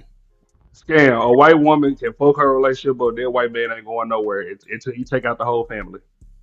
I think you need to go talk to some white people. They screwed the hell up. They screwed up. They still got each other though, and they got their family money too. What do you mean? Well, that's another part of the problem. Black people stay worshiping everybody else except for valuing themselves. Come on. I don't even know how we getting into all this other stuff. Like at the end of the day, this boils down Scam does that. Identity. It boils down to identity, and the identity is fucking fractured as hell. You ain't said nothing but victim shit since you came on. I'm just being honest. Nothing but the stuff. Scam and so I'm gonna go back on mute and let y'all finish. Well, that's help me, Rilla. Well, here's the thing, right? Identity is a big part of the problem, right? I mean, we right. And see, this is where it gets go ahead. controversial. This is where it gets very controversial because there's a group of black people, right? Especially the Trumpsters, right? There's a, and I'm not showing any prejudice about who anybody vote for. I didn't vote this term. So, but here's the thing: there are black people. There are a group of black people that feel like they know who they are, but they really don't. They play into this notion that, hey, we are Americans just like you. Wow. And we're on the same playing field. It's an equal opportunity and all that kind of stuff. And so when they hear somebody like me and what I'm saying right now, they'll accuse me of victim Olympics. Right? They'll accuse me. You mean like Ray? No. What? I'm just having what I'm trying to do is have a productive conversation without somebody feeling disrespected, right? People get called victims all the time. People get, they get cuckolded into this victim Olympics just because they might have a different social awareness than you, right? Or you might have a different social awareness than them, or you might have more information or more knowledge when it comes to history or something like, some people just only care about economics. And I'm glad that Jeff just brought this up. He brought it up about Dr. Claude Anderson. I actually got the video pulled up if y'all want to watch it. It's only 3 minutes long, but Dr. Claude Anderson, he's very big on economics, but he factors in historical facts with economics. And he proves that economics is not going to work for a group of people if you don't practice it a certain way. And I think what black people became complacent on is having faith in just the American system. And it will work out for us if we participate, demographically or democratically. If we participate just solely democratically, we'll be all right. We just need to vote for the right candidate. Play the rules by the game. Play the game by the rules. And every 4 years, we believe that there is a right candidate, and there never is. There never is a right candidate. And we fall into this trap every 4 years. Every 4 years, black people do. There can't be. But Freezy though. My thing about this, I agree with what you're saying 100%, right? Mm-hmm. But also to Ray's point, right? He was talking about when he said we had the same opportunities as other people, right? Mm-hmm. My whole thing about this, when I had spoke on when he said that earlier, I'm not disagreeing that there's not systematic oppression or racism or whatever. Everything that Uncle Jeff has said, I agree with also. But my problem with my problem with the conversation that we have, not just tonight, but just previously all together, or when black people had this conversation, is this, right? A lot of black people had a conversation and they bring up the fact of, prime example, when we do try to go to banks, so when we do pull our money together, that of course for various different reasons, whether you agree with them or not, we get stopped or we don't get the loan or whatever. And you can name various other different things that we're not the system fucks us over on, right? Mm-hmm. But for me, my issue with it is this. If we know the odds are stacked against us, right, and we understand the system, I'm not saying necessarily play the system by the rules, because obviously the other side, they find all type of loopholes, whether it's through taxes or whatever the case may be, right? But if you understand that the game that's being played, I'm not gonna say 100%, but up into a point where you can get off the porch and be like, okay, cool, I see what the fuck going on. This how I'm gonna make it shake for me. And one thing I do agree with Uncle Jeff saying is being around like-minded people and being around people that have the same mindset. Because my whole thing about it is this: me being prior military, when I was in the Navy, it was all type of funny shit going on. You know what I'm saying? And Explain, brother. All my OGs will come to me and be telling me, "Hey, you got to learn how to play the game." Now, back during that time, I wasn't the same Smitty that I was now. Back then, I was all about throwing hands and we finna get to it. You know what I'm saying? But then I sat down and I had to think about it, and I started paying attention and start understanding. Oh, this is what the fuck they mean by playing the game. But at the same time, too, I understood because I am in this game. I am a black man, and I am outspoken, and I'm very I wouldn't say radical, but you know what I'm saying. That's how my personality is. I understand. Okay, cool. It's certain things that them white boys or the Asians or the other people that's here that's gonna get away with that. Your black ass try to do that, they're gonna be on your ass the minute you try to do it. So I didn't even give them the rope to hang me. If you get what I'm saying, you dig what I'm saying. So, but my thing about it is, as black people, and I understand people come from different backgrounds. People don't have a lot of the experiences that I have had personally. Like, you know what I'm saying? But why don't we start moving like that instead of just getting stuck at, oh, well, shit, they're going to look at me like I'm black. And, they don't even make the attempt. It's just like, well, the system is just against us. So, shit, fuck it. We just going to throw our hands up here. We ain't going to do nothing about it. I don't agree with that. I think Asians have the same mindset. I think Asians know the American system is not for them. So they operate accordingly, right? It's a reason why they're able to get certain things passed. It's a reason why they protect their communities. It's a reason why they make sure that their kids stay focused educational wise and all that kind of stuff, and they maintain a certain level of somewhat excellence or whatever. It's a reason why they really do believe in family. It's because, see, they know, and another thing is probably part of the reason why they adopted it, they have this mentality is because they have a home country. They have a home country that understands politics and understands how it works and power and all that kind of stuff. So when they come over here, they bring those same ideologies to America.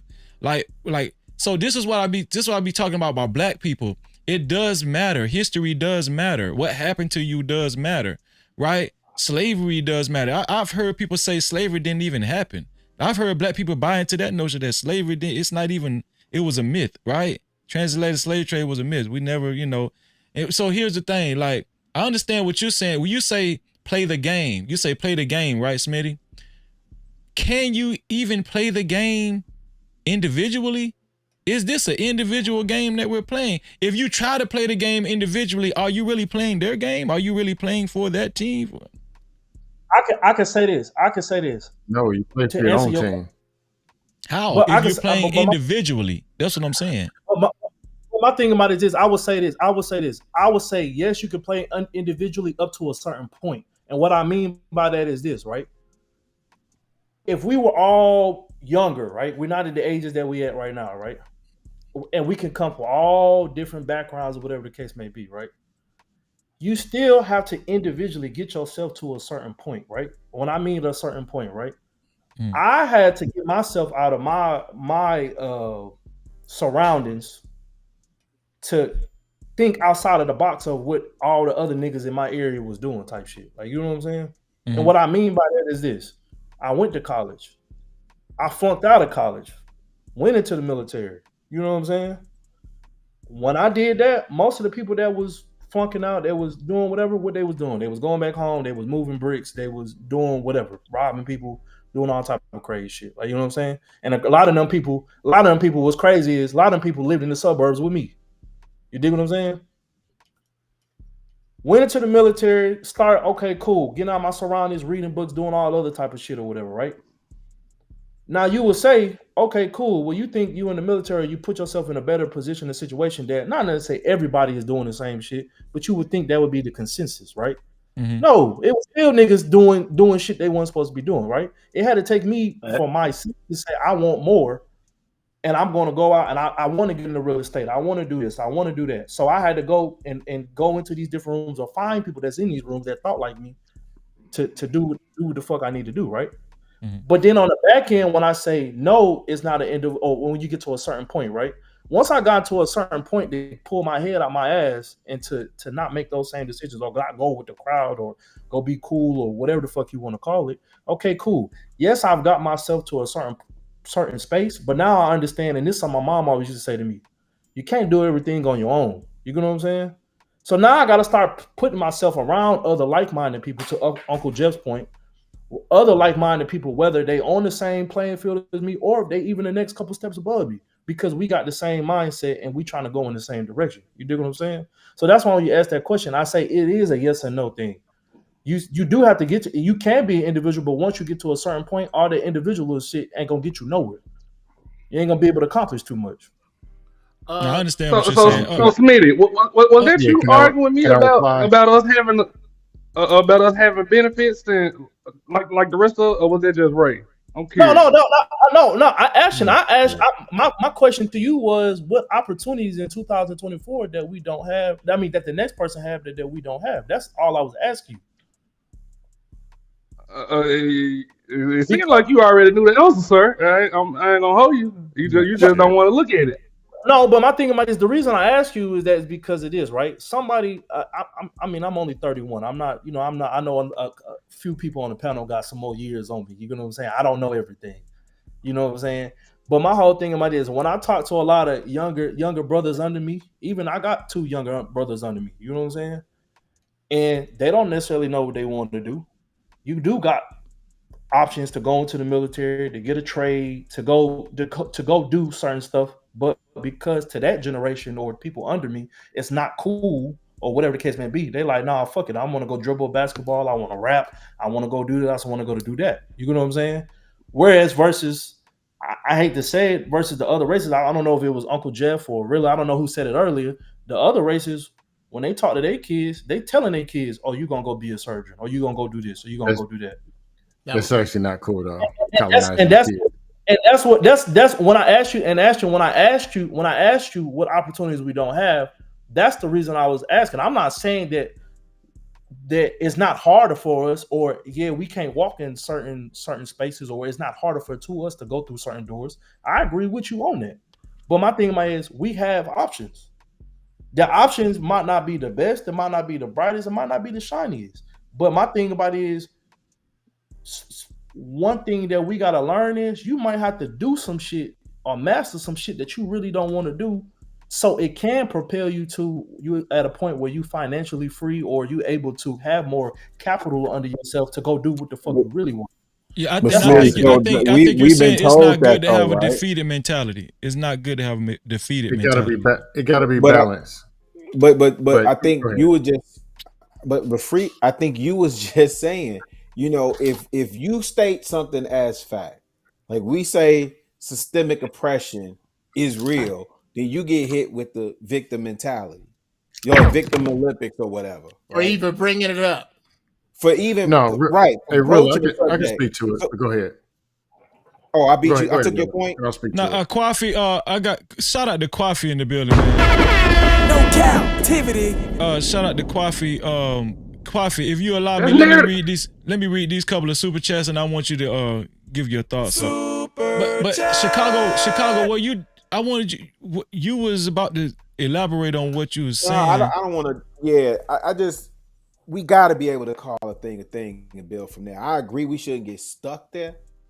But we got to be able to call a thing and say what it is, man, without the whole you running in victim Olympics or this, that, and third, right? So Smith, I think you was asking like, what do we not have opportunities to or whatever, right? So I'm invested in fan base, right? And it's an app, social media app that Isaac Hayes III is really kind of building for creators. But it's black owned. It gives us opportunity to invest and have equity in something, right? Now, currently, I think they raised $13 million. Compare that to other apps that have came and went, right? And that had funding upwards of $3 billion just for being in certain rooms. Why? I'm gonna ask this as a rhetorical, right? I don't want to assume. I've heard him break down the story, and I don't want to butcher it, but he elaborates why that is, why he went the crowdfunding route, and he talks about the challenges of navigating the VC market and who's actively participating in the VC market, right? Venture capitalists, which mostly do not look like us, right? So we have to be able to call a thing, acknowledge it exists. And then, Smitty, I think we get to your point where you're saying in spite of. But here's the thing. We can't keep starting every generation at zero. If you're a millennial, which I think I heard you say, and my sons are Z's and the kids behind them are alphas, the alpha shouldn't have to go through the same shit that I'm going through. I agree with you. I agree with you. Hey, Rilla, Right. if that's the So point, then why we do we can't keep sit up putting there. it in their brains? No. I'm talking about collectively.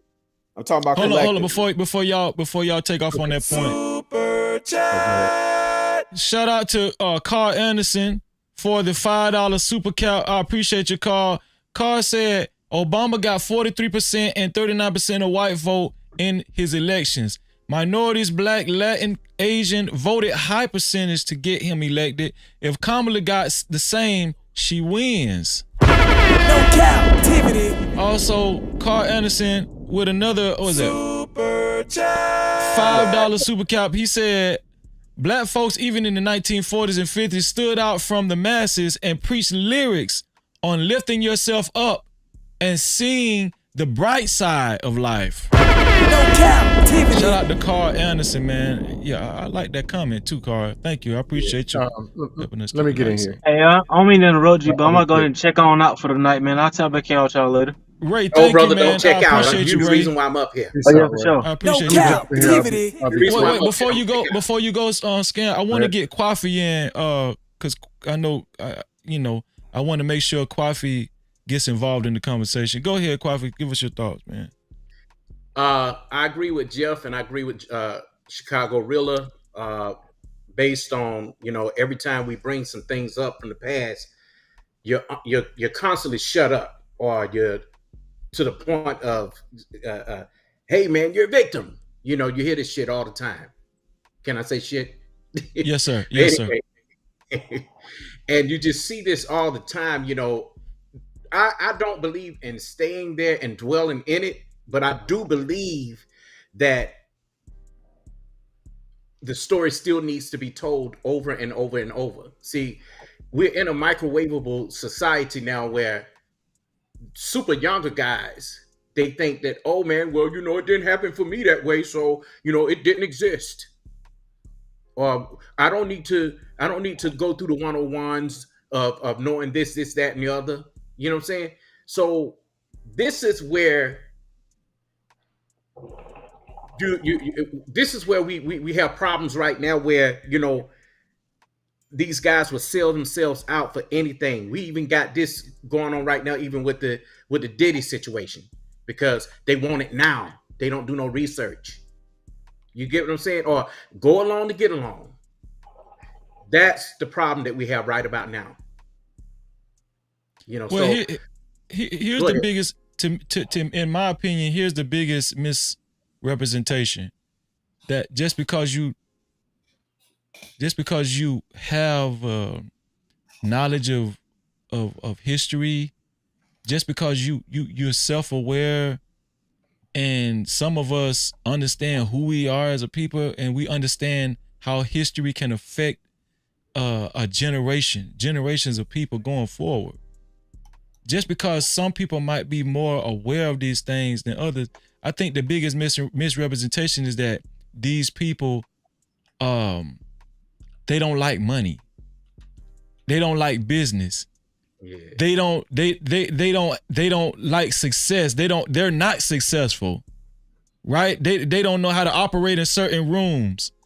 And I know where you're going, Kwafi. It's these certain type of Black folk that feel like they've adapted to white society and they know better than, let's just say, a Freezy. Right? They know. See that nigga right there, he won't survive. See, he don't understand how to be successful in America. No, I do understand how to be successful in America. That doesn't mean I'm not well versed in history. That doesn't mean I don't know where I come from. That doesn't mean I don't know the effects of what Black people have been through. How has it affected us? Like, two things can be true at the same damn time. You understand what I'm saying? I'm pretty sure you like money. I'm pretty sure you know how to handle business, Coffee. I'm pretty sure Jeff know how to handle business. I know Smitty know how to handle business. Definitely Chicago Really and Scam, right? And it's especially my sister Just J. All of us understand money. All of us don't know how to, but it just seemed like it's this specific type of black folk, especially, and I ain't trying to call nobody out, but especially the Trumpsters, y'all be going crazy. Black Trumpsters, y'all be fucking out y'all mind with this victim Olympics and it's a shaming tactic. But here's the thing. It's a shaming tactic though. It's like, bro, I don't supposed to embrace my history and understand the effects. I want to help you with that. if I can. Then let me get in after Jeff. Okay. I'm going to right now. I'm gonna clip this out of your show. I'm going to murder right now the whole concept of victim Olympics. Do you know what you call successful small hats? Because I can't use the J word, right? No, I don't think so. I might flag it. Okay. Do you know what you call? I use it, shit. You do? Okay, well, fine. Yeah, do you know what you call successful Jews, successful Japanese, and successful Armenians? They're successful victims. The Japanese had a nuclear bomb dropped on them. They are successful victims. During World War I, 1.2 million Armenians were exterminated. They are successful victims. You are the only one, and you allow these mealy-mouthed niggas to shame you. You must understand, Brother Freezy, the number one ingredient in ridicule is give a fuck. No Cap-tivity. I got to give a fuck first.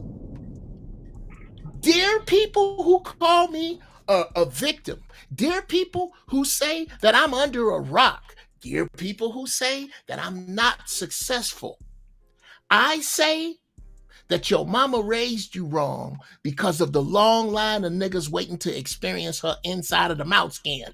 That's the problem. You were raised wrong, and I don't give a fiddler's fuck how you feel about me at all. I tell you, and I have one more point, y'all. I'm gonna say this, and I'm gonna dismount because I got to go. Yeah, Mrs. Brown's waiting on me. You've been. I appreciate you too, Joe. It is this simple, brother. It ain't what you called; it's what you answer to. These people who talk like this, so fucking what?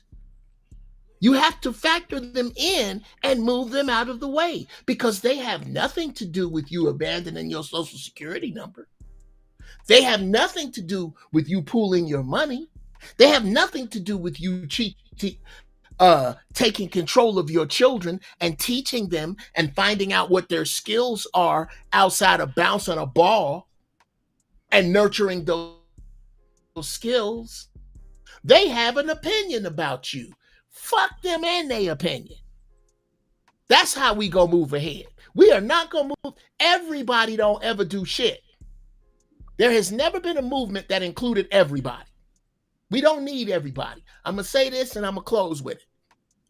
And I'm going to ask y'all, this is what I think of the voting process. My wife sells real estate. When she was taking her test, it's a 200 question test here in California. There was a black woman administering the test. After my wife took it, my wife spoke to the sister and said, I can't help but notice all the Asians in here trying to pass this test. She said, oh no, they're not trying to pass the test. Here's what they're doing. They get together and one person come in and fail the test over and over in order to memorize questions 1 through 20 and 21 through 40 and so on all the way to 200. They then get together and take the questions they memorized and they make a test that no matter how you alter it, this test will pass you. And then they all study the test with one another They go pass the test together, and then they go and buy real estate in one area together this way. We gonna all take our money. We all got $5,000. We gonna all put it in Scam's account, so it looks like Scam got $25,000. Once Scam gets his credit to a certain level and he can buy, then we gonna put all the money in Kwafi's account. Now, I'm gonna ask you, in that, who was voted in? Who was elected? Who ran? Nobody. As long black people understand to include the 16 before George Washington and the 8 black ones before Obama, there has never, ever, ever, ever been a good president for you ever. And there never will be one. As long as long as you do not have any bills specifically for you, like the Asians do, specifically for you, like the immigrants do, like the Mexicans do, like the people with one leg longer than the other, but you still drag your monkey ass in there and pull a lever, not understanding that vote, the Latin word for vote is wish. Keep wishing, niggas. All right, y'all. Jeff, I appreciate you, Jeff. You've been waiting too long. Don't wait. Uncle Jeff, quick question. What part of California you in? I'm in Southern California. Okay, I got to get your information. I'm in Southern California too. Oh, where you at, bro? Where you at? I'm in LA. Okay. I'll be down there. I'm up in San Francisco. Okay. All right. Hey, Jeff. Yeah, let's do that, man. Hit me up. What's up? Yeah, I just wanted to respond while you're still on the panel. Okay. Okay. Freezy and Ashton, it was a regular conversation. Then it started to be stuff that was tearing down the narrative. Okay. Then I asked you specific questions in an attempt to redirect the conversation. I asked you for solutions. Okay. You gave solid solutions. Okay. Then it came back to, as a conversation with the Asians, the Japanese, and all these other people are doing, and back to what black people aren't doing. Okay. The solutions were solid. Somebody in the audience could have wrote, if it was one person wrote one thing down, that moves people actually forward. Okay. But as we keep talking about the Asians, to be honest, if I were an interviewer and somebody came at me telling me what the Asians were doing, I tell them, get the hell out of my office. And before you do, give me that Asian person's phone number. I need to talk to them. Okay. That's honestly what I would do. Okay. Meaning, point being. Yeah, let's get to that. I get the beating up the victim Olympics. Some people go overboard. But we still got to have a conversation with the solutions and putting out, just like you put out 3-4 things that we can do. I'll put out 6. 3 hours of every conversation can't be only 15 minutes of the solution. I got to stop you. I need you to tell me. I need you to tell me. I need you to tell me that 10 black people going over and over to fail the real estate exam until they each learn 20 questions is not a solution. No, I'm saying that you gave solutions, and I'm not targeting you. I just wanted you to. I'm not targeting you when I'm saying this. I just wanted you to be here. He's actually targeting me and Ashton. You were the one. No. But here's where he's way off target. It's because discussing what other races of people do is not counterproductive. It isn't. It only becomes counterproductive when you don't have any place to go after that. That was good. Okay. I was agreeing with his solution. Jeff, I was agreeing with your solution. I was just saying this while you were still here. That's all what I'm disagreeing with is everything else you just said. Everything else. The fact that the conversation was only productive with regard to my solutions, untrue. We got to first off, we got to the number one ingredient in ridicule is give a fuck, and we couldn't have got there without those pieces. This is the issue, Brother Scam. The issue is that no one of any substance or affluence wants to discuss the underbelly of what we're discussing because it shakes the foundation of their opulence, brother. No captivity. That's not it. Oh, That's absolutely. No. It's that out of a usual 3-hour conversation, they want to spend 2 hours and 59 minutes talking about what they can't do versus what they can do. That's why I was trying to steer it towards the solutions. Okay. And And what that's you gave happened here was tonight. solid. Okay, well, why Is don't that- you talk about what we can do then? Wait. Right, and he did. Okay, before we Jeff, do I'm that, telling you that you did. before we do that, I need you to point out where it was that Freezy did what you were talking about. Rilla did. I Ashton. don't see. I don't more see any, Ashton. I don't see anyone here. You basically you are reporting a crime that didn't happen. I don't see it. If you could, I need you to point it out, man to man. This is how men do: names, dates, places, faces. Not me the man and white man stuff. Not the Tell man me- masculine garbage. No. Okay, I'll take that back. Then if Not you could that tell me when, and I know you've been referring to these 3-hour conversations where only 60 seconds are positive. I understand that.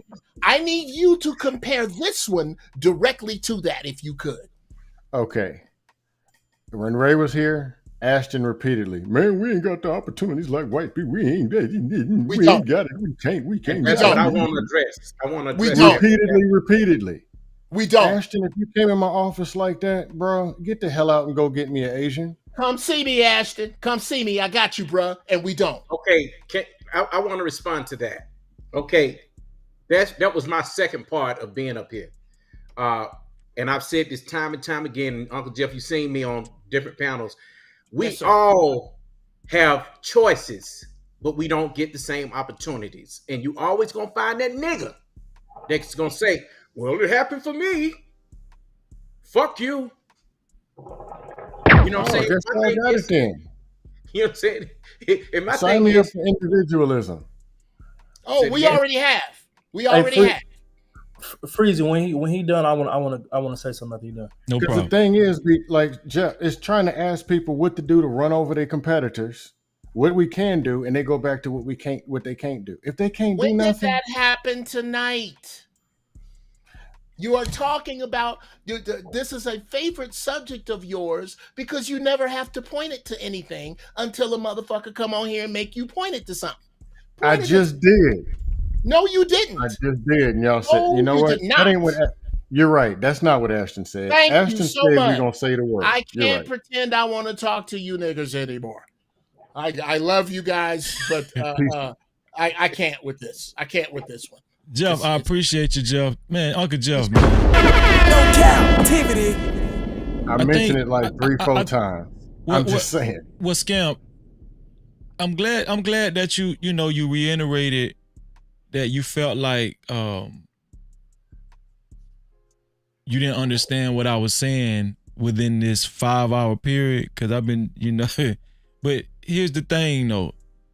It's a reason why you missed it, and I'm gonna tell you why you missed it. It's because what I've said, which is, I know Chicago Rilla, we have agreed on so many points during this live stream. And even Ashton disagreed with me, but he's understood some of the points that I made. I think you don't like when I say black people need to understand history. When I have a historical talk, when I talk about history and stuff like that, you don't think that's a solution. You think that's some mumbo jumbo. We live in 2024. It's not relative to, where we are now, right? That's not it. What I'm saying, I've gave solutions, you just wasn't hearing it, right? I talked about group economics, black people spending money with each other. I said that during the live stream, right? I said that. I also talked about one of the first things I said, if any one of the gentlemen can confirm this, one of the first things I said was, black people, especially when it's pertaining to politics, we need to form an interest group. I said everybody else targets us as an interest group and understand and looks at us as an interest group except black folk. I said that. Now maybe this shit sounded like a double entendre, but you just ain't want to listen. You just didn't want to follow it. That's what I'm trying to tell you. No, what I'm saying is, like I've been repeating out, the narratives that get put out, man, we can't read and we can't write the policies. We ain't writing nothing. Actually, there's black people holding plenty of positions in government that's writing and working offices of policy within every agency. It's actually not true. Black people are there. Who said that there weren't? Who said that there weren't? He said Freezy Hot said it. sauce. No, hot sauce was saying that. Was it hot sauce? Yeah, he was saying that And we don't earlier. have the And I skills to do so. Then it's well, all the well, he things was. we're not. Go ahead. Oh, Go go ahead. ahead. Go ahead. No, Go I'll ahead. just quick point of correction. He wasn't saying it like that. He was asking why aren't there black people at the collegiate level like there are at Harvard, so on and so forth. But go ahead, Scam. I didn't mean to trample your point. No, I'm just saying 1 minute is the black, we ain't got this, we can't do this, we can't do. I'm like, if we can't do, then stand over there with the we can't. Because can't nothing get done, we're already saying we can't and won't do nothing. Then we're saying we need some black superheroes. Then when it's a black dude with a suit on, we're saying, well, he's a coon and he ain't. They look at us like that. You didn't even ask them. That's creating more division. That's like, well, what? I'm like, that makes people like, you know what, y'all got. Then we bring up the system and the oppressions. When I asked just for solutions, he gave solid solutions. How to move together, how to EIN number versus your social security number to help keep you out of it. Those are solutions. Somebody can write down. There's 3 more things that 4 black people can go do tomorrow and move forward. But if we keep just saying they redlined, we black, we can't do nothing. And to be honest, the white people complaining about illegals they don't even know. They ain't no superheroes. The white people's is victims. But Scam, you're insinuating that that's all was said in this discussion, and I think that's unfair. I didn't say it was all what was said. I'm just saying when it's said, that's what happens. It pulls away from the actual moving forces and saying, hey man, let's do this. What you got? What you got? What you got? All right, cool. Because we're back to 1946, 1958. We ain't got to talking about what we can do to fix something.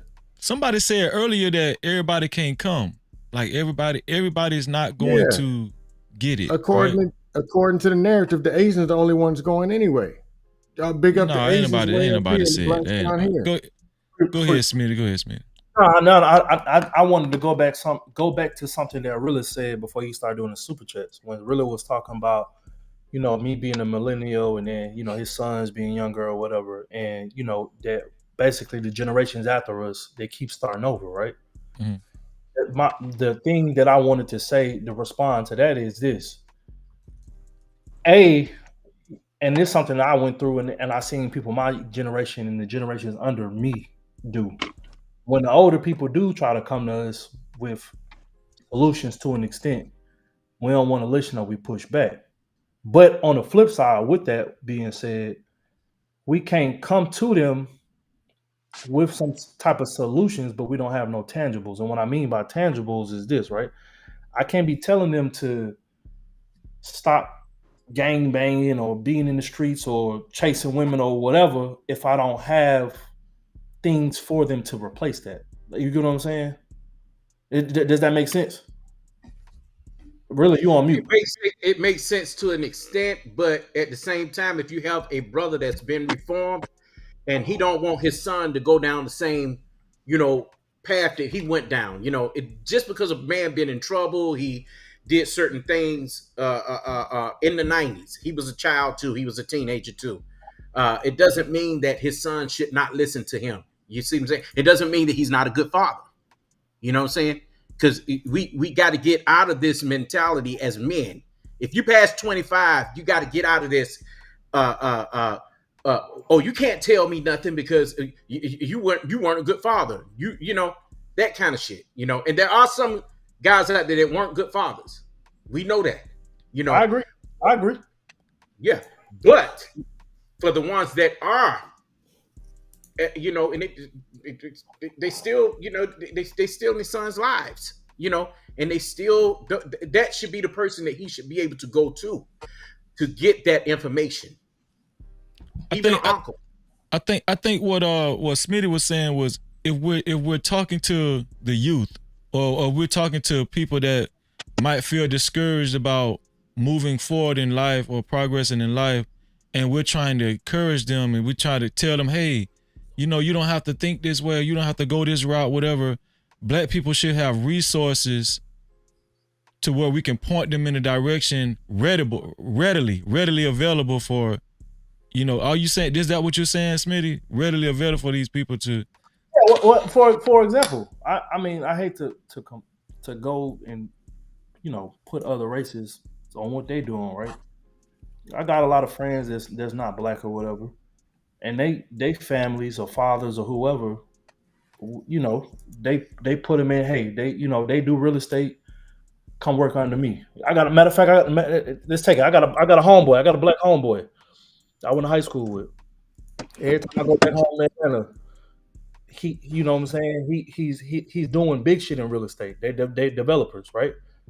He had just last time I just seen him, he was telling me they built a whole compound in Stockbridge. He told me to pull up. I want to say it was Tank Davis that was fighting that night or whatever. Pulled up on him. I ain't seen him in a minute or whatever. And I'm like, damn, bro, like this, y'all doing it big type shit, like. And he's telling me, he was like, yeah, bro, when we was in school, my dad was a brick mason. So my dad, every I played football during the fall or whatever, but during the summers, my dad had me out there doing brick mason shit with him. You know what I'm saying? And I was getting, at that time, he was getting, for that age, he was getting paid a lot of money. Like, you know what I'm saying? And he was like, yeah, so I started off doing that shit. My dad, not necessarily forced, but my dad made sure to stay on my ass, to come with him, to be an apprentice under him, to do all that shit. He getting paid for it. But now that he got older, it's one of those things where he continued on with it. He might, that's not necessarily what he might have wanted to do. But instead of him being in the streets or doing whatever, that was the path that his dad kind of pushed him on. So that's just an example. Like, but at the same time, too, me being younger, I understand. I've had older people come and tell me shit, and me being young and not even say naive, but kind of smelling myself a little bit. I'm like, man, I ain't listening to that old nigga. He don't know what the fuck he talking about. Like, you know what I'm saying? So I get both sides of the coin, is what I'm saying. Like, you know what I'm saying? But let's say this: you had skills and resources available to you. Look at the friends that you surrounded yourself around. I know all about Stockbridge. For him to be in that area, guess what? I know that he come from money. That's a fact. I had a home up in Gwinnett myself, and by the Mall of Georgia. Myself. So I was afforded that same opportunity. I'm not too far away from you. As far as the age gap. But the thing is, I had it all available to me. Even if your father wasn't in your life, were you able to still go to his father? No, but see that my thing about it is my parents been. I'm 31. My parents going on 31 years of marriage next month. So cool. You know what I'm saying? Yeah. So no, my dad was there. Like, you know what I'm saying? And I seen my dad. Personally, my dad, I know everybody doesn't have a father or whatever, but my dad graduated from Southwest DeKalb. No, I didn't actually I went to Miller Grove first, and then I graduated from. They ended up building a new school, and my parents sent me to the new school. But I graduated from North Atlanta. Yeah, my parents. My mother is from East Cleveland. My dad is from Euclid, Ohio. Some of the two worst areas in America, type shit. Like, you know what I'm saying? I see my dad start off in the mail room and work his way all the way up to a manager in the IT field. Like, you know what I'm saying? So I know personally everybody's situation is not my situation. But for my friends that I know that didn't have fathers, and including myself, when people did used to come to them, I don't know who Mike that is, but for people who didn't have a father or wasn't afforded that opportunity, it's one of those things where people was coming to them with solutions. It was one of those things like, nah, nigga, I'm finna stand out on this corner, or I'm finna go continue to do whatever the fuck it is want to do. I don't necessarily say that they was selling drugs, robbing people, whatever the case may be. Like, you know what I'm saying? But it was an arrogance, and it was I'm not listening to that old motherfucker because he don't have, prime example, he don't have what I see on social media. He ain't driving a Corvette. That's what I'm saying, Smitty. That's what I'm saying. And I gotta dip after this. That's what I'm saying, right? When we say, and I agree, to some extent, to a large extent, that you gotta have something for these shorties, right? But even for me, I'm Generation X. Even though I didn't like what the old heads was saying, I still listen to them. My crew, like, we still listen to them. And here's the other thing. Nigga, every generation want to find out if fat meat is greasy or not. It is. Facts. It ain't the game don't change. Only the players remain. You Facts. understand what I'm saying? The game is the same. Yeah. No captivity. Listen, these young bloods, and I pray to God they fucking get a clue about something, man. You finna see this shit play out with Lil Durk. You just seen what Young Thug went through. Now you think you got all the answers to get an A on the test, and you want to go play with them people in that system? Facts. Because you don't want to listen to an old nigga like Wallow telling you I had to go forgive my killer.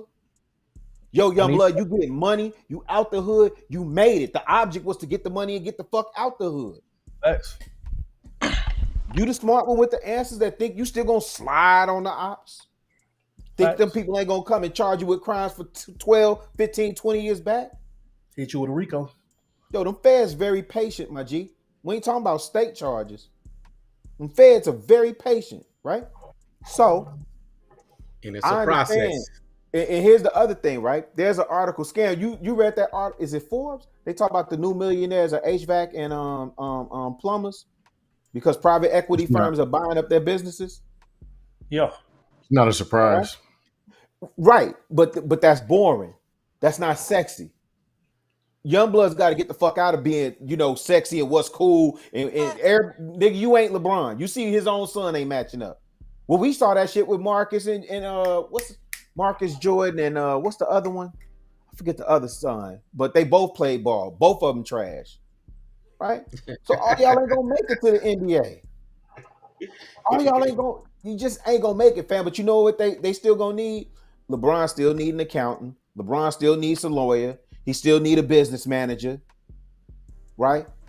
So we see when cats lay out certain blue. I'm saying specifically to your point, these shorties I get passionate about because again, they shouldn't have to go. We shouldn't be resetting every generation at zero. Oh, nah, little nigga, you got to go find out and figure it out yourself and get it out the mud, or you beating your chest so hard, you know what I'm saying, thinking you Mufasa when you really Simba. You still Simba, young blood. And listen, for me, and it's a couple of cats, that at least, have the same mentality. I'm not trying to stand in your way. I get more excited if like my sons, when they surpass me, man, that's the goal. You're supposed to take this shit and make it 10 times bigger than what I did. And so really to your point, that's something that my dad always used to tell me. Like, you the goal is to make more money than me, or to surpass me in a sense. You know what I'm saying? Not necessarily just the money, but you know what I'm saying. But this where black people fall. And shout out to Ron Mack in the building, man. No captivity. This is where black people drop the ball a lot of times. You're absolutely right, Smitty. Black people want to see they want to see concrete stuff. They like, if you telling me, man, you could do it, you don't have to sell dope. Right? You ain't got to be out there in the streets like that. You ain't got, okay, well, when I stop selling this dope, is you gonna give me a job? Do you have something lined up for me that's gonna at least make 70% of the money that I'm making out here? Is that what you're saying? And is it gonna be as quick? Cause I need this shit to come quick. Cause when I was selling this dope out here, I was waking up the money. Now I was, people was calling my phone. People, they ready for me. They ready for me to serve them before I even wake up. So do you got something that's going to be as profitable as what I'm doing now? Here's the thing where black people fall short, right? Like, yeah, we need resources, but we don't just need resources. We need the right people with the resources. Because where black people go wrong is a lot of you niggas, you get in good, and let's just be honest. We gotta rub shoulders with other races. We do have to learn how to be ambassadors, and we do have to learn how to be diplomatic. But where a lot of niggas go astray is they get accepted by white zaddy, and they just think they the most important nigga in the room, and now they looking down on the rest of the the niggas down here. You know what I'm saying? Now they feel like we need to actually. Now they start. Right.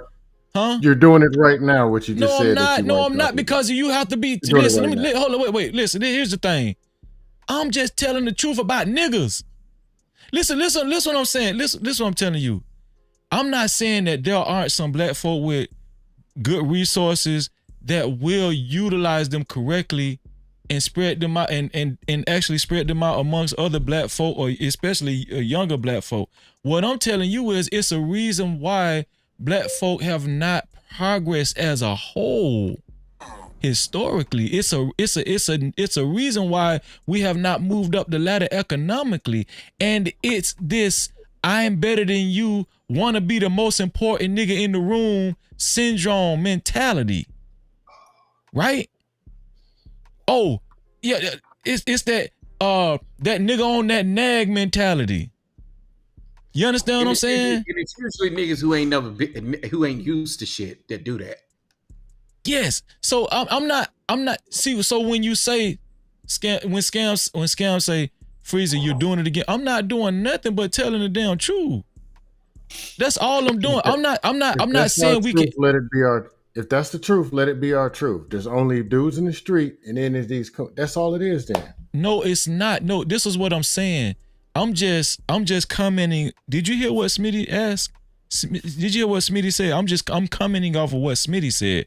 Smitty said, if we're trying to persuade a certain demographic of black folk, hey, you don't have to go through life thinking this way. You don't have to go through life operating this way, conducting yourself this way. Smitty is saying, okay, when we come at them like this, we should have concrete, tangible resources to point them in the right direction, to give them, instead of just preaching to them. I'm just responding to what Smitty said, right? But here's the point that I was trying to get to is, let's just be honest. A lot of us have to deal with what we got. We got to actually take information.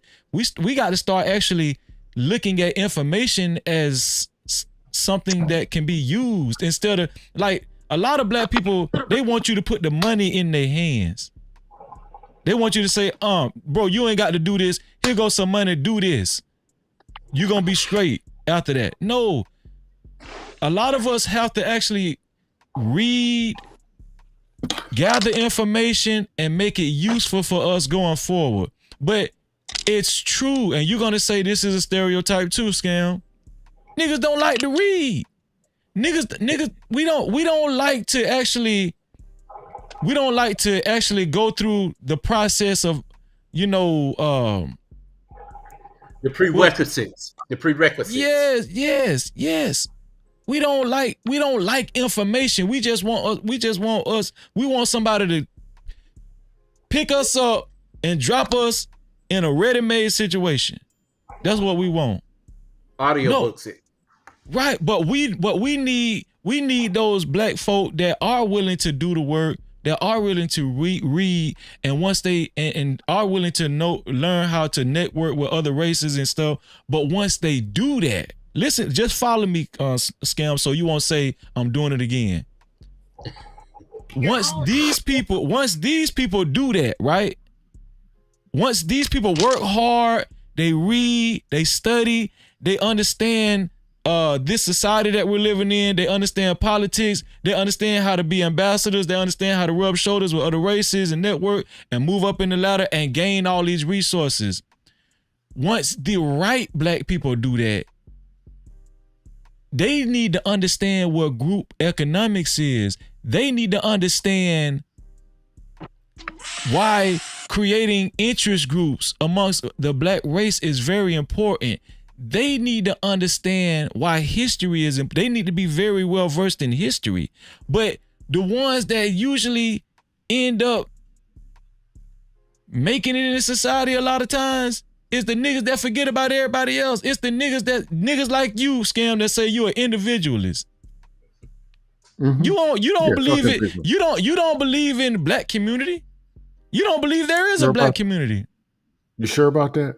You said it before. You said there ain't no community. I heard you say it. Where did I tell you I grew up at? In the black community. Yeah, but I'm talking about what you've said. I'm talking about what you've said before. What I've heard you say. I've heard Mandrell say that, and that's my dog. You ain't the only one. What I'm saying, but Scam, what I'm telling you is what I'm telling you is I'm not saying there's something. Shout out to my sister Lucky Marie in the building. I'm not saying that there's something wrong with moving up the ladder and actually rubbing shoulders with other races. I ain't saying that.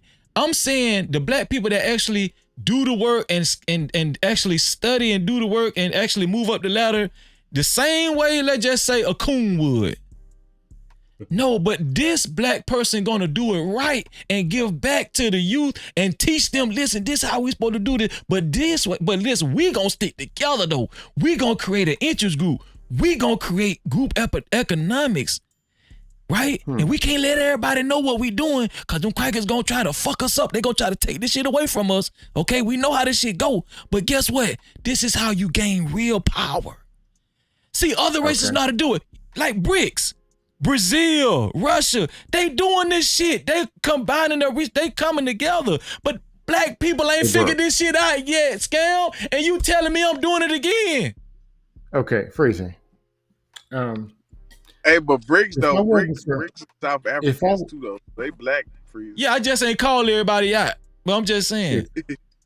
They ain't us though. They ain't us though. Fuck that. I don't give a damn shit. Yeah, I feel what you're saying. Nah, yeah, well, go ahead. Hey, I wanted to touch on something real quick before you go. Hold on, let Scam respond, and then you can touch on the run, man. I really want my sister to get in. Go ahead, go ahead, Scam. Okay. Aside from the dust, the talking points remain consistent. Mm-hmm. I advise people, one, information is free and it's the most important thing. I advise people, health. I got multiple people, double digits people I done encouraged to lose weight and eat healthier. I'm active with the kids. I've been a teacher. Been a supervisor. I actually put my own money on the line trying to save certain black people. Some for the right cause. Some of them we're trying to get over, and it's just whatever. Well, why you say you don't believe in community? You don't believe there's a community then? Why you say that then? I grew up in community. With this that people are doing, with light skin, dark skin, and all this other stuff, the men's and women's, that ain't no damn community. I don't participate in that bullshit. The Asians got this and the white man got that. That ain't no community. If people keep coming to me telling me how great a white man is and I ain't got this because I'm black, I'm going to tell them, give me the number of that white man. You get out my office and get me the white guy who can do something. I'm just saying. I didn't say they was great. Now you put words in my mouth. No, I'm just saying. It comes to core values and what do people believe in and what they're trying to do together. Versus just saying we black, we all got to stick and tie our money together. The core values and got to come first. The character and the other stuff. Before it's just everybody, let's throw our money together because of black and save black. See, but you too worried about the other class of type people. And I don't think any of the brothers on the panel here deal with that. What other class? What are you talking about? What I'm saying, you speaking of all the people that you've witnessed that have brought the black community to a negative point to where you just don't believe in it at all. I can see that in you. Not what I said. Your actions show it. You talking about them? You doing it again, folks? What I'm talking about is the narrative. Talking about if the 1 minute the narratives we got to be superheroes, the next minute, man, see us black people, look at us black people, man, we can't even. That's what I'm talking about. The Asians got it together as blacks, man. We on welfare, we ain't this, we ain't that.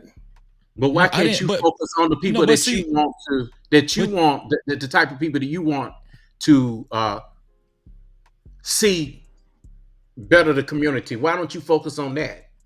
When I click the red X, that's what I do.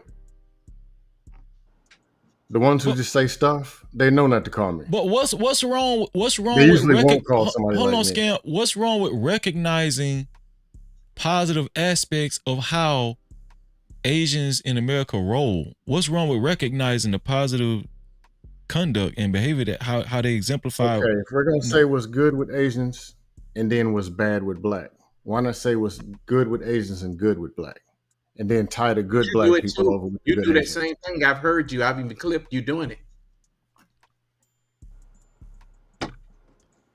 You know what? At least you know what? At least Scam is showing some. You know, you on some black power. I mean, you on some. You know, You don't want black people to look bad. I get you, Scam. You don't want us No, to look bad. if we're gonna make them look bad, then that's where we got to stay. Black people ain't shit. We got to stand on it. We ain't got to But if make black them look people can bad. do better, We ain't got to make then let's black people talk look. about the We doing don't better not and listen. talk We about the don't solutions to get them better. Scam. We don't got to make black people look bad. Just go look at a Lil Nas X video. That's all you got to do. We ain't got to make them look bad. God damn, dog. Hold on. Let me get Ron Mack in there. Ron Mack, go ahead. I'm gonna get Lucky in there. Go ahead, Ron Mack. Yeah, I want to hear from Lucky too. What up, Lucky? Hey. Hey, Lucky. Hey, can y'all hear me? Yeah, we hear you, Lucky. Hey, Lucky Marie, real quick before I say what I'm about to say. Why you call yourself Lucky? Wow, call myself. I mean, that's just a nickname that I've had for years, probably over 12 years. Yeah, it's crazy because I used to be called Lucky because my birthday on St. Patrick's Day. Cause Lucky used to charm them niggas. Shit, out of their money. Hey, tell them, Sid. Oh my God. Facts. But shout out to that. But look, this is what I wanted to say too, to piggyback off what some people just can't be helped. Like Freezy say. Some people everybody ain't going, bro. Now let's touch on Lil Durk. Lil Durk, right? His daddy, his granddaddy, all of them had money, fame, ran the whole gang in Chicago, and guess what? Went to prison for life, bro. That what he wanted to do. He said it countless of times. He told every single thing he ever did. They talked about all kind of stuff. They put people names in certain stuff, bro. They really like that's what some people just want to do. They want to go out like Tony Montana. They want to go out like such and such and such and such. People want to be like Big Meech and get time and get out and think it's cool. That's what a lot of these cats think is cool, bro. They really do. They don't. And I'm not even mad all the way at them too, but I can be, but I grew, like you say, everybody, we all grew up from the same spot pretty much. You know what I mean? We know what's going on. We know how things go and how things rock. We just really need to be like, bro, you know the partners that you got with you, even back then, that's you like, bro, you ain't going nowhere. You gonna be street for the rest of your life. You not gonna you uncomfortable in nice areas. That's crazy to me. They uncomfortable in penthouses and they uncomfortable. You know what I'm saying? So that's all I wanted to say. I ain't really wanted to say nothing too much major, but these youngsters really be setting themselves up because they think that's the life that they want, bro. But it ain't. Let me ask Ron Mack a question. That was a real good quick, message, Freezy. Ron. That was a great message. Go ahead, Coffee. I want to get Lucky again. Ron Mack, I was just talking to another dude yesterday. I think he's like 26 or 27. We were speaking on how they don't want to respect the 101s of hip hop, like the people that came before them. I think that, you could do what you want to do, that you don't have to respect. But he was saying they message in so-called quote unquote what they call hip hop today is that they won't do it unless if they're talking about murdering somebody, or if they have to go to jail in order to live that moment. And I thought Kanye West kind of moved that out the way, and made it cool. And Drake made it cool not to be a gangster. But even Drake now, I think because he's getting older, he's trying to appeal to the younger audiences. Is that true? Nah, Drake switched a long time ago. He switched when he did that. Never loved us. Never loved us. That's when he switched up everything. Lil Wayne told him not to go that route. He told him, he was like, bro, don't do that. Like, you know what I mean? You from Canada, you chilling, bro. Like, you make love music for the females. You got the colleges. Like, you already got the youth. You got the youth. If you're an artist, if you're a rapper, you already got the youth. That ain't what he trying to appeal to. He just trying to appeal to a different fan base because real talk, let's be honest, like trying to keep we current. can say what we want to say about that man, but bro, them boys be going through some real life stuff though, for real in that industry, bro. That industry ain't no joke, bro. Like, folks be getting into some stuff for real on the low. I know personally. You know what I mean? But he might have turned into a little gangster because of the people that you're around. All it takes is the influences of the people that you surround yourself around. Like, you gonna be the fifth one, just like that. If you around Jay Prince and Jay Prince Jr. and all them, man, you around all them boys all day. That's You gonna got to rub have off on. something to prove. Yeah, like let me get my sister Lucky Marie in Cap-tivity. the conversation. What are your thoughts, love? No, I was enjoying the conversation just now. Him talking about Drake. Is that You a what you're Drake talking fan? about? I like music. Oh, okay. Look, Marie, you I better just said now that that. you down there in California. They not like us. First of all, if we're gonna keep it a buck, Kendrick is. I know I fuck with Kendrick because he from this side, but truth be told, he's not really putting people on in our city either. So it's like people know Oh, how to that's pop what I'm out and they talking use about. their influence. You know what I'm saying? But we see how that work out when you get too close. So I think, he do the politics of it all, but he's not really like effectively doing stuff hands on like a Nipsey. Oh, Them yeah. niggas get brand new.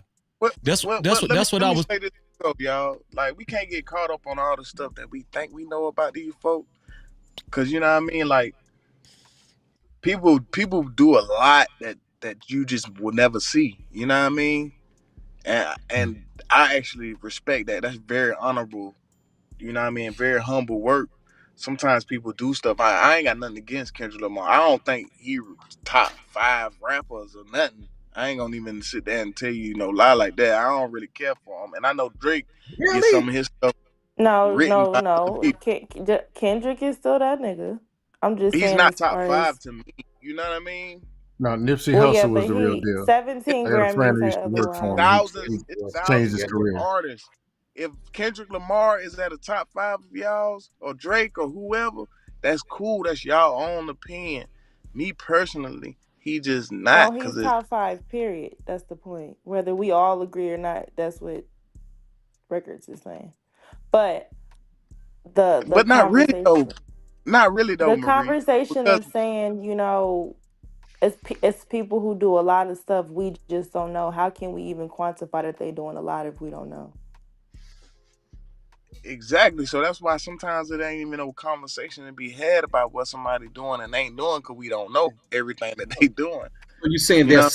they're silent No, donators, but that contributors. right, but the point is, right, a loud person, a person who is an influencer, they usually brand the things that they're influencing if it's contingent upon maybe people. If you like, for example, if you're a person who's advocating for a black community and you run an organization that's for young boys and girls, usually they would brand that program. They would brand something that they're doing.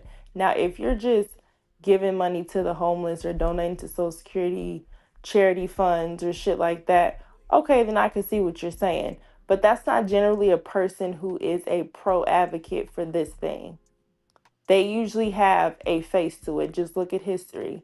There we could talk about, oh, maybe he's just doing it like this, but in reality, you'll see when somebody is really doing something, whether you got a face to it, because it would cause effects, it would bring more problems. Not Like saying an he's exploiter. wrong, not saying he's wrong, but he puts his face on taking care of Compton.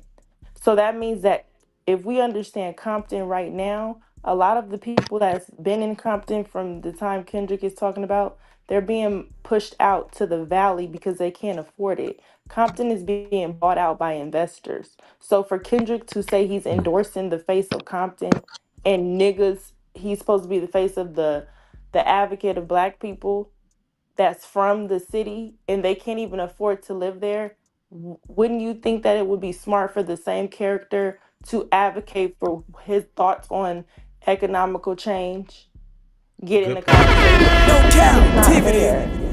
He's not there. So to even entertain that he's doing something silently, that's just silly. And No, no, and I'll no, no. take that from you I because get it. I'll I take that get it. from you because you're out there and you see it. You're in the mud with it. I was in the music industry too, so I do know about Nipsey. I know the things that he's done. I know his track record. E40 up here has done a lot of things for Vallejo, but he's only one man. The government not doing as much as what that man is doing. Well, no, you look at it, to your point, you look at it from a standpoint of even in the music industry. So when the pop out came up, West Coast people knew about a lot of the artists that generally people didn't know about. Kendrick, one thing Drake does, Drake hopped on artists' songs that were new and up and coming and gave them some traction, whether they kept it or not. Kendrick doesn't do that. So therefore, even in your own city, side of town, you not using your influence, putting other younger artists on. So that's something where you have the influence, we see it, but what are you doing with it? Is it just are you just, and then on top of that, they're like on some label shit. I just think that sometimes we get so caught up in how good the artist is and how much we like them. Sometimes shit be real beef, but it also be people allowing stuff to happen for money. You know what I'm saying? So if you ears to the streets and certain stuff, it's like there could be real issues, but it ain't about to go nowhere because of money. You know I what I'm think saying? It's just, when you yeah, really go on, look I'm at the sorry. brass tacks of it, and I hate to say this, man, I really don't, cause he finna say it again, right? But when you really Nah, look at I'm listen, chilling. listen, when you look at the brass tacks of it, like Nipsey, I think that across the board, visibly, right? Visibly, we seen Nipsey doing more for his surrounding area and showing more entrepreneurship and trying to spread more, try to make employment. I think he had different, different things going on, right? But here's the sad part about it, y'all. Like Kendrick is bigger than him. Like Kendrick is, but the sad thing about it is, wasn't that man like, he wasn't even, he was like Egyptian or something. He was Somalian. What was he? Kendrick bigger Yeah, than he was. who? Yeah. He more Wasn't he uh a tether? more like Egypt. That man was a He's tether. African. He's African. Who you talking about? He's I'm East talking about African. Nipsey. Yeah, East African. Yeah. That's what Yeah, Yeah, I'm they he's traced saying. his South bloodline African. back. They traced his bloodline back to one of his great great uncles and shit. But that's He what was I'm saying. Like, he looked just like him Yeah, too.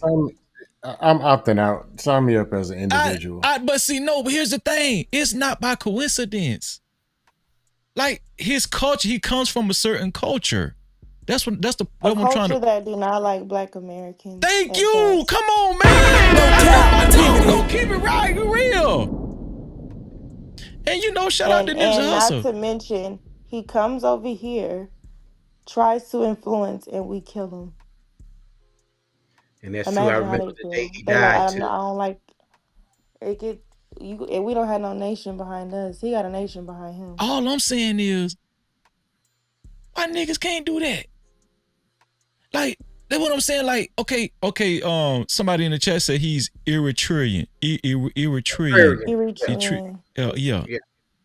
Right. You can look at him. You can look at his brother. I looked at his family when he died. I looked at his parents. I was like, this man, A whole African. Indian. You know what I'm saying?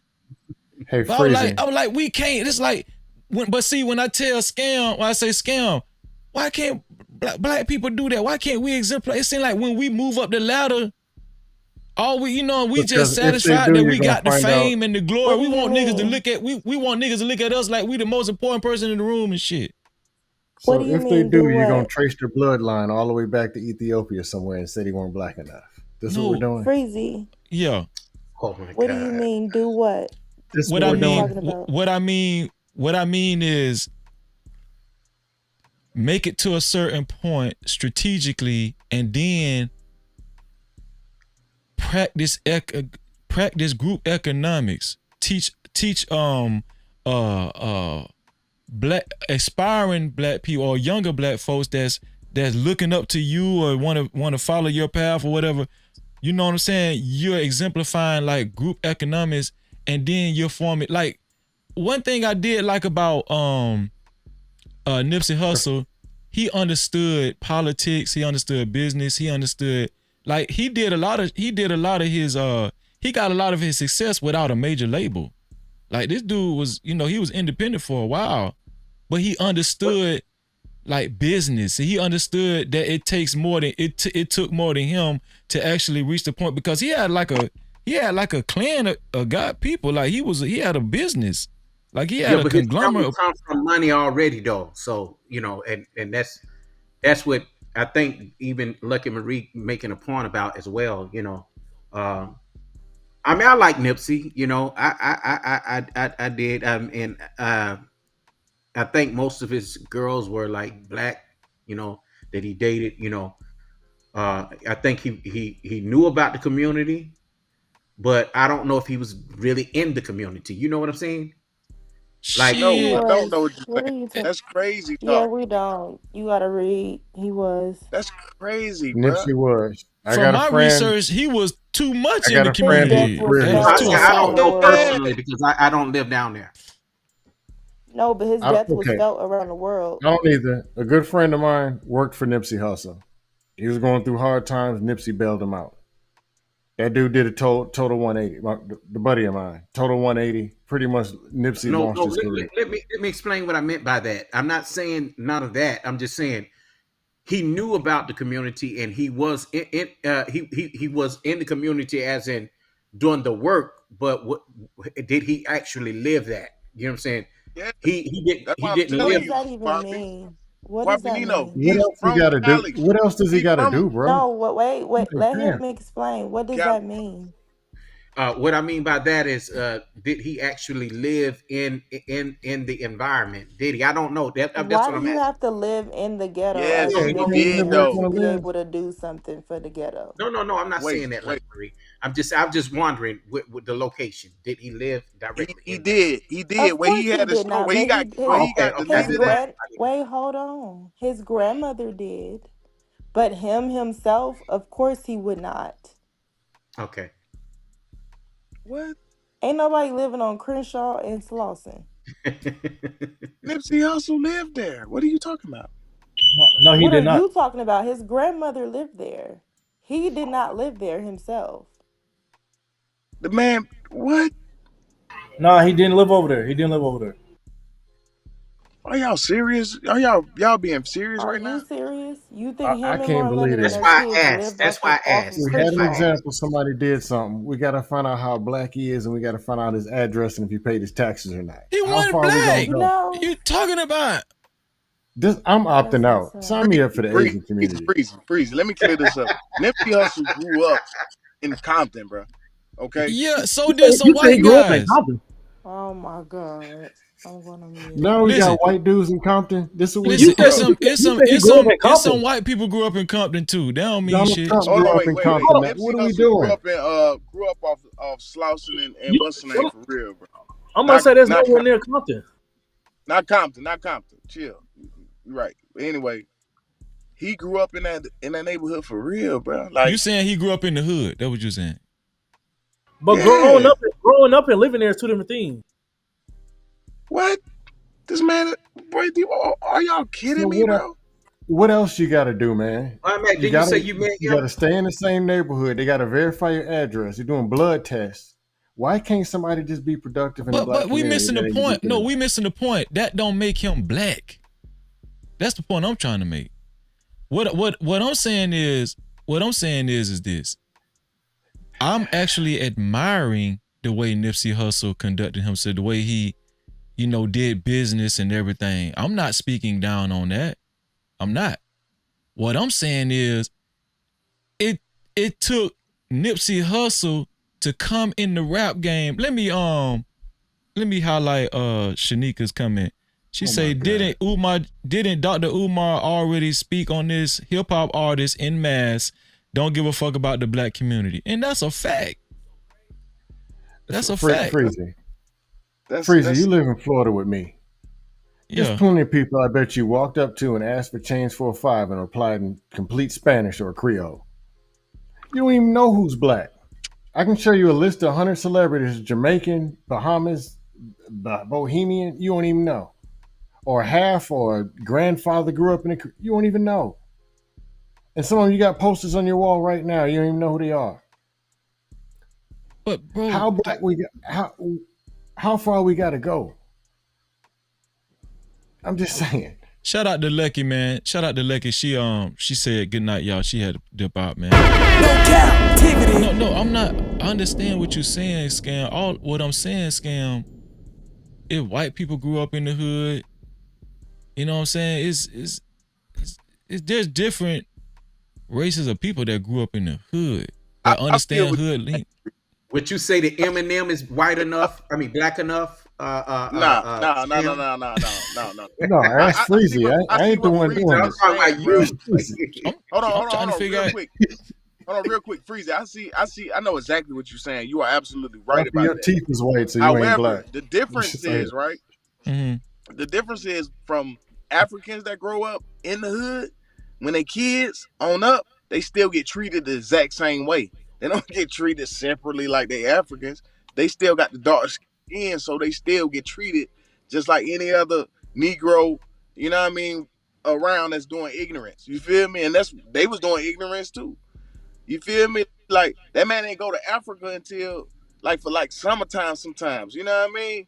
Every now and again, like when you go to your daddy house, you go. You know what I mean? If you don't live with, if your daddy and your mom don't live together, that's what you go over there to go see your daddy family. So you're saying he experienced that, but then he had to go back home to Slauson. But here's the difference, right? Like Mexicans grew up in the hood. They grew up in the hood too. But growing up in a Mexican household versus growing up in your average nigga household, it's a different culture. Like Mexicans, shit, they still eat at the dinner table. You know what I'm saying? At 6 o'clock. They still congregate at the dinner table. I'm talking about little shit like that. Nobody don't even leave home until they married. You know that? Right. That's what I'm saying. Even though they grow up in some of the similar places that black folk grew up, what I'm saying is there's still a vast cultural difference, though. This is what I'm saying. There's still a vast cultural difference with a lot of other demographics pertain in comparison to black folk. This is what I'm saying. I'm not talking down on Nipsey Hussle. What I'm saying is what Nipsey Hussle did was a good thing, but why can't actual black Americans display the same behavior? That's all I'm saying. Once we get to a certain status, why we got to always get to this big head conceited, I'm the most important nigga in the room syndrome? Why niggas got to act like that? Why we're coveting? I see why now. Listen, what I'm saying. Listen, what I'm saying. We're coveting Nipsey Hussle, but when we get down to the brass tacks, that man is not. That man Eritrean, dog. Now he ain't black. That's why the people you say, why are they doing this? That's why. Now the Mexicans but I understand somehow. what Freeze is saying, though, bro. You got to understand what he's saying. Like, no, here's what I'm saying. You just told the Mexicans all saying sitting at the dinner table. Like, bro, when you grow up for real in a black home, growing up is different from when you grow up in the African home that he was growing up in. I guarantee you, bro. Like, they probably just set certain foundation and ground rules, and they had to move a certain way. Like, some of these black homes are broken, bro. You know what I mean? I've been in the black and the African homes. I've dated a couple of Nigerians. I lived in Houston. That's where the Nigerians are, Southwest Houston. They're in D.C. and Maryland. I lived there. The Mexicans, they're in Houston, 45%. And I'm telling you, they killing more people than the black people are. They got look at what's going on in Mexico. You don't believe what Mexicans are capable of. Which border are you talking about, though? Which border? See, this is when we Which get border? thrown off track, bro. It doesn't No, matter no, how I'm no, much saying we no, make more this no, people no, narrative kill about because these no, but perfect scam, Mexicans and the because lowest scam. level of black. No. Somebody said earlier, I want to say it was Chicago Rilla. Mexicans, and I can see with what you're saying, scam, as far as the violence goes. You know, it's gangs and Yeah, stuff. go to Houston But and no, tell me but about listen, these but perfect scam. Mexican homes. Chicago Rilla said this earlier. They've actually moved up economically. Like So have black people, and you no, said they didn't. no. They moved up economically. No, Black people have. not in the totem pole. That's what I'm saying. What you call it said this earlier. I want to say it was Chicago Rilla. He said that Hispanics has surpassed black folk economically. They within the past recent years, they've surpassed black folk economically in the economic totem pole. They've went higher than us. What? Hold on, wait. Now, No, I'll answer it and I'll give you the data. You want it? But if this is true, why though? Answer that. Why? Why did they do that?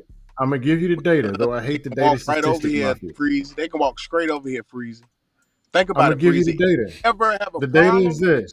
I'm gonna tell They're y'all married who at a I have higher a rate, problem therefore their household income is higher. If we ever, But if individually, hold they're on, one more mic. Let educated. Scam answer first, and then you go, Ron Mac. Go ahead, Scam. Oh, Ron Mac, go ahead, and then I'm gonna tell you the facts. Okay, go ahead, Ron. nah, you good. I wasn't smacking my teeth. That was the lighter. Where you getting your data from? SPSS course? Look it up. Hispanics No. have a higher marriage rate, Where you getting your therefore data? their household income is higher. But people pick and choose which ones they want to use. No Cap-tivity. You just hold on. just proved my point. Let me finish. Individually, black people make more money. Black women, black men. We own more property and have a higher net worth. Net worth trumps individual income. But anyway, black people are not moving into the Mexican household or not going to be Mexican no time soon. So 1 minute, let's not worry about the Mexican. The next minute, let's compare ourselves just to say that black people ain't doing something. Then we're making all these people sitting at the table. They're sitting at the table throwing Corona bottles at each other, cutting each other up.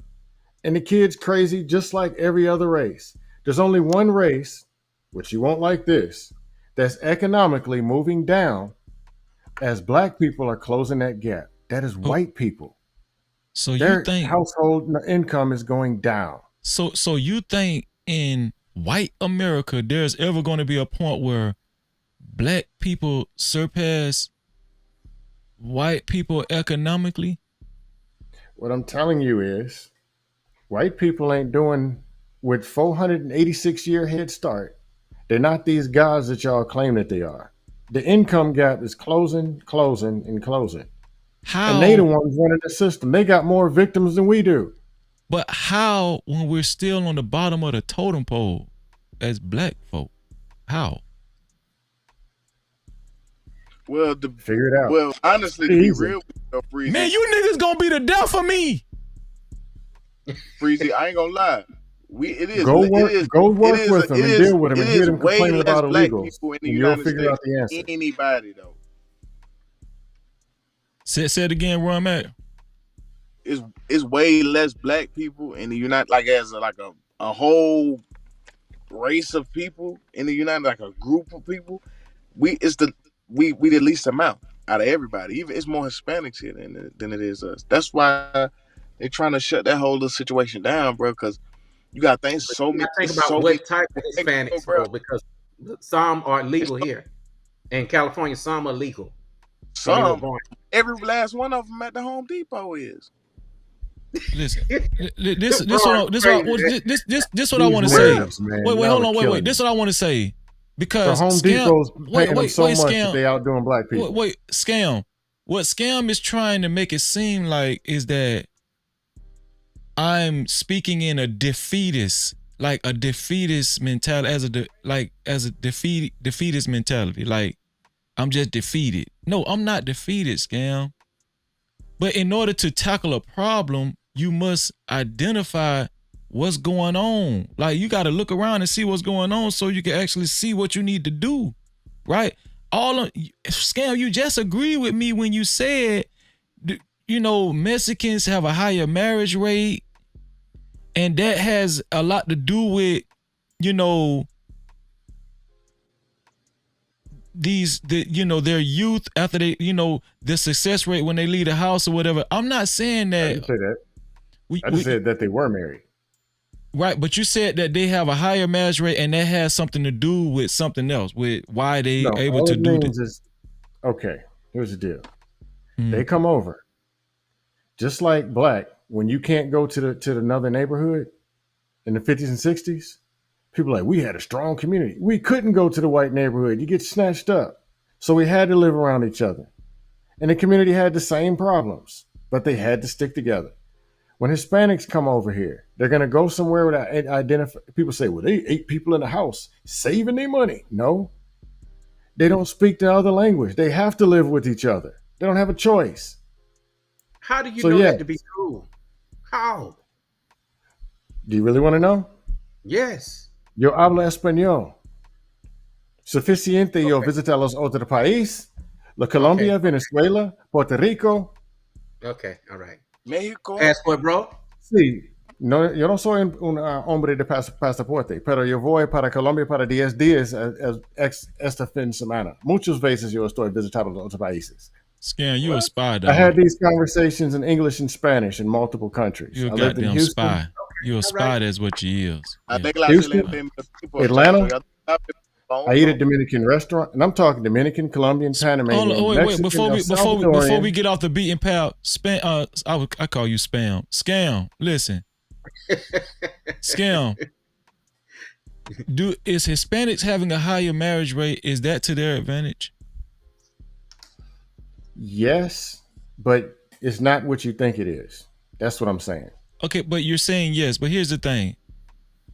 Them having a higher marriage rate, could it just so happen to be synonymous with them understanding how they need to work together and developing that type of culture and them moving up the ladder economically, Scam? Do you think that has any correlation? Yes. Okay. No, partially, yes. No, hold on, Freezy. Hear me out. Okay. Do you know that 80% marriage rate talking point they keep saying we had in the 40s and 50s and 60s? That turned into the disaster that we complain about today. So if it ain't done right and it's people sticking together for survival because they ain't got nowhere to go, it's going to eventually look. And honestly, they bopping each other with Corona bottles. I'm telling you that. Who gives a damn? Listen. What you mean, who gives a damn? Scam. This is what I'm saying, Scam. What I'm saying is Hispanics, you say it yourself that they have a higher marriage rate. Chicago Real Estate that they actually just recently, not within the, I guess in the past 10 years, they moved up past black people economically, right? We were actually only in household income. Okay, because they have a higher marriage rate. But here it is though. Here it is, right? What I'm saying is that, and I'm gonna be honest with you, they even practice group economics better than us. They don't have a choice. No, they do have a choice. Scam. No, they don't. Scam. Listen, Scam. In my area in Florida, near Orlando, and I live near you. I know, but that's what I'm saying. You probably have seen it because you live close to me, Scam. Like Mexicans have a whole street with businesses and shit, grocery stores. They ain't got to go to Walmart, Scam. They got their own grocery stores and shit. They shop with one another. Like I go to these grocery stores. It don't be nothing but Mexicans. Freezy, they have where I live. What are you talking about? They have to freeze. But how they have to? They can go to Walmart just like my black ass.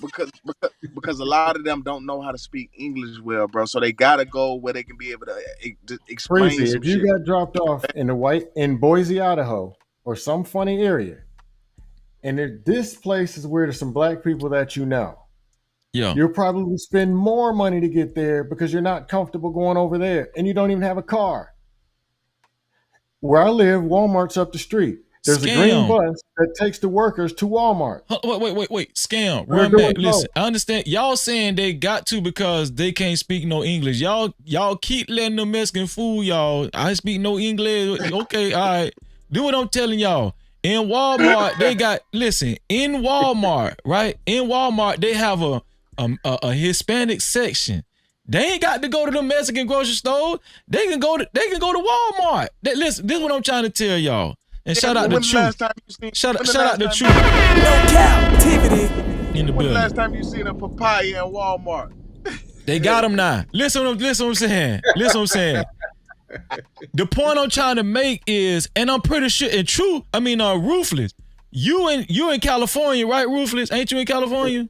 Yes, sir. Yes, sir. Okay, I know that it's probably more prevalent in California than it is in Florida. Because Florida is like another California. It's like becoming another, you understand what I'm saying? I'm talking about with the Hispanics and everything. Some Bro. parts of California look like Mexico. Florida is different. Bro, listen. Thank you, Coffee. Hold on. They got whole fucking cities and little areas and shit. They got whole strip malls and they got grocery stores. They got pharmacies. Bro, Mexicans got pharmacies. Every country in California. I could answer that too, but I won't say it online about the pharmacy. Japantown, we got Chinatown, we got Koreatown. And I don't see why Scam is fighting me on this when it come to niggas. Freezing. You're talking to somebody who's been to 4 or 5 countries, dated half the women, I had a Costa Rican, a half Panamanian, half Rican, a Dominican, all exes that were Hispanic, Afro-Colombian. I think I know some about Hispanic culture. I've been to DR 15 times. I've been to Colombia, Panama. But you're right though, bro. They do move in a way better group. I can tell you in English and Spanish what's going on here and there. Dog, them motherfuckers get money. Scam can say what the fuck he want to say. So I can give y'all a better breakdown, right? They ain't wetbacks no more. They ain't sweaty and shit. Them motherfuckers clean. They got motherfucking, man, they got big trucks and shit. They just throwing anything out there. Hey, Scam, let me ask you this real quick, Scam. They just throwing anything out there. They gangbang. Scam, let me ask you this. All right, so look. And they don't like black. You think they don't make no money, right? All right, but I never said that. Can y'all hear me? I never said they didn't make money. Yeah. I hear Truth. Hold on. I'm gonna get Truth in there because he just came in the conversation. Yeah. But hold on. Truth, go ahead and say what you got to say, and then I want to run back to ask Scam what he want. Go ahead. So the thing about the Mexicans, right? They really don't like blacks. The men, the women love us, but the men, they can't stand us. Right? We're basically like a little light civil war with them. Yeah, and they are when they go they kill with the whites, right? The male men, they jail with the whites. Okay, so therefore the Mexican men are white America, right? Yes. And they are racist towards blacks. They run up on blacks, shoot them, everything, right? So that's Southern California. He right. Right. It's very divisive. Very gang culture. Right. Very divisive. I'm talking about the entire U.S. And Hispanic women. Now, the Hispanic women, they love us, right? They don't have a problem with us. But the Hispanic men, they're very jealous of us because they bite our style, right? Khakis, whatever, you know what I mean? Road riders. They emulate us, but they can't get the same respect we get. So they kind of give us they always trying to run and try to start wars with us. So therefore, in Cali, like if you're in LA, you do not date Mexican women, right? Just can't. This is not allowed. So therefore, this is a different story out here. Okay. Because the person I know in LA was married to one. We just take the worst narratives and say this is what everybody doing. It's a few here and there, but majority. Damn, you must not be looking at Red Supreme TV. I lived in Houston 8 years. That city is Hispanic. Dog. Hispanics got their own. They got Telemundo and they got whole TV networks and shit. And our nigga ass sold our only black network that we had, BT. We sold that shit. We couldn't even hold on to that shit. Because we wanted to be a billionaire. Go ahead, Ron, man. Look, it's a wrap. You know what? Sign me up for Asia. I'm out then. I'm done. Sky, I want to ask you a Maybe even question. Middle I Eastern. want to know. You I look want to like know you got an exactly Asian where you're coming girlfriend, from, right? Scam. I had one. I want to know. I I know. want to know where you coming from. You know what I mean? Passport, bro. I just want to Passport, ask you bro. a simple question. No, Do these were you in U.S. All the women races I was talking about, these were in the U.S. Oh, okay. Let Ron Mac get his started. Go ahead, Ron Mac. Go ahead. do you think that Hispanics move in the group economics? Yes or no? Some do, some don't. He's so Facts. disingenuous. Right. You just No. come on, He's Scam. no. He's I right. can go in He's right. detail. He's right there. Who is he Now, asking? let me break it down for you, Scam. So the American Mexican men, they're gangbangers. They're killing each other, right? Then the Paisas, they kind of move better economically because a lot of them coming straight from the border and their English ain't that good. So they get a lot of little jobs to live together. But the American Mexicans, once you're born here, they are divided. Guess what though? Guess what? That They even Rufus do was that. saying, Hold on, there's true. a chunk of that is true. But true. They even do that better than niggas though. They gang bang better than niggas. They do. When they are in a situation, they will war better than we are. They'll come together. Thank you. So Freezy, what can black people do then? Shit. Tell me one positive thing black people can do. Run their And goddamn mouth. That's what we know. Run our goddamn mouth here. So why would somebody want a group economic with that? Because listen, the reason why this is why we need to have these conversations, Scam, but you don't like to have these conversations because you think that I'm just purposely trying to put black folk down, and I'm not. I love. Yes, I'm not. Can I answer the question he just asked? Hold on, wait. Nobody, hold on, Coffee. Nobody believes that over here, Scam. About Freezy. I love. They know I love black folk. My name is No Cap-tivity. That's my whole name. Hold on, let me put my. No Cap-tivity. That's my whole name. So you can't run that bullshit on me, Scam. You can't. Go ahead, Coffee. I just want to say this, brother. Scam. No Cap-tivity. Scam, I am. Let's say What's going on? The Mexicans in Northern California are different from the ones in Southern. So yes, they do move differently. You know what I'm saying? And I understand the group economics that Ruthless is talking about. You know, the Paisas and the actual, you know, it's different ones, man, you know. So it just depends, you know, and but what they will do when they don't want you dating their women or being incorporated into their community, they will group up with the alt-right. Yeah. Even in the prisons. I'm an ex-correction officer, so I know what they do. Yeah, you're right. Oh, Right prison, you're talking in different months. What I'm saying with Ruthless, that prison, they 19% of the whole damn U.S. That's a small population that's out there cutting people up with switchblades. Most of them have a job. They do whatever. They in Houston. They in Dallas. They in Pueblo, Colorado, New York, New Jersey, Atlanta. They everywhere. And most of them have a job and they do whatever and they cool. Yeah. I'm not disputing that, but you got the Border Brothers, you got the Paisas, you got the Southsiders, you got the Northaniels, right? And the Northaniels and the Southernials don't get along, right? They're divided. They're killing on sight each other, right? No, I'm just telling you that the rest of the world, it don't be like that. They don't even listen. They don't even come together. No, I'm just saying is they don't even come together in the pen, right? They're separate in the pen, right? They don't come. So they have their own problems, right? So once again, Mexicans are not perfect, but if black people was to make too much noise, they will all unite against us, though. They should. They probably have to. The war be coming, and we'll still be divided. Yeah, but the thing is, just like he asked, what are black people good for? We're good for everything that every other culture like. Just put it that way. Yeah, we're good for performing and entertaining motherfuckers. Yeah. Anything that we do, they like. I lived in Houston. Blacks and Mexicans fairly got along. Yeah, I know Dallas, that. Yeah. a little different depending on where, but Houston, Mexicans is cool. Ain't no big deal. What about Amarillo? Huh? Is it Armadillo or Amarillo? What is it? What's the name of the town? I've never been to Amarillo. Yeah. Amarillo. But the better parts of Dallas, Fort Worth, Arlington, ain't no problems. Certain parts of Dallas, a little different. All right, but look, majority is not that much of a problem. But now when you get the Texas Mexicans, right? The Texas This Syndicate, the thing, right? they don't get along with the Sudanos. They're different, With the who? right? The This Texas. the thing, right? The problem Go ahead. is, bro, like the reason why we so messed up is every time we do have somebody that lived by the code, did what they were supposed to do, took the proper steps, and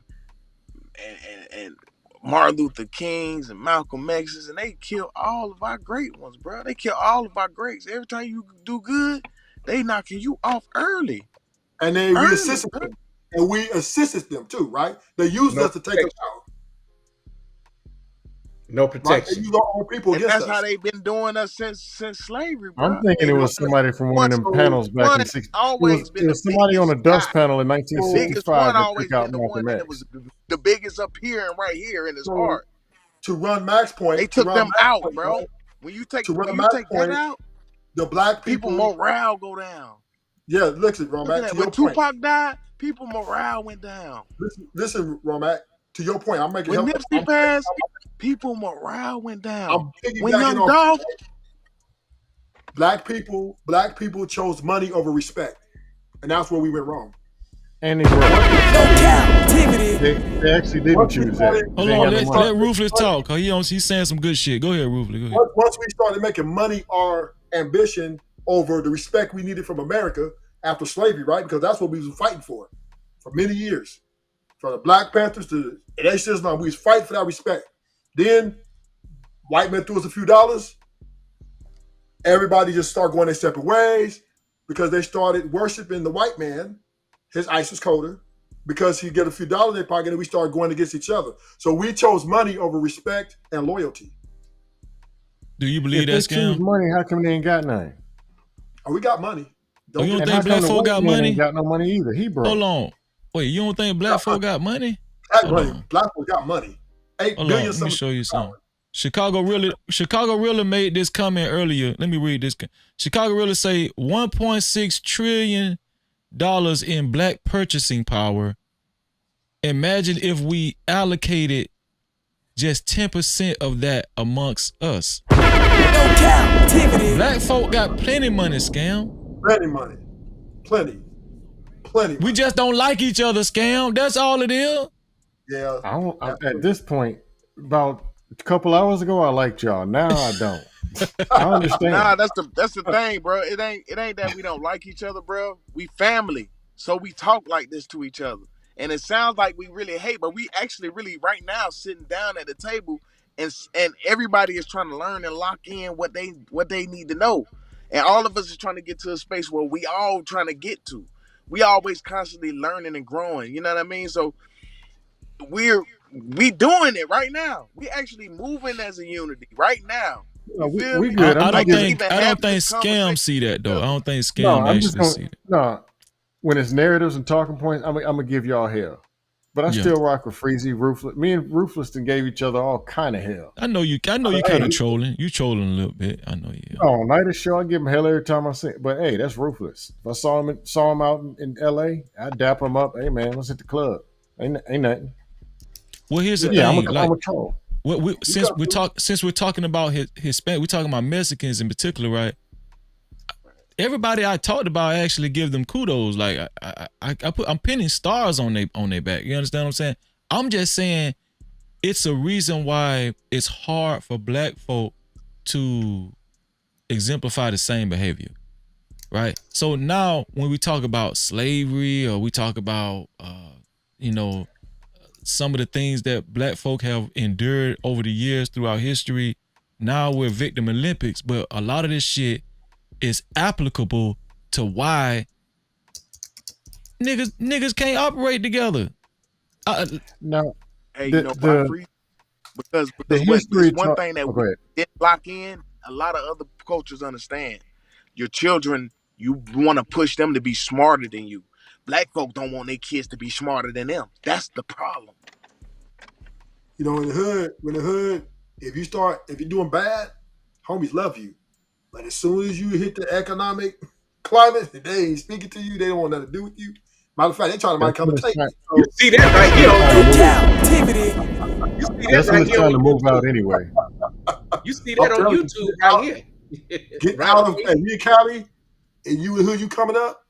If you ain't in the circle where you got protection, get the fuck out of here. Because they coming. You see what they did to PB and Rock, right? Man is enjoying his dinner with his little chain on, and they took his life, right? Just no problem. It was very easy.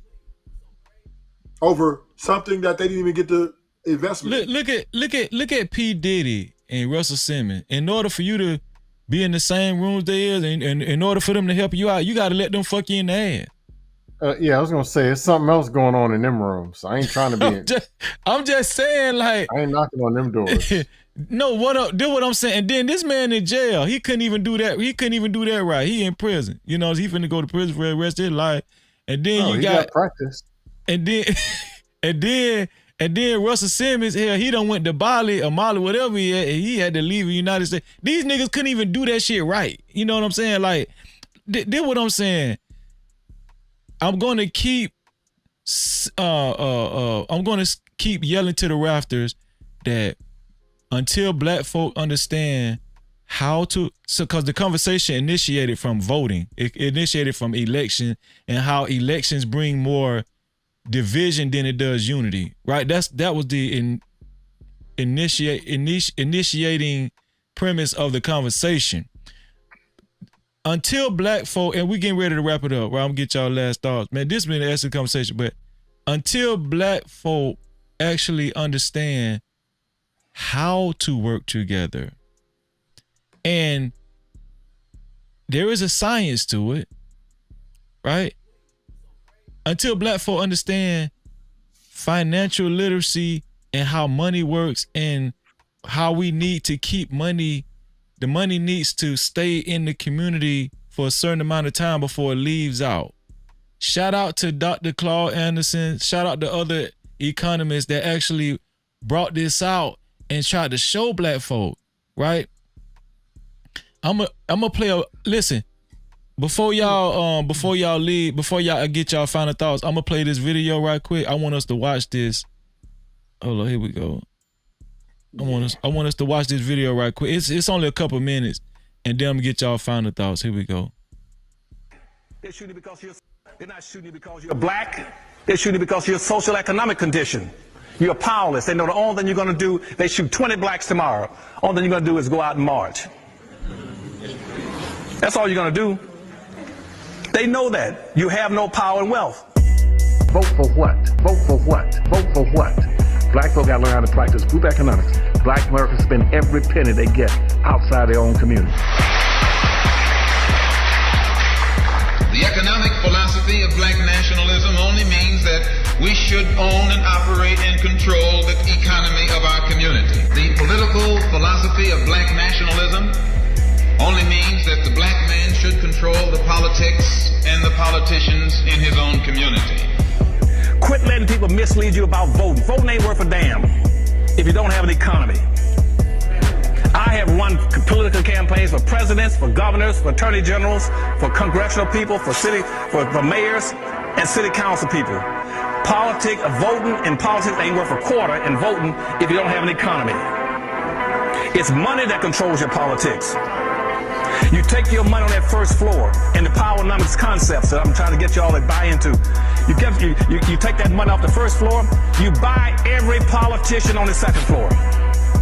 Don't worry about voting, buy them.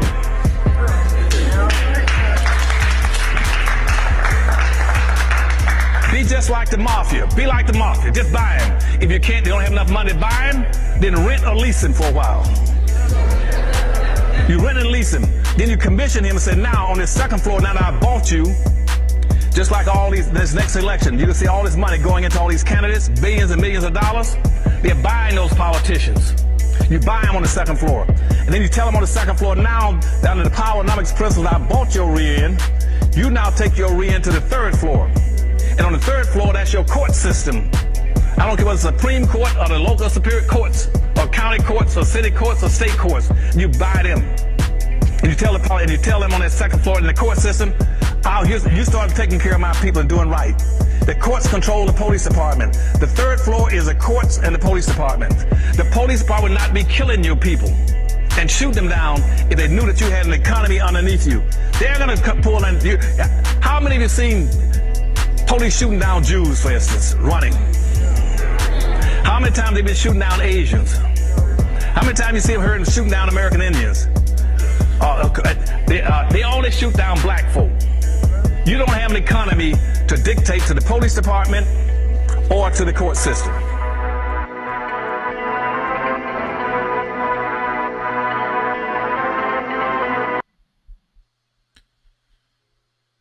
Shout out to Chicago Reeler for recommending that video. No Cap-tivity. Let me get y'all final thoughts, man. And I appreciate y'all for coming up, man. Let me start with Ruthless, man. Ruthless, thank you, man. I appreciate you. Yeah, y'all just had to pull up. This first time I've been on this, so I said, let me holler at Freezy, man. What you think, Ruthless, man? You was all right? It was all right, Ruthless? Yeah, some good stuff. Good conversation. Okay. Great conversation. I think you're on point. You know how my man is. He always wants to take opposition, right? That's just his nature. It could be. No, Scam cool. He cool, yeah. Scam, but he just opposition. He likes to take the opposite side. But yeah. This is the one we have, and I agree with you. It's not necessarily economics. Economics without indoctrination, right, is frivolous, right? You have to have something that people can grasp onto. And see, this is why America's so strong. Even though they're divided, right, they got a code of indoctrination that they fall all in line with to put Trump in that office, right? They blew the horn, get to it, white men and white women. Well, black people, we don't have any indoctrination. Our only message we send to our people is get money, get the bag, get to the bag. But you can get the bag all you want to. But if you ain't got no indoctrinated structure that people can go to and believe in, then it's just almost like an empty well. It's just like walking in a burning fire. Man, shout out to Ruthless, man. Tato Mills, he said, how much to extend the show? No Cap-tivity. I put in the chat $50, man. $50 to the Cash App if you want to extend the show. Yeah, I'll be going to sleep though. No, I'm on East Coast time. No, it's all good here. I'm gonna extend the show. I'm gonna keep talking here, but shout out to Scam. What do you think, Scam? What do you think about what we talked about so far, man? Honestly, shout out to the solutions and stuff the Chicago Realers provided, Uncle Jeff. And a lot of people had good points and brought some good things. Positive reinforcement is stronger than negative punishment. We complain about the black people, other races, and then within our own race talking about, but then we go back and repeat the same things, and half of them ain't even true. Like, why do we spend so much time opening our mouths and tearing ourselves down? That goes in the subconscious mind, and the kids are in the back listening. They keep hearing this stuff. What do you think? They internalizing it. It's in their subconscious mind. Meaning you can't get it out, and you can only act on it. It goes from subconscious to conscious to your mouth to your actions. I ain't doing that. I was never brought up talking about, you black, so that means you got to dance like this, and you got to. I wasn't. No, just no. That got to stop. We can control what we can control, starting with our own damn selves. Fix your diet. Put them butter biscuits down before you die. Read the back of the labels of your food. Fruit, vegetables, water. What difference does it make in the future if you ain't going to be here for 6 more months? You're going to be on a respirator. Get your health in order. Talk to your spouse. Talk to the people around you. Unhealthy people make unhealthy decisions. It's going to affect your confidence and how you move. That's before you even get to work and even talk about making the money. Fix your attitude. Say something positive. Say something positive to yourself 5 times in the mirror when you wake up and 5 times before you go to sleep. These are things we can do to change ourselves, to help change the environment that's around us. The other races, go to their houses and spend some time. Have a real conversations of what's really going on before just buying into the narrative that all white people got all this money and the Asians got a briefcase full of cash and own all this real estate. you find out they got some of the same American regular household life relationship problems. And you don't want to be like them either. Be the best version of yourself. That's pretty much all I got. Yeah, I like the food solution too, like changing our diet. I think that has a lot to do with it too. That has a lot to do with our mental health too. What do you think about that, Scam? You think food has a lot to do with our mental health as well? Yeah, food. The way we talk to ourselves. Scam, why I can't stop eating potato chips and ice cream? What's wrong, Scam? I'm saying I love junk food. Why I can't stop eating that stuff, Scam? Because it's delicious. It's really, most of it, 50-60% of it isn't even food. It's chemicals, and somebody made it in their garage. Hold on, Scam, wait. No Cap-tivity. You trying to say I'm not eating food? What you trying to say? The chips you made were manufactured in the back of an AutoZone somewhere in a garage. So that's not real. That's not real potatoes. Those ain't potatoes. You don't want to know what you actually eat. Come on, Scam, don't do that, dog. Don't do that, Scam. Scam, what you eat? Read the back of the label. It's 68 ingredients in there.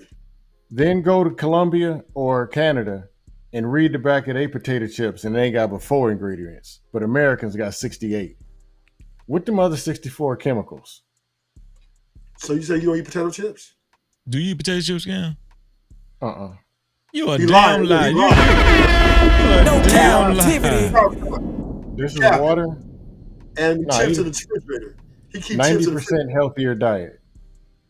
I'm skinnier at 44 than I was at 24. You eat candy bars? I ain't candy in a while. Freeze and Scam do got a point. Me and Logic was talking about how the food over here is FDA unapproved and shit like that. Yeah, y'all remember that conversation. I'm just trolling. I'm actually trolling Scam, he's right, J though. Speed, Mandrell, and World Class. If you want to know about food, diet, they the pros. They know more than I do. I just want to talk the mindset and the activity. Make a decision to live. Huh? Ain't Mandrell a Zumba instructor? Zumba. Man, he's Brazilian Jiu-Jitsu Special Forces Green Beret. He'll kill you with a pencil. And Mandrell dangerous. I ain't say he fight for our country. I ain't see a Zumba instructor. Mandrell live in a tree with a black suit on. Yeah, that ain't the one. 24/7. But but you bring up a good point, Scam. I was trolling about the food, but I do need to change my diet. And I also think that black folk need to go to therapy too.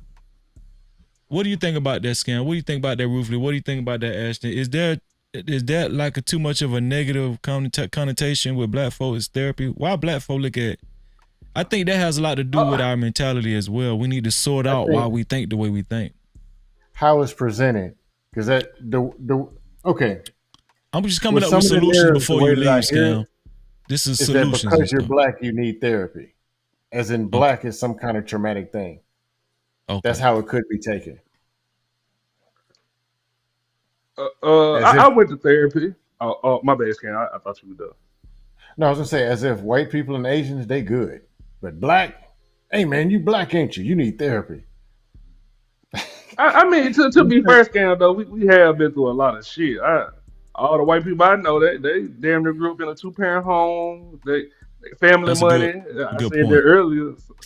So, but at the same time, I went to therapy. White people 2-parent homes, they out of. I'm telling you, they out of control, bro. A couple of arguments. A couple of arguments. You know what I mean? Yeah, a little powder. Plus, I get everything I want. I accept it. Versus being in a black nigga home and don't get shit I want. I'm sorry. Give me the white family.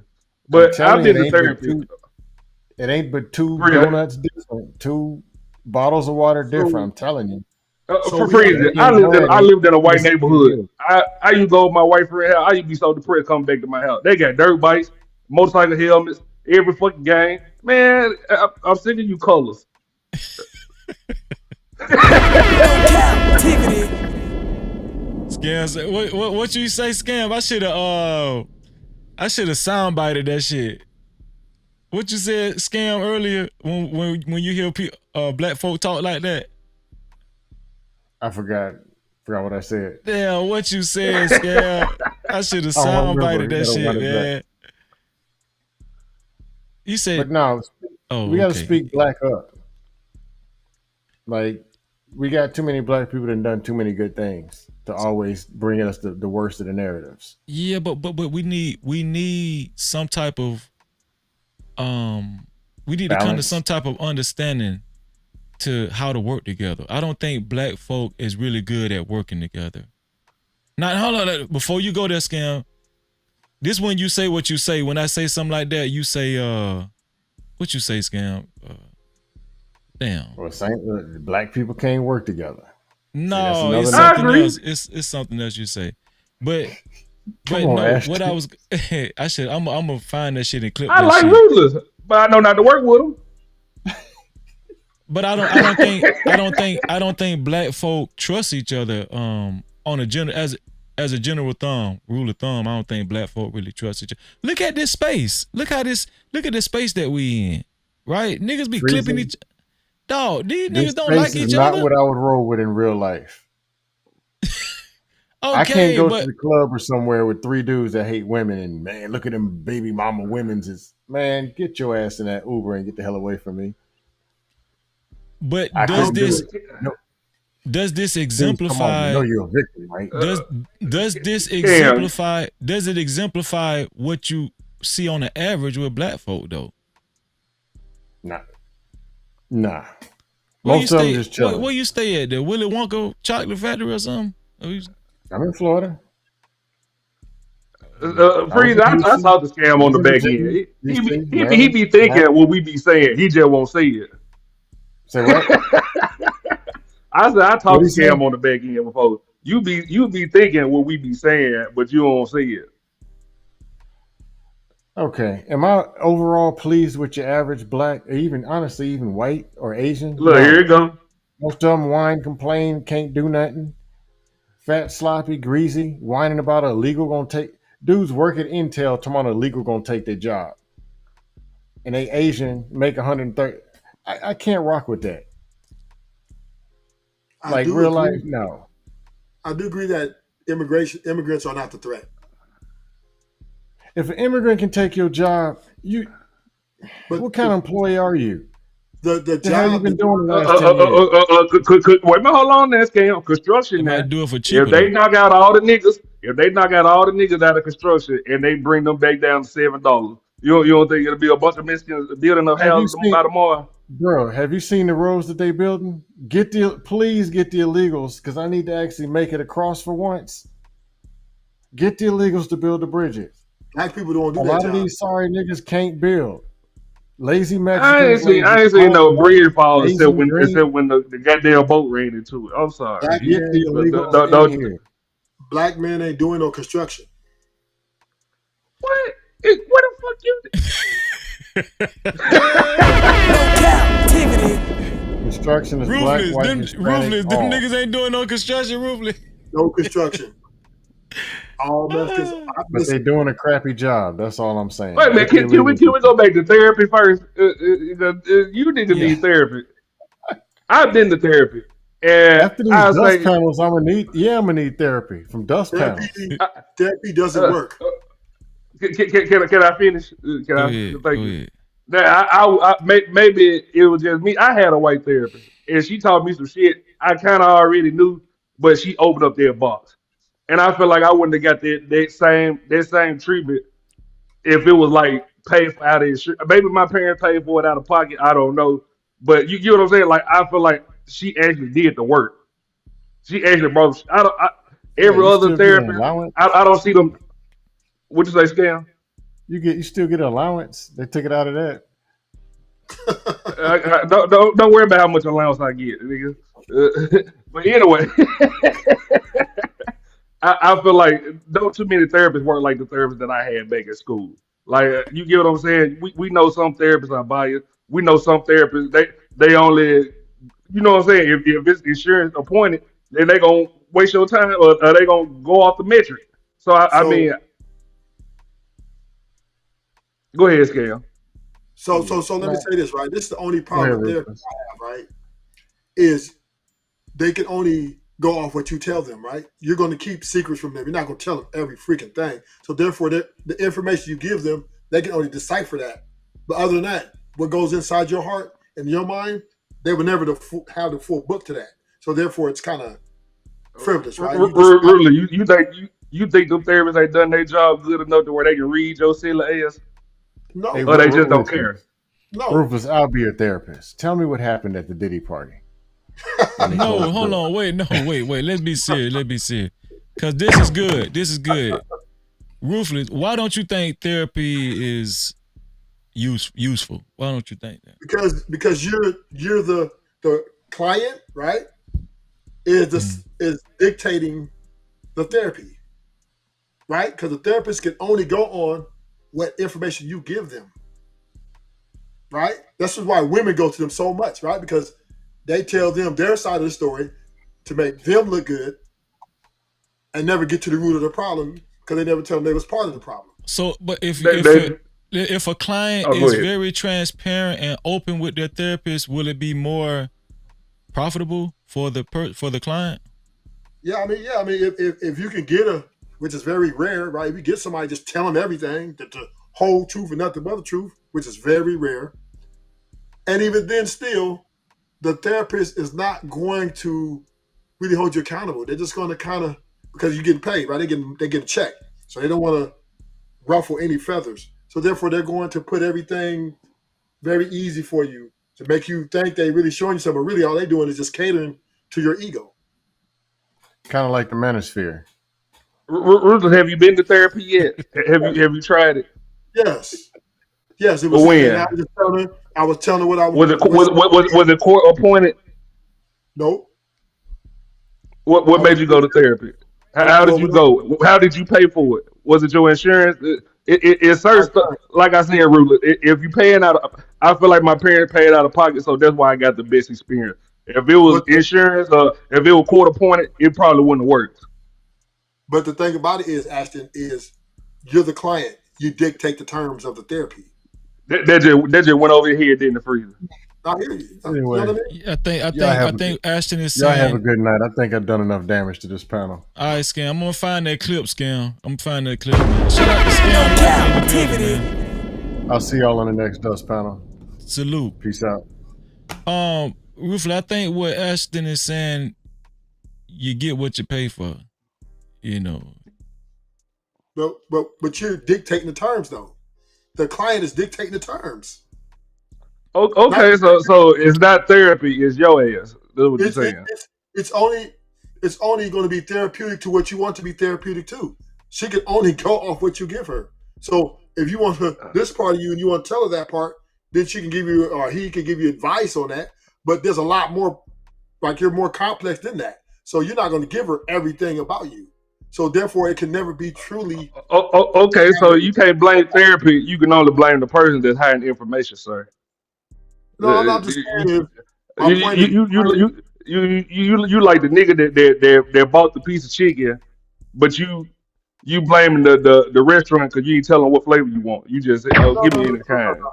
I'm not blaming the therapist. No, I'm not. What I'm saying is, Ain't that nigga blaming the therapist for reason? No, I'm not. I'm saying is the client dictate the terms. That's my point. What so if you're not honest with the therapist, sir, okay. I'm saying it's just like if you committed to delete somebody, right? And the therapist asks you, well, did you do it? You shouldn't have been telling that. Because she goes and give you everything to the courts. Like, yeah, you know what I mean? So once again, right, there's certain things you're never going to ever open up to them. Well, that's what you want them to know. That's what Ashton is saying. He's saying you're saying the client dictates how effective the therapy is. Right, exactly. Right. But I do think therapy is useful. Let's just take it outside of them parameters that you're talking about, Rufus. Like, let's just say if somebody has developed some type of anxiety disorder. Let's just say like if somebody has been having like panic attacks, or let's just say if they're depressed, or they have intrusive thoughts, right? All of this is psychological terms that I've learned, going to therapy, right? There's exercises, and there are ways to coping mechanisms where you can decrease a lot of those symptoms. Like, I didn't know like you could just do something physical, like if you're nervous or you're having anxiety or whatever, you can do a breathing exercise. You can breathe in through your nose for like 4 seconds, hold it for 4 seconds, and then breathe out through your mouth. And if you do that repeatedly, that'll reduce your heart rate and your anxiety will go down, if not diminish, right? Or there's things you can do with your body and stuff. Or let's just say if somebody has a phobia, they're dealing with a phobia or something, they develop a phobia or something, right? In therapy, there's this thing called exposure therapy, where they encourage you to actually confront the thing that you're afraid of, to to actually go through the motions and confront the thing that you're afraid of, and instead of avoiding what you're afraid of, to throw yourself in it, and there's levels to it. We've seen success stories. You don't think there are success stories, Ruthless? But you just answered my question and you helped my argument. Is you have to do the work. They just telling you, well, you can try. Here's what we can tell you to do, but you have to go out and execute it. They're not going to execute it for you. So therefore, once again, you're dictating the terms of the therapy, right? They're saying, so you blame the person, not the therapy. Ain't no way in hell you ain't hearing what you saying. I'm not blaming the therapist, Ashton. What I'm saying is the actual individual is the one that has to go do the work. We know the individual has to do the work, because the therapist, I think what Ruthless is saying is the therapist doesn't have this magic potion, right? That's going to make your problems go away. I think it is what is it called? It's what are we doing right now? Not interactive, but I forgot, man. It's like a participation. It's a participation process. You have to participate in the therapy, like, in order for it to be effective, right? Right. And most therapy if you're a severe case, they're going to prescribe you. They're going to send you to a psychiatrist, and they're going to prescribe you. They're going to put you on some medication if you're severe. Now, if you just have like stuff like there's different levels of mental health, right? Not just one level, right? There's the real severe cases, they're going to prescribe the medication. That's what they're going to do, right? So, and then there's the less severe cases with relationship problems or self-identification or self-deletion, stuff like that. Then they're just going to ask you how you feel, what you think about it, and then they're going to say, well, if you do this. But the individual, the client, right, has to do the work to make it success, not the therapist. But here's the thing about medication. Like, there's a lot of cliches centered around medication too, especially in the Black community. Because I know when I was growing up, my dad used to be like, man, that nigga on crazy medicine. Black people in the hood, they have these negative connotations when it comes to therapy, when it comes to medication and all that kind of stuff. I've learned that you don't have to get on a controlled substance. There are non-narcotic meds that, I got some colleagues that actually attended therapy, and they ended up taking non-narcotic medication that helped them cope with the actual therapy that they was doing, the exposure therapy, and it's a process, right? And I don't think Black people are educated enough on therapy and why it can be useful, right? I think that if it's implemented the right way, and I think at the end of the day, you and Thank you, Ashton, Freezy. yeah, you and Ashton was kind of saying the same thing, but on I was not opposite. agreeing with Ruthless. Well, I'm I was just not saying agreeing y'all with was on Ruthless at all. opposite sides of the spectrum, but I think both of y'all meet in the middle, I think both of y'all agree that if the client actually participates fully in the therapy, it could be effective, right? If the client participates fully in the therapy, it could be effective. You know what I'm saying? But saying that therapy don't work because the client is not participating, that you can't blame therapy for that. You get what I'm saying? And that's what Yes, Ruthless I doing. agree I with you. can't. I agree with you. I can't even not. No, I can't go. I I'm can't not go along with blaming, it. I'm not blaming therapy, right?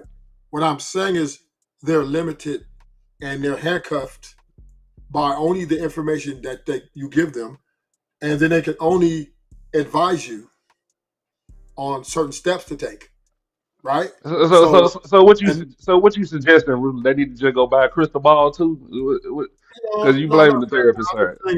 I'm just saying is right. Therapy is not necessary. We know the difference between right and wrong. Now, when you Do we really? if you're talking about Do, a relationship, Ruthless, do we really know the right between right and wrong? Because if you're Wait, going hold in on, chaos, wait. Rufus, you said therapy is not really necessary it's not because really we. necessary. Most people go to it because they're trying to figure out why they act in impulsive actions or maybe do something to hurt people or to like for example, mostly women go to therapy, right? Because they don't understand. They want to know why they have anger management problems, why they can't shut up, or the things they keep chasing everybody off, or why do they tend to be impulsive, right? The therapist tries to tell them how to save their relationship. Well, these are the steps you can take and do this, do this, do this, do that. But that woman or that man, whoever's having those problems, right, within themselves, of the things that are, troublesome in their life, has to want to or have to have a motivation to execute their own problems. The therapist is only there to say, okay, well, here you go. Now what you gonna do? Can't hold your hand. Well, you kind of lost me when you said therapy is not really helpful because we know right from wrong. I don't think knowing right from wrong has anything to do with the mental complications that people experience or suffer from. There are some people. I don't think black people really believe that your brain can have a mind of its own. Like, you ever tried to stop thinking about something, but the more you try to stop thinking about it, the more you think about it? Exactly. That's my point. That's my whole point. Problem. No, so go ahead, Ruthless. Go ahead. So that's the point I'm making, right? Even we can't control our own mind and our own desires and our own things that we do, like pet peeves, right? People have certain pet peeves about things. You go therapy all you want to, right? But things trigger you. These triggers happen, and they're not necessarily bad things, but to you, they're just annoying, right? And it's just a part of you. It makes up who you are. And we know it's wrong because the person didn't mean to do it. Like cutting you off on the freeway, right? A guy getting over on the freeway, and all you gotta do is really slow down, let him in. But you don't want to let him in because you have entitlement, right? And then you want to get out and start arguing and all this.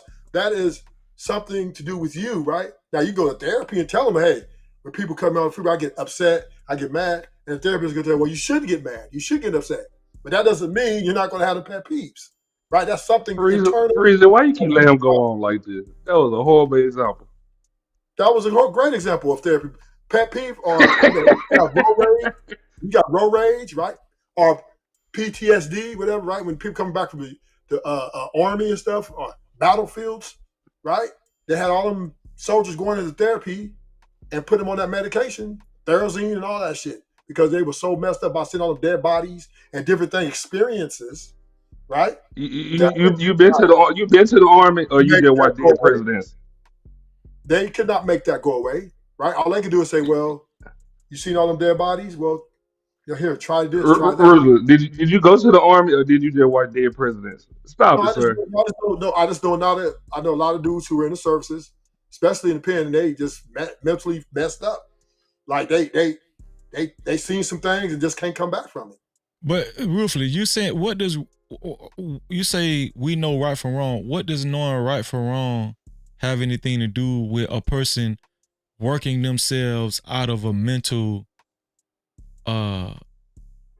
illness or a dark place that they might be in? How does knowing right from wrong how is simply knowing right from wrong will make a person able to work themselves out of a mental rut or depression or severe anxiety or something like that? It won't necessarily help them, right? But where right and wrong comes in is pet peeve, back to pet peeves, right?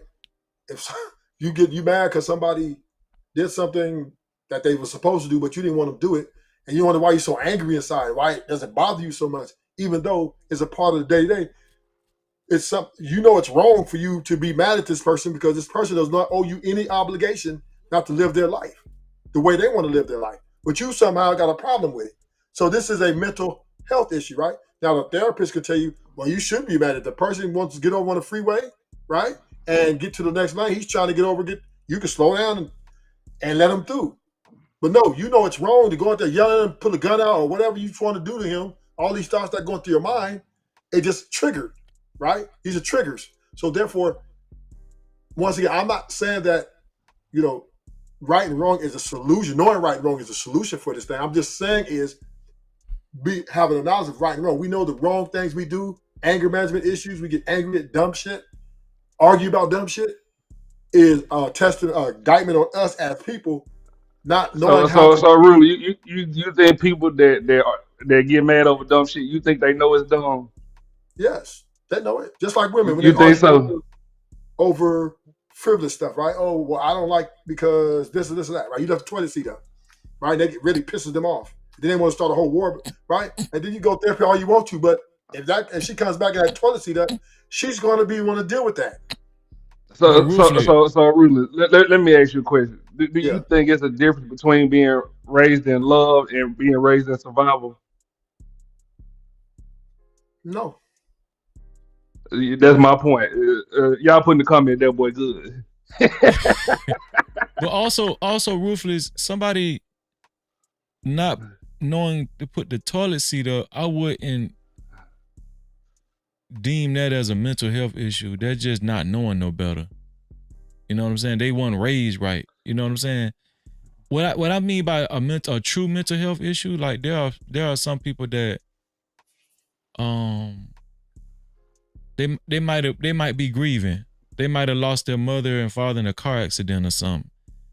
There's not enough knowing wrong and right that might help that person get out of that mental. Right. You understand what I'm saying? So they need somebody to talk to. You know what I'm saying? They need to talk to somebody to help them.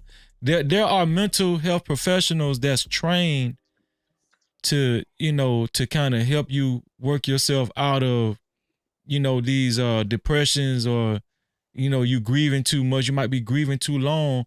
Some people get so down where they don't even know, they can't even get out of bed. You know what I'm saying?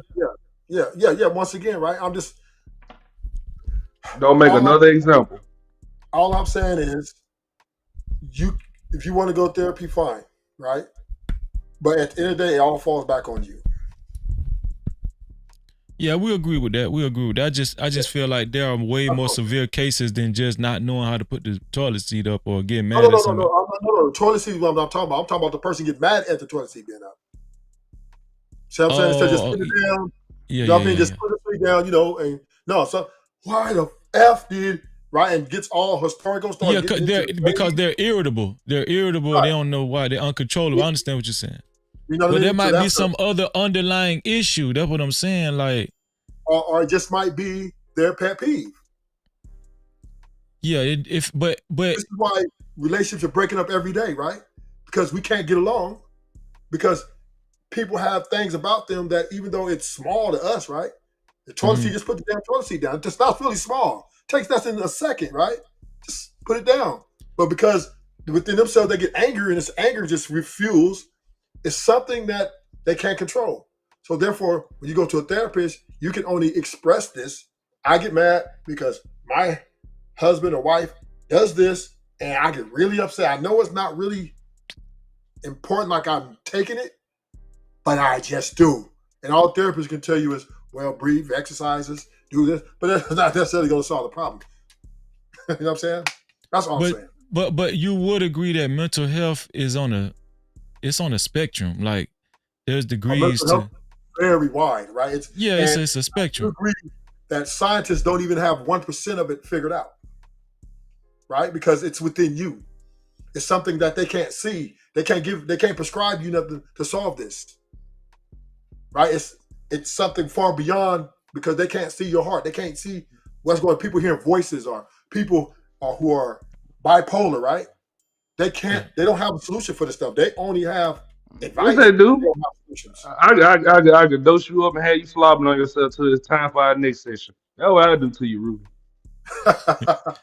Well, no, here's the thing. Here's the thing. There are people that have made breakthroughs because of the right tools that was given to them from therapists.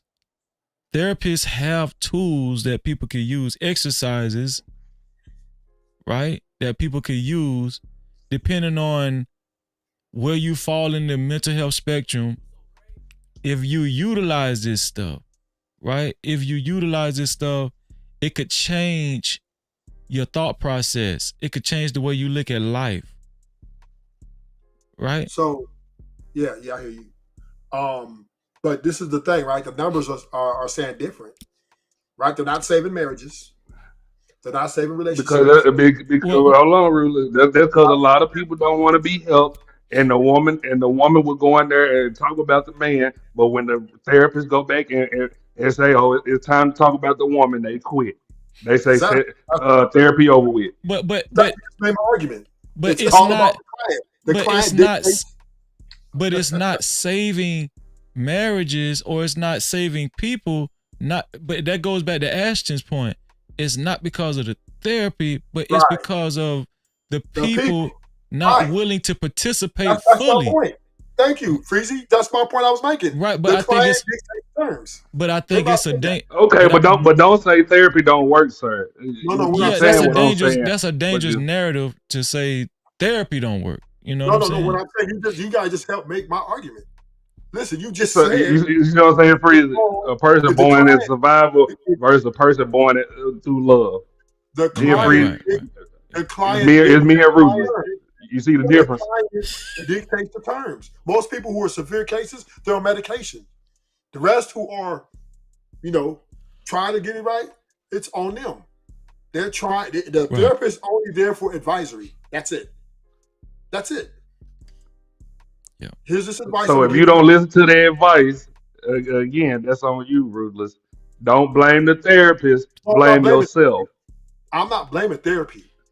Well, no. But therapists are more than just advisory. They actually educate people on psychology and how it works, and a lot. Like I've learned different psychological terminologies. Like I used to think OCD.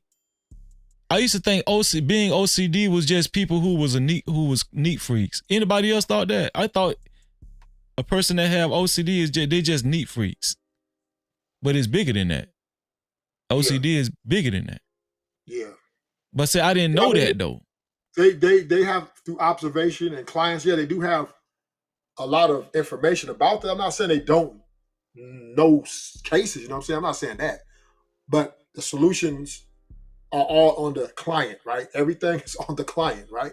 It's not on the therapist. The therapist is just there to kind of advise you, right? Well, let's try breathing exercise, like you said earlier, breathing exercises, right? Or you this most of the time, if you're severe, they're sending you to the psychiatrist, and the psychiatrist is prescribing you, right? That's pretty much a lot of people on the anxiety meds, these psych meds, right? But for like I said, the less severe cases, they're going to give you these exercises, and then it's up to you to execute them. I think a lot of people are already on psych meds recreationally. Yeah, right. The pharmaceutical companies making trillions of dollars off these psych meds that they're passing out over the counter. No, what I'm saying is, even without it being prescribed, I think a lot of people party and take. I think they already taking psych meds because you can look at ecstasy and Molly's and stuff. That shit really is technically psych meds. It's like, think about it. Like people popping zany bars. They call zany bars. They call Xanax zany bars. They popping that shit at parties and shit. I know homeboys, motherfuckers popping Percocet. And you know what I'm saying? They popping Roxy's and shit, man. People are self-medicating already. But here's the thing. They think it's okay as long as you're doing it on your own reconnaissance. Yeah, recreational, and you're doing it, with your own leisure. But if somebody is actually, if you're under somebody's care, like a doctor's care, now you're crazy. No, nigga, you been doing that shit. You been popping this shit. You been popping ecstasy and mollies and Xanny bars and shit. But see, now, Cap-tivity freezing. This is the thing about drugs, right? Mm-hmm. Drugs is a corridor to mental health as well, right? Mm-hmm. Oh shit. Yes, because people who take those psychedelics or, even like alcohol, right? It causes right? It's a mental. The connection to the drugs is mental. It's psychological. So that comes right back to therapy too, right? Maybe a little different. They use AA or NA, but at the end of the day, AA, NA is basically therapy. Right? It is. So you're absolutely right. So they're connected in one. So once again, AA doesn't have a solution for why people want to go out and participate in these drugs, which make them psychologically act a certain type of way. So it's, like I said, it's a long journey for them to get a grip on this thing. It's a lot of information that it's going to take forever because, once again, when you're talking about mental health, we're talking about this individual within inside themselves that's having issues that medication can't really cure, and the therapist doesn't have a solution for it. It's just this is where it goes. Tato Mill said is totally different from psych meds, Cap-tivity. So you telling me zany bars wouldn't be considered a psych med? Then Freeze, you got to add on what you call Xan. We may call 4 bars. So, but Xan is Xan. What I'm saying, Xan is Xanax. This is what it is. It's just a form. It's a Xanax. They prescribe Xanax. Like psychiatrists, huh? It's like a form. No, Xanax is a prescription drug. It's a controlled substance. It's a prescription drug. Yeah, is it heroin induced or is it opioid? Or is it heroin? It might be. It might be meth induced. I don't know, but this is the thing. This the thing. It's all controlled substances. They serving this shit to your ass. What I'm saying is this. A lot of people are taking these drugs uncontrolled, like unprescribed. They just, you know what I'm saying? But there's a negative connotation in the black community if people actually, like you saying, Ruthless, if it's that severe and people actually need this medication, there's a negative connotation. Yeah. In black neighborhoods where they say, oh, that's crazy medicine, but it ain't crazy medicine when they at a party, when they at the club. It's not crazy medicine then. If they at a rave joint or some shit, you know what I'm saying? Why you think that is, Ruthless? Why is it crazy medicine? Simply because a psychiatrist prescribes it to you, but it's not a crazy medicine when you're drinking and smoking and you're taking pills and stuff. Because in a party setting, most people are trying to fit in. You know what I'm saying? It's more of a get in to fit in. Where when a psychiatrist gives it to you and you walk and they looking at you, they looking at it more like you're weird. What? It's a different, right? It's just the source. That's all it is, the source. Because party I ain't never did cocaine and said, oh, I want to fit in. What? No, I'm just saying most people who do it. Don't take it personally. Most people who do drugs, they do it to fit in. They see their friends doing it. That's true. Yeah, they don't. They walk into In junior high, we ain't talking about at 20 where you need therapy and shit, Ruth. Come on now. No, I'm just saying is drugs is more their party. Most people get addicted from parties. Majority. I ain't never did. Oh, okay. Freeze, your first time doing drugs at a party. Yeah, my first time smoking weed. I Nah, said freezing. it was with my homeboy. I was I ain't just talking about you Cali niggas. chilling. I was just I chilling. mean, Thank you. party, a group you hanging out with, whatever it is, right? Not necessarily a party. Y'all got me scratching my neck. Go ahead. Even drug dealers, right? What most drug dealers do, right? Most drug dealers get high on their own supply. What the fuck? Yes, that's a known fact. What do that got to do with doing drugs recreational? Because the people they're dealing with, they're smoking primos, they pass them a primo, right? Oh, hey man, hit this, man. If you want to feel bad. You ever hear some wet? No, I wouldn't. They try to pass through me. I wouldn't take. I'm scared of that shit. Exactly. My fucking point. Freeze it. Come on, y'all put the comment that boy good. A lot of people in my neighborhood hate it. You know what I mean? In Cali, that stuff is big. You know what I'm saying? The gangbangers. You ever did that bomb and fluid ruthless? I ain't done none of that. But it was the people doing it. You said I'm straight. Did you not? Like a lot of homies do primos, right? Which is crack and weed, right? That's and you said no, right? And they'll get addicted, right? Because they're trying to fit in. Ruthless, you gonna answer the questions? You talking with your ears closed? There was a lot of homies doing it, and they passed to you, and you said what? I don't fuck around. Thank you, man. Get this nigga off the panel, please. I'm not saying everybody does drugs. I'm saying the people who do drugs recreationally mainly do it by the people they socialize with. Okay, so let's take it back to therapy. Do therapy work, or is it the person? No, I'm not blaming on the party people. I'm not doing that. I'm just saying where it happens at. That's all I'm saying. I'm not blaming it on the people who got it. Right? You're responsible for your own actions. But what I'm saying is, you got to stop this madness. Most people who do drugs do it socially.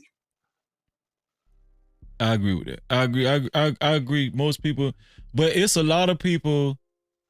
My brother is a pharmacist, and there's a lot of people. There's a lot of people that come and they try to get their prescriptions filled, and a lot of those clients are like they have psych meds. They be wanting their psych meds filled. And a lot of these people, I'm agreeing with Ruthless now too, as far as a lot of these people, they have gone to a psychiatrist and got it just to get a prescription filled, just so they could keep up the addiction or to keep up, the regimen or whatever. But they probably don't even, like, some of these people have been on this same drug, this psych med, for years. You know what I'm saying? But that's an indication that they really wasn't utilizing the therapy like they was supposed. They just really started using the drugs as a crutch. You know what I'm saying? I understand what you're saying, Ruthless, but I think we still come back to the fact that you have to participate fully in therapy. Like, the drugs isn't just meant for you to take, just for recreation. You know what I'm saying? It ain't just meant for you to just be chilling out and shit, Right, it's not the solution. Yeah, it's not the solution, right? Yeah. But you know what? Would you consider alcohol a medication? Yes. It's you need to see. You ever seen that nigga drunk freezing? It can be. Hilarious. The old days, freezing, when you get shot, right? They take that bullet out. They just disinfect it with alcohol. You know what I'm saying? Whiskey. Yeah, I feel what you. Yeah. Yeah, they used to do that. It used to be a medicine. Yeah. Shout out to Ashton and Ruthless, man. Hey, this was the second half of the show. Y'all wanted the show extended, and y'all ain't even leave me nothing in the cash out, man. We extended the show. Cap-tivity. We extended the show. Man, listen. Anybody that actually appreciate this show and appreciate what we gave to y'all tonight, the cash out, I left the cash out earlier in it's No Cap Freezy. Man, yeah, listen, before the show is over with, let me at least read one cash out. But listen, Ruthless, I appreciate you, dog. Ashton, I appreciate you. This is actually a good conversation, man. I didn't even get to the second topic. It was can black men ever please black women? That was supposed to be the second topic, but we never got to it. So I probably will do that tomorrow. Can black men ever please black women? Hell no. Oh, see, look, Ruthless done answered it already. Look. No Cap-tivity. Hell no. That's his favorite topic. Hold on. Let me see. Oh, wait. I did get something. My bad. Hold on. Thank you, Tato. Damn, you been sent that shit, didn't you, Tato? Yeah, I seen it. It came up on your screen, Freezy. Yeah, he sent it. Conversation, right? It's why you missed it. Yeah, okay. I'm gonna highlight it in a sec. But listen, Ruthless. You got any last words? Yeah, I accepted it, Tato. Thank you, Tato. I accepted it. Yes, I got a few things. I agree with you, Freezy. Unless black people learn to understand the value of courtmanship amongst each other, amongst respect, right? We're always going to be a thorn in our own flesh, right? We're going to be our hand against another hand, and even the white man said we don't even have to do nothing to them no more. They self-destruction. So on that point, I do agree with you. We got to understand how to move, not only economically, but we need to understand that the structure which we need to get to that point, we have to first build the bridges, right? And that is, we have to put our pride down. And then to the Ashton point of therapy, I would suggest nobody totally depend on therapy, because it is something that can misguide you in some cases, or even elongate your situation by being on drugs, being on psych drugs and stuff like that.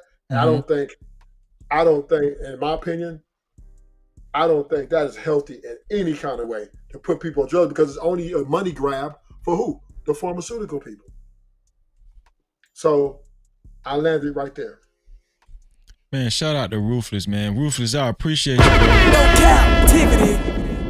Yeah, I think we're gonna talk about, can black men ever please black women tomorrow? Can black men ever please black women? That's what we're gonna talk about tomorrow. Rufus, I'm gonna drop you down and I'm gonna get Ashton final thoughts, bro. I ain't got no final thought. I just want to come kick it with y'all. Ashton, give us something, dog, cause you had me rolling, dog, for real. I ain't got no free. I just like coming kicking it with y'all. That's all. I see y'all tomorrow if I ain't doing the show. Listen, make sure y'all check out Ashton Weems' channel. All right. Make sure y'all check out Ashton Weems' channel. And I'll put it in the chat for you, Ashton. I'll put it in the chat for you, man. I got you. Appreciate that, big dog. Y'all have a good one there. All right, Ashton. Oh, Big Bad Boy, put Ashton Weems' channel in the chat for me on Big Bad Boy. Yeah. Listen. I appreciate y'all. This show was off the chain. It was very good. And listen, we coming back tomorrow. Shout out to Lisa Moore too. And Crown Life, thank you for your cash cap too. Let me go ahead and read the cash caps, man. There you go. Big Bad Bull put Ashton's channel in the chat. So if you guys want to go over there and subscribe to Ashton's channel, make sure y'all subscribe to Ashton's channel, man. Let me see. Here we go. Check the cash out, bitch. Shout out to Bay Warrior. Shout out to Bay Warrior. Crown Life.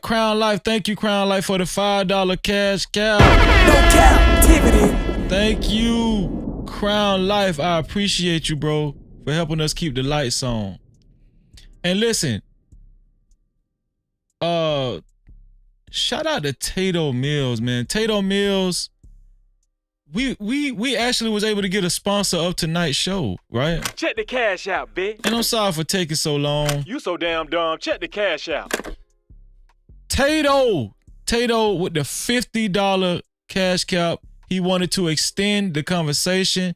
And actually, I was doing it just off general principle because Tato asked to extend the conversation, but he sent he was good on his word. He sent the $50 anyway. Thank you for being the official sponsor of tonight's show, Tato. Thank you, Tato Mills.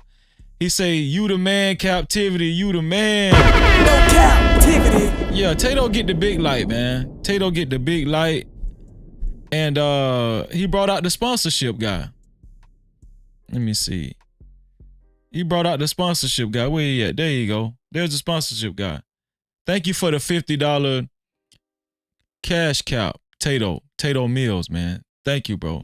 Tato Mills is the official sponsor of tonight's show. For real. No Cap-tivity. Y'all know what time it is. Shout out to everybody that knows usually how we end the show. Shout out to all the regulars and shout out to the newcomers, man. Shout out to everybody. No. Shout out to all the guys that hit the panel tonight, man. Shout out to all the guys that hit the panel tonight, right? And the women, man. Shout out to Just Jay, right? Shout out to Lucky Marie. Man, shout out to my dog Chicago Rilla. Shout out to Scam Likely.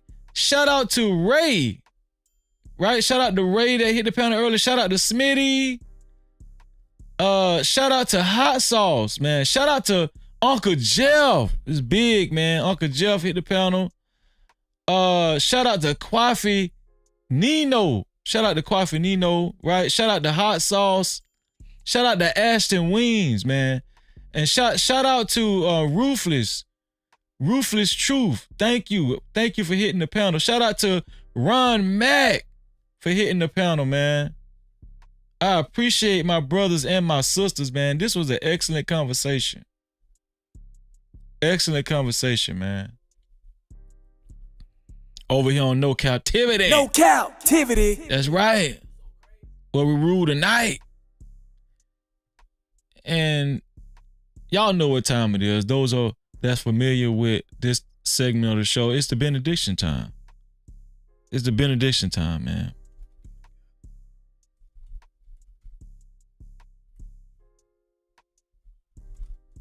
Let's get a Bible verse.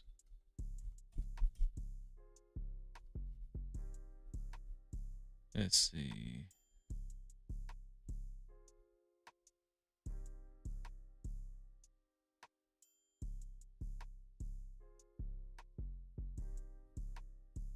Here we go. This come to us from Ecclesiastes. Ecclesiastes. We do this at the end of every show, y'all, just in case some of y'all don't know. Most of y'all should know. Ecclesiastes 4th chapter, 9th through the 12th verse, where it says, 2 are better than 1. 2 are better than 1. Right?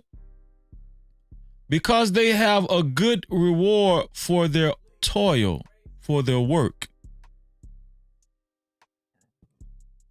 2 are better than 1 because they have a good reward for their work, right?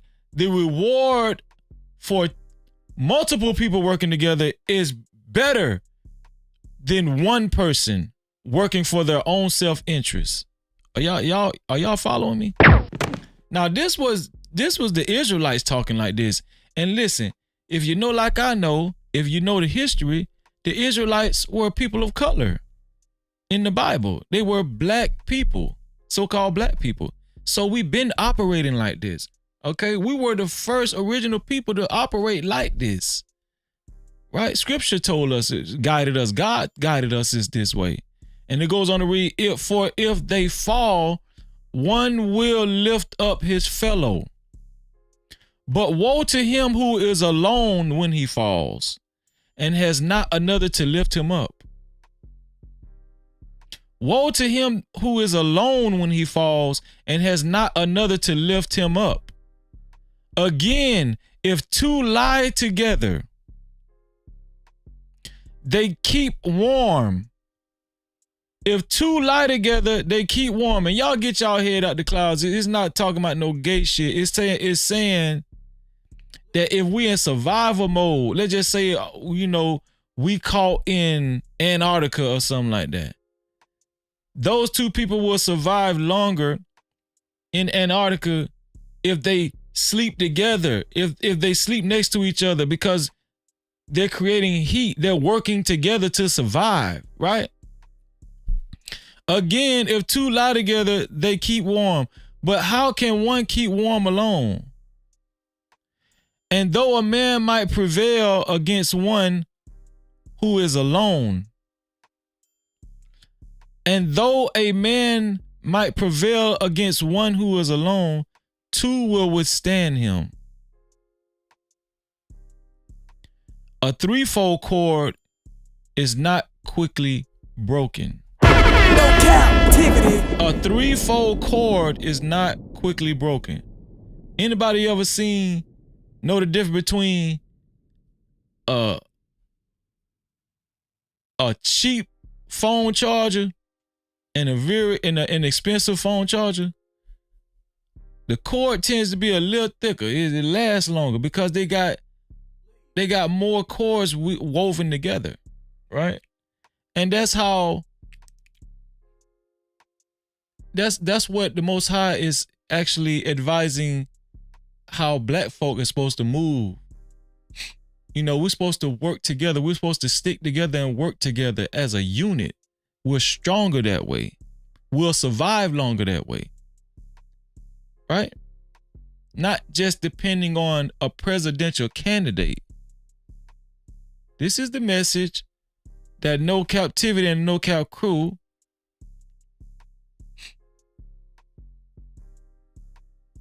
ministered tonight. No captivity. Right? Shout out to everybody that came over, man. I appreciate y'all. And let me get one on mental health too. Hold on. Let me get one on mental health.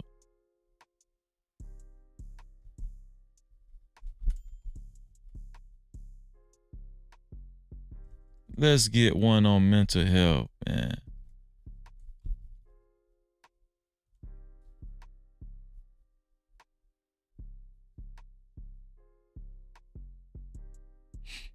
Oh yeah, this good. It's good right here.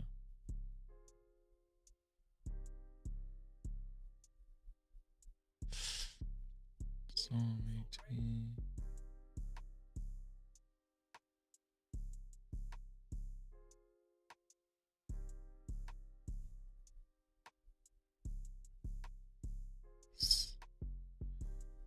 $17 through $19. Let's see. Oops. Let's get one on mental health. Here we go. This is a good one right here, y'all.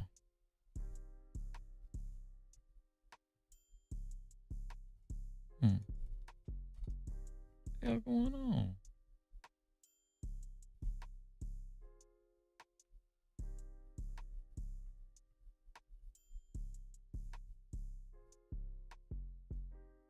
Oh, man, I was doing it wrong. Okay, here we go. Here's a scripture on mental health, y'all. Right here. When the righteous cry for help, the Lord hears. So the key word is righteous, right? The reason why a lot of people experience mental health and it's hard for them to work themselves out of that rut that they're in, that dark hole, is because they're not living right. When you live righteously and you concentrate on putting your life in order, right? If you start disciplining yourself, if you start implementing more discipline in your life and you start living more in a righteous manner and not in a reckless manner, right? If you stop living reckless and live more righteous and put your life in order and have more discipline, right? The Lord hears you and delivers you out of all your troubles or your fears. Right? The Lord is near to the brokenhearted. What's the brokenhearted? What's the heart? What's the hearted? I mean, what is the heart referring to in the Bible? Your mind. The brokenhearted means a broken mind. The Lord is near to the broken mind and saves the crushed in spirit. And saves the crushed in spirit. Right?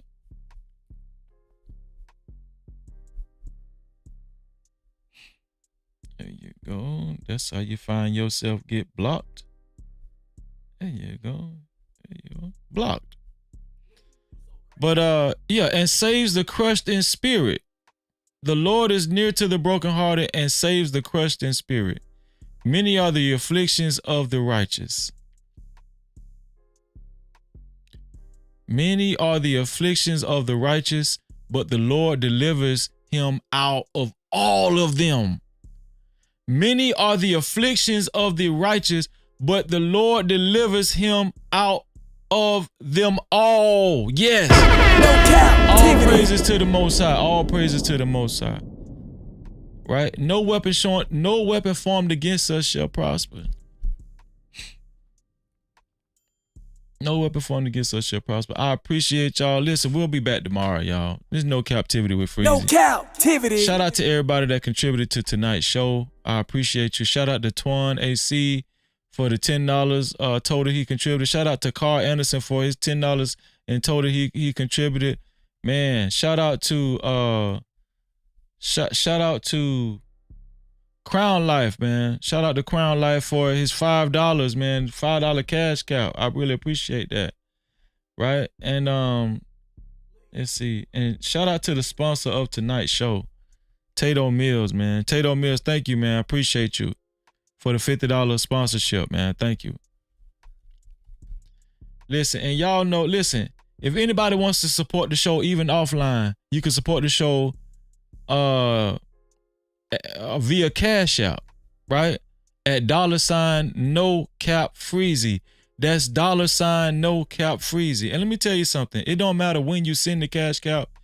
I'm going to acknowledge you on the next show, regardless. It doesn't matter. So thank you for supporting the show. And if you like the message, if you like the messages that, you know, that was given in tonight's show, send the cash cow, man. Support the show. Or you can send, another way you can support offline is sending a super thanks. That's the heart shape with the $sign in it.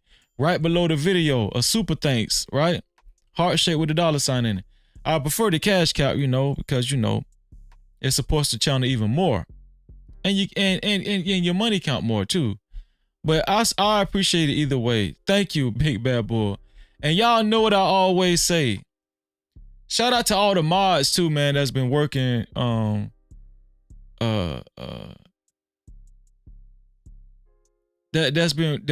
shout out to all the mods that's been working diligently in the chat. I be having a hard time thinking of certain words I want to think of, because especially when it get too late, when it get late, y'all. We did almost 8 hours, y'all. It was like 7 hours and 30 minutes. We did good. And y'all know what I always say, man. Right? And make sure y'all sign up to the Discord too. Big Bad Bull put the Discord link in the chat as well. Right? Y'all know what I always say. What I always say. Big Bad Bull put it up there already. To free yourself, you must heal yourself. And until the next time, we out of here.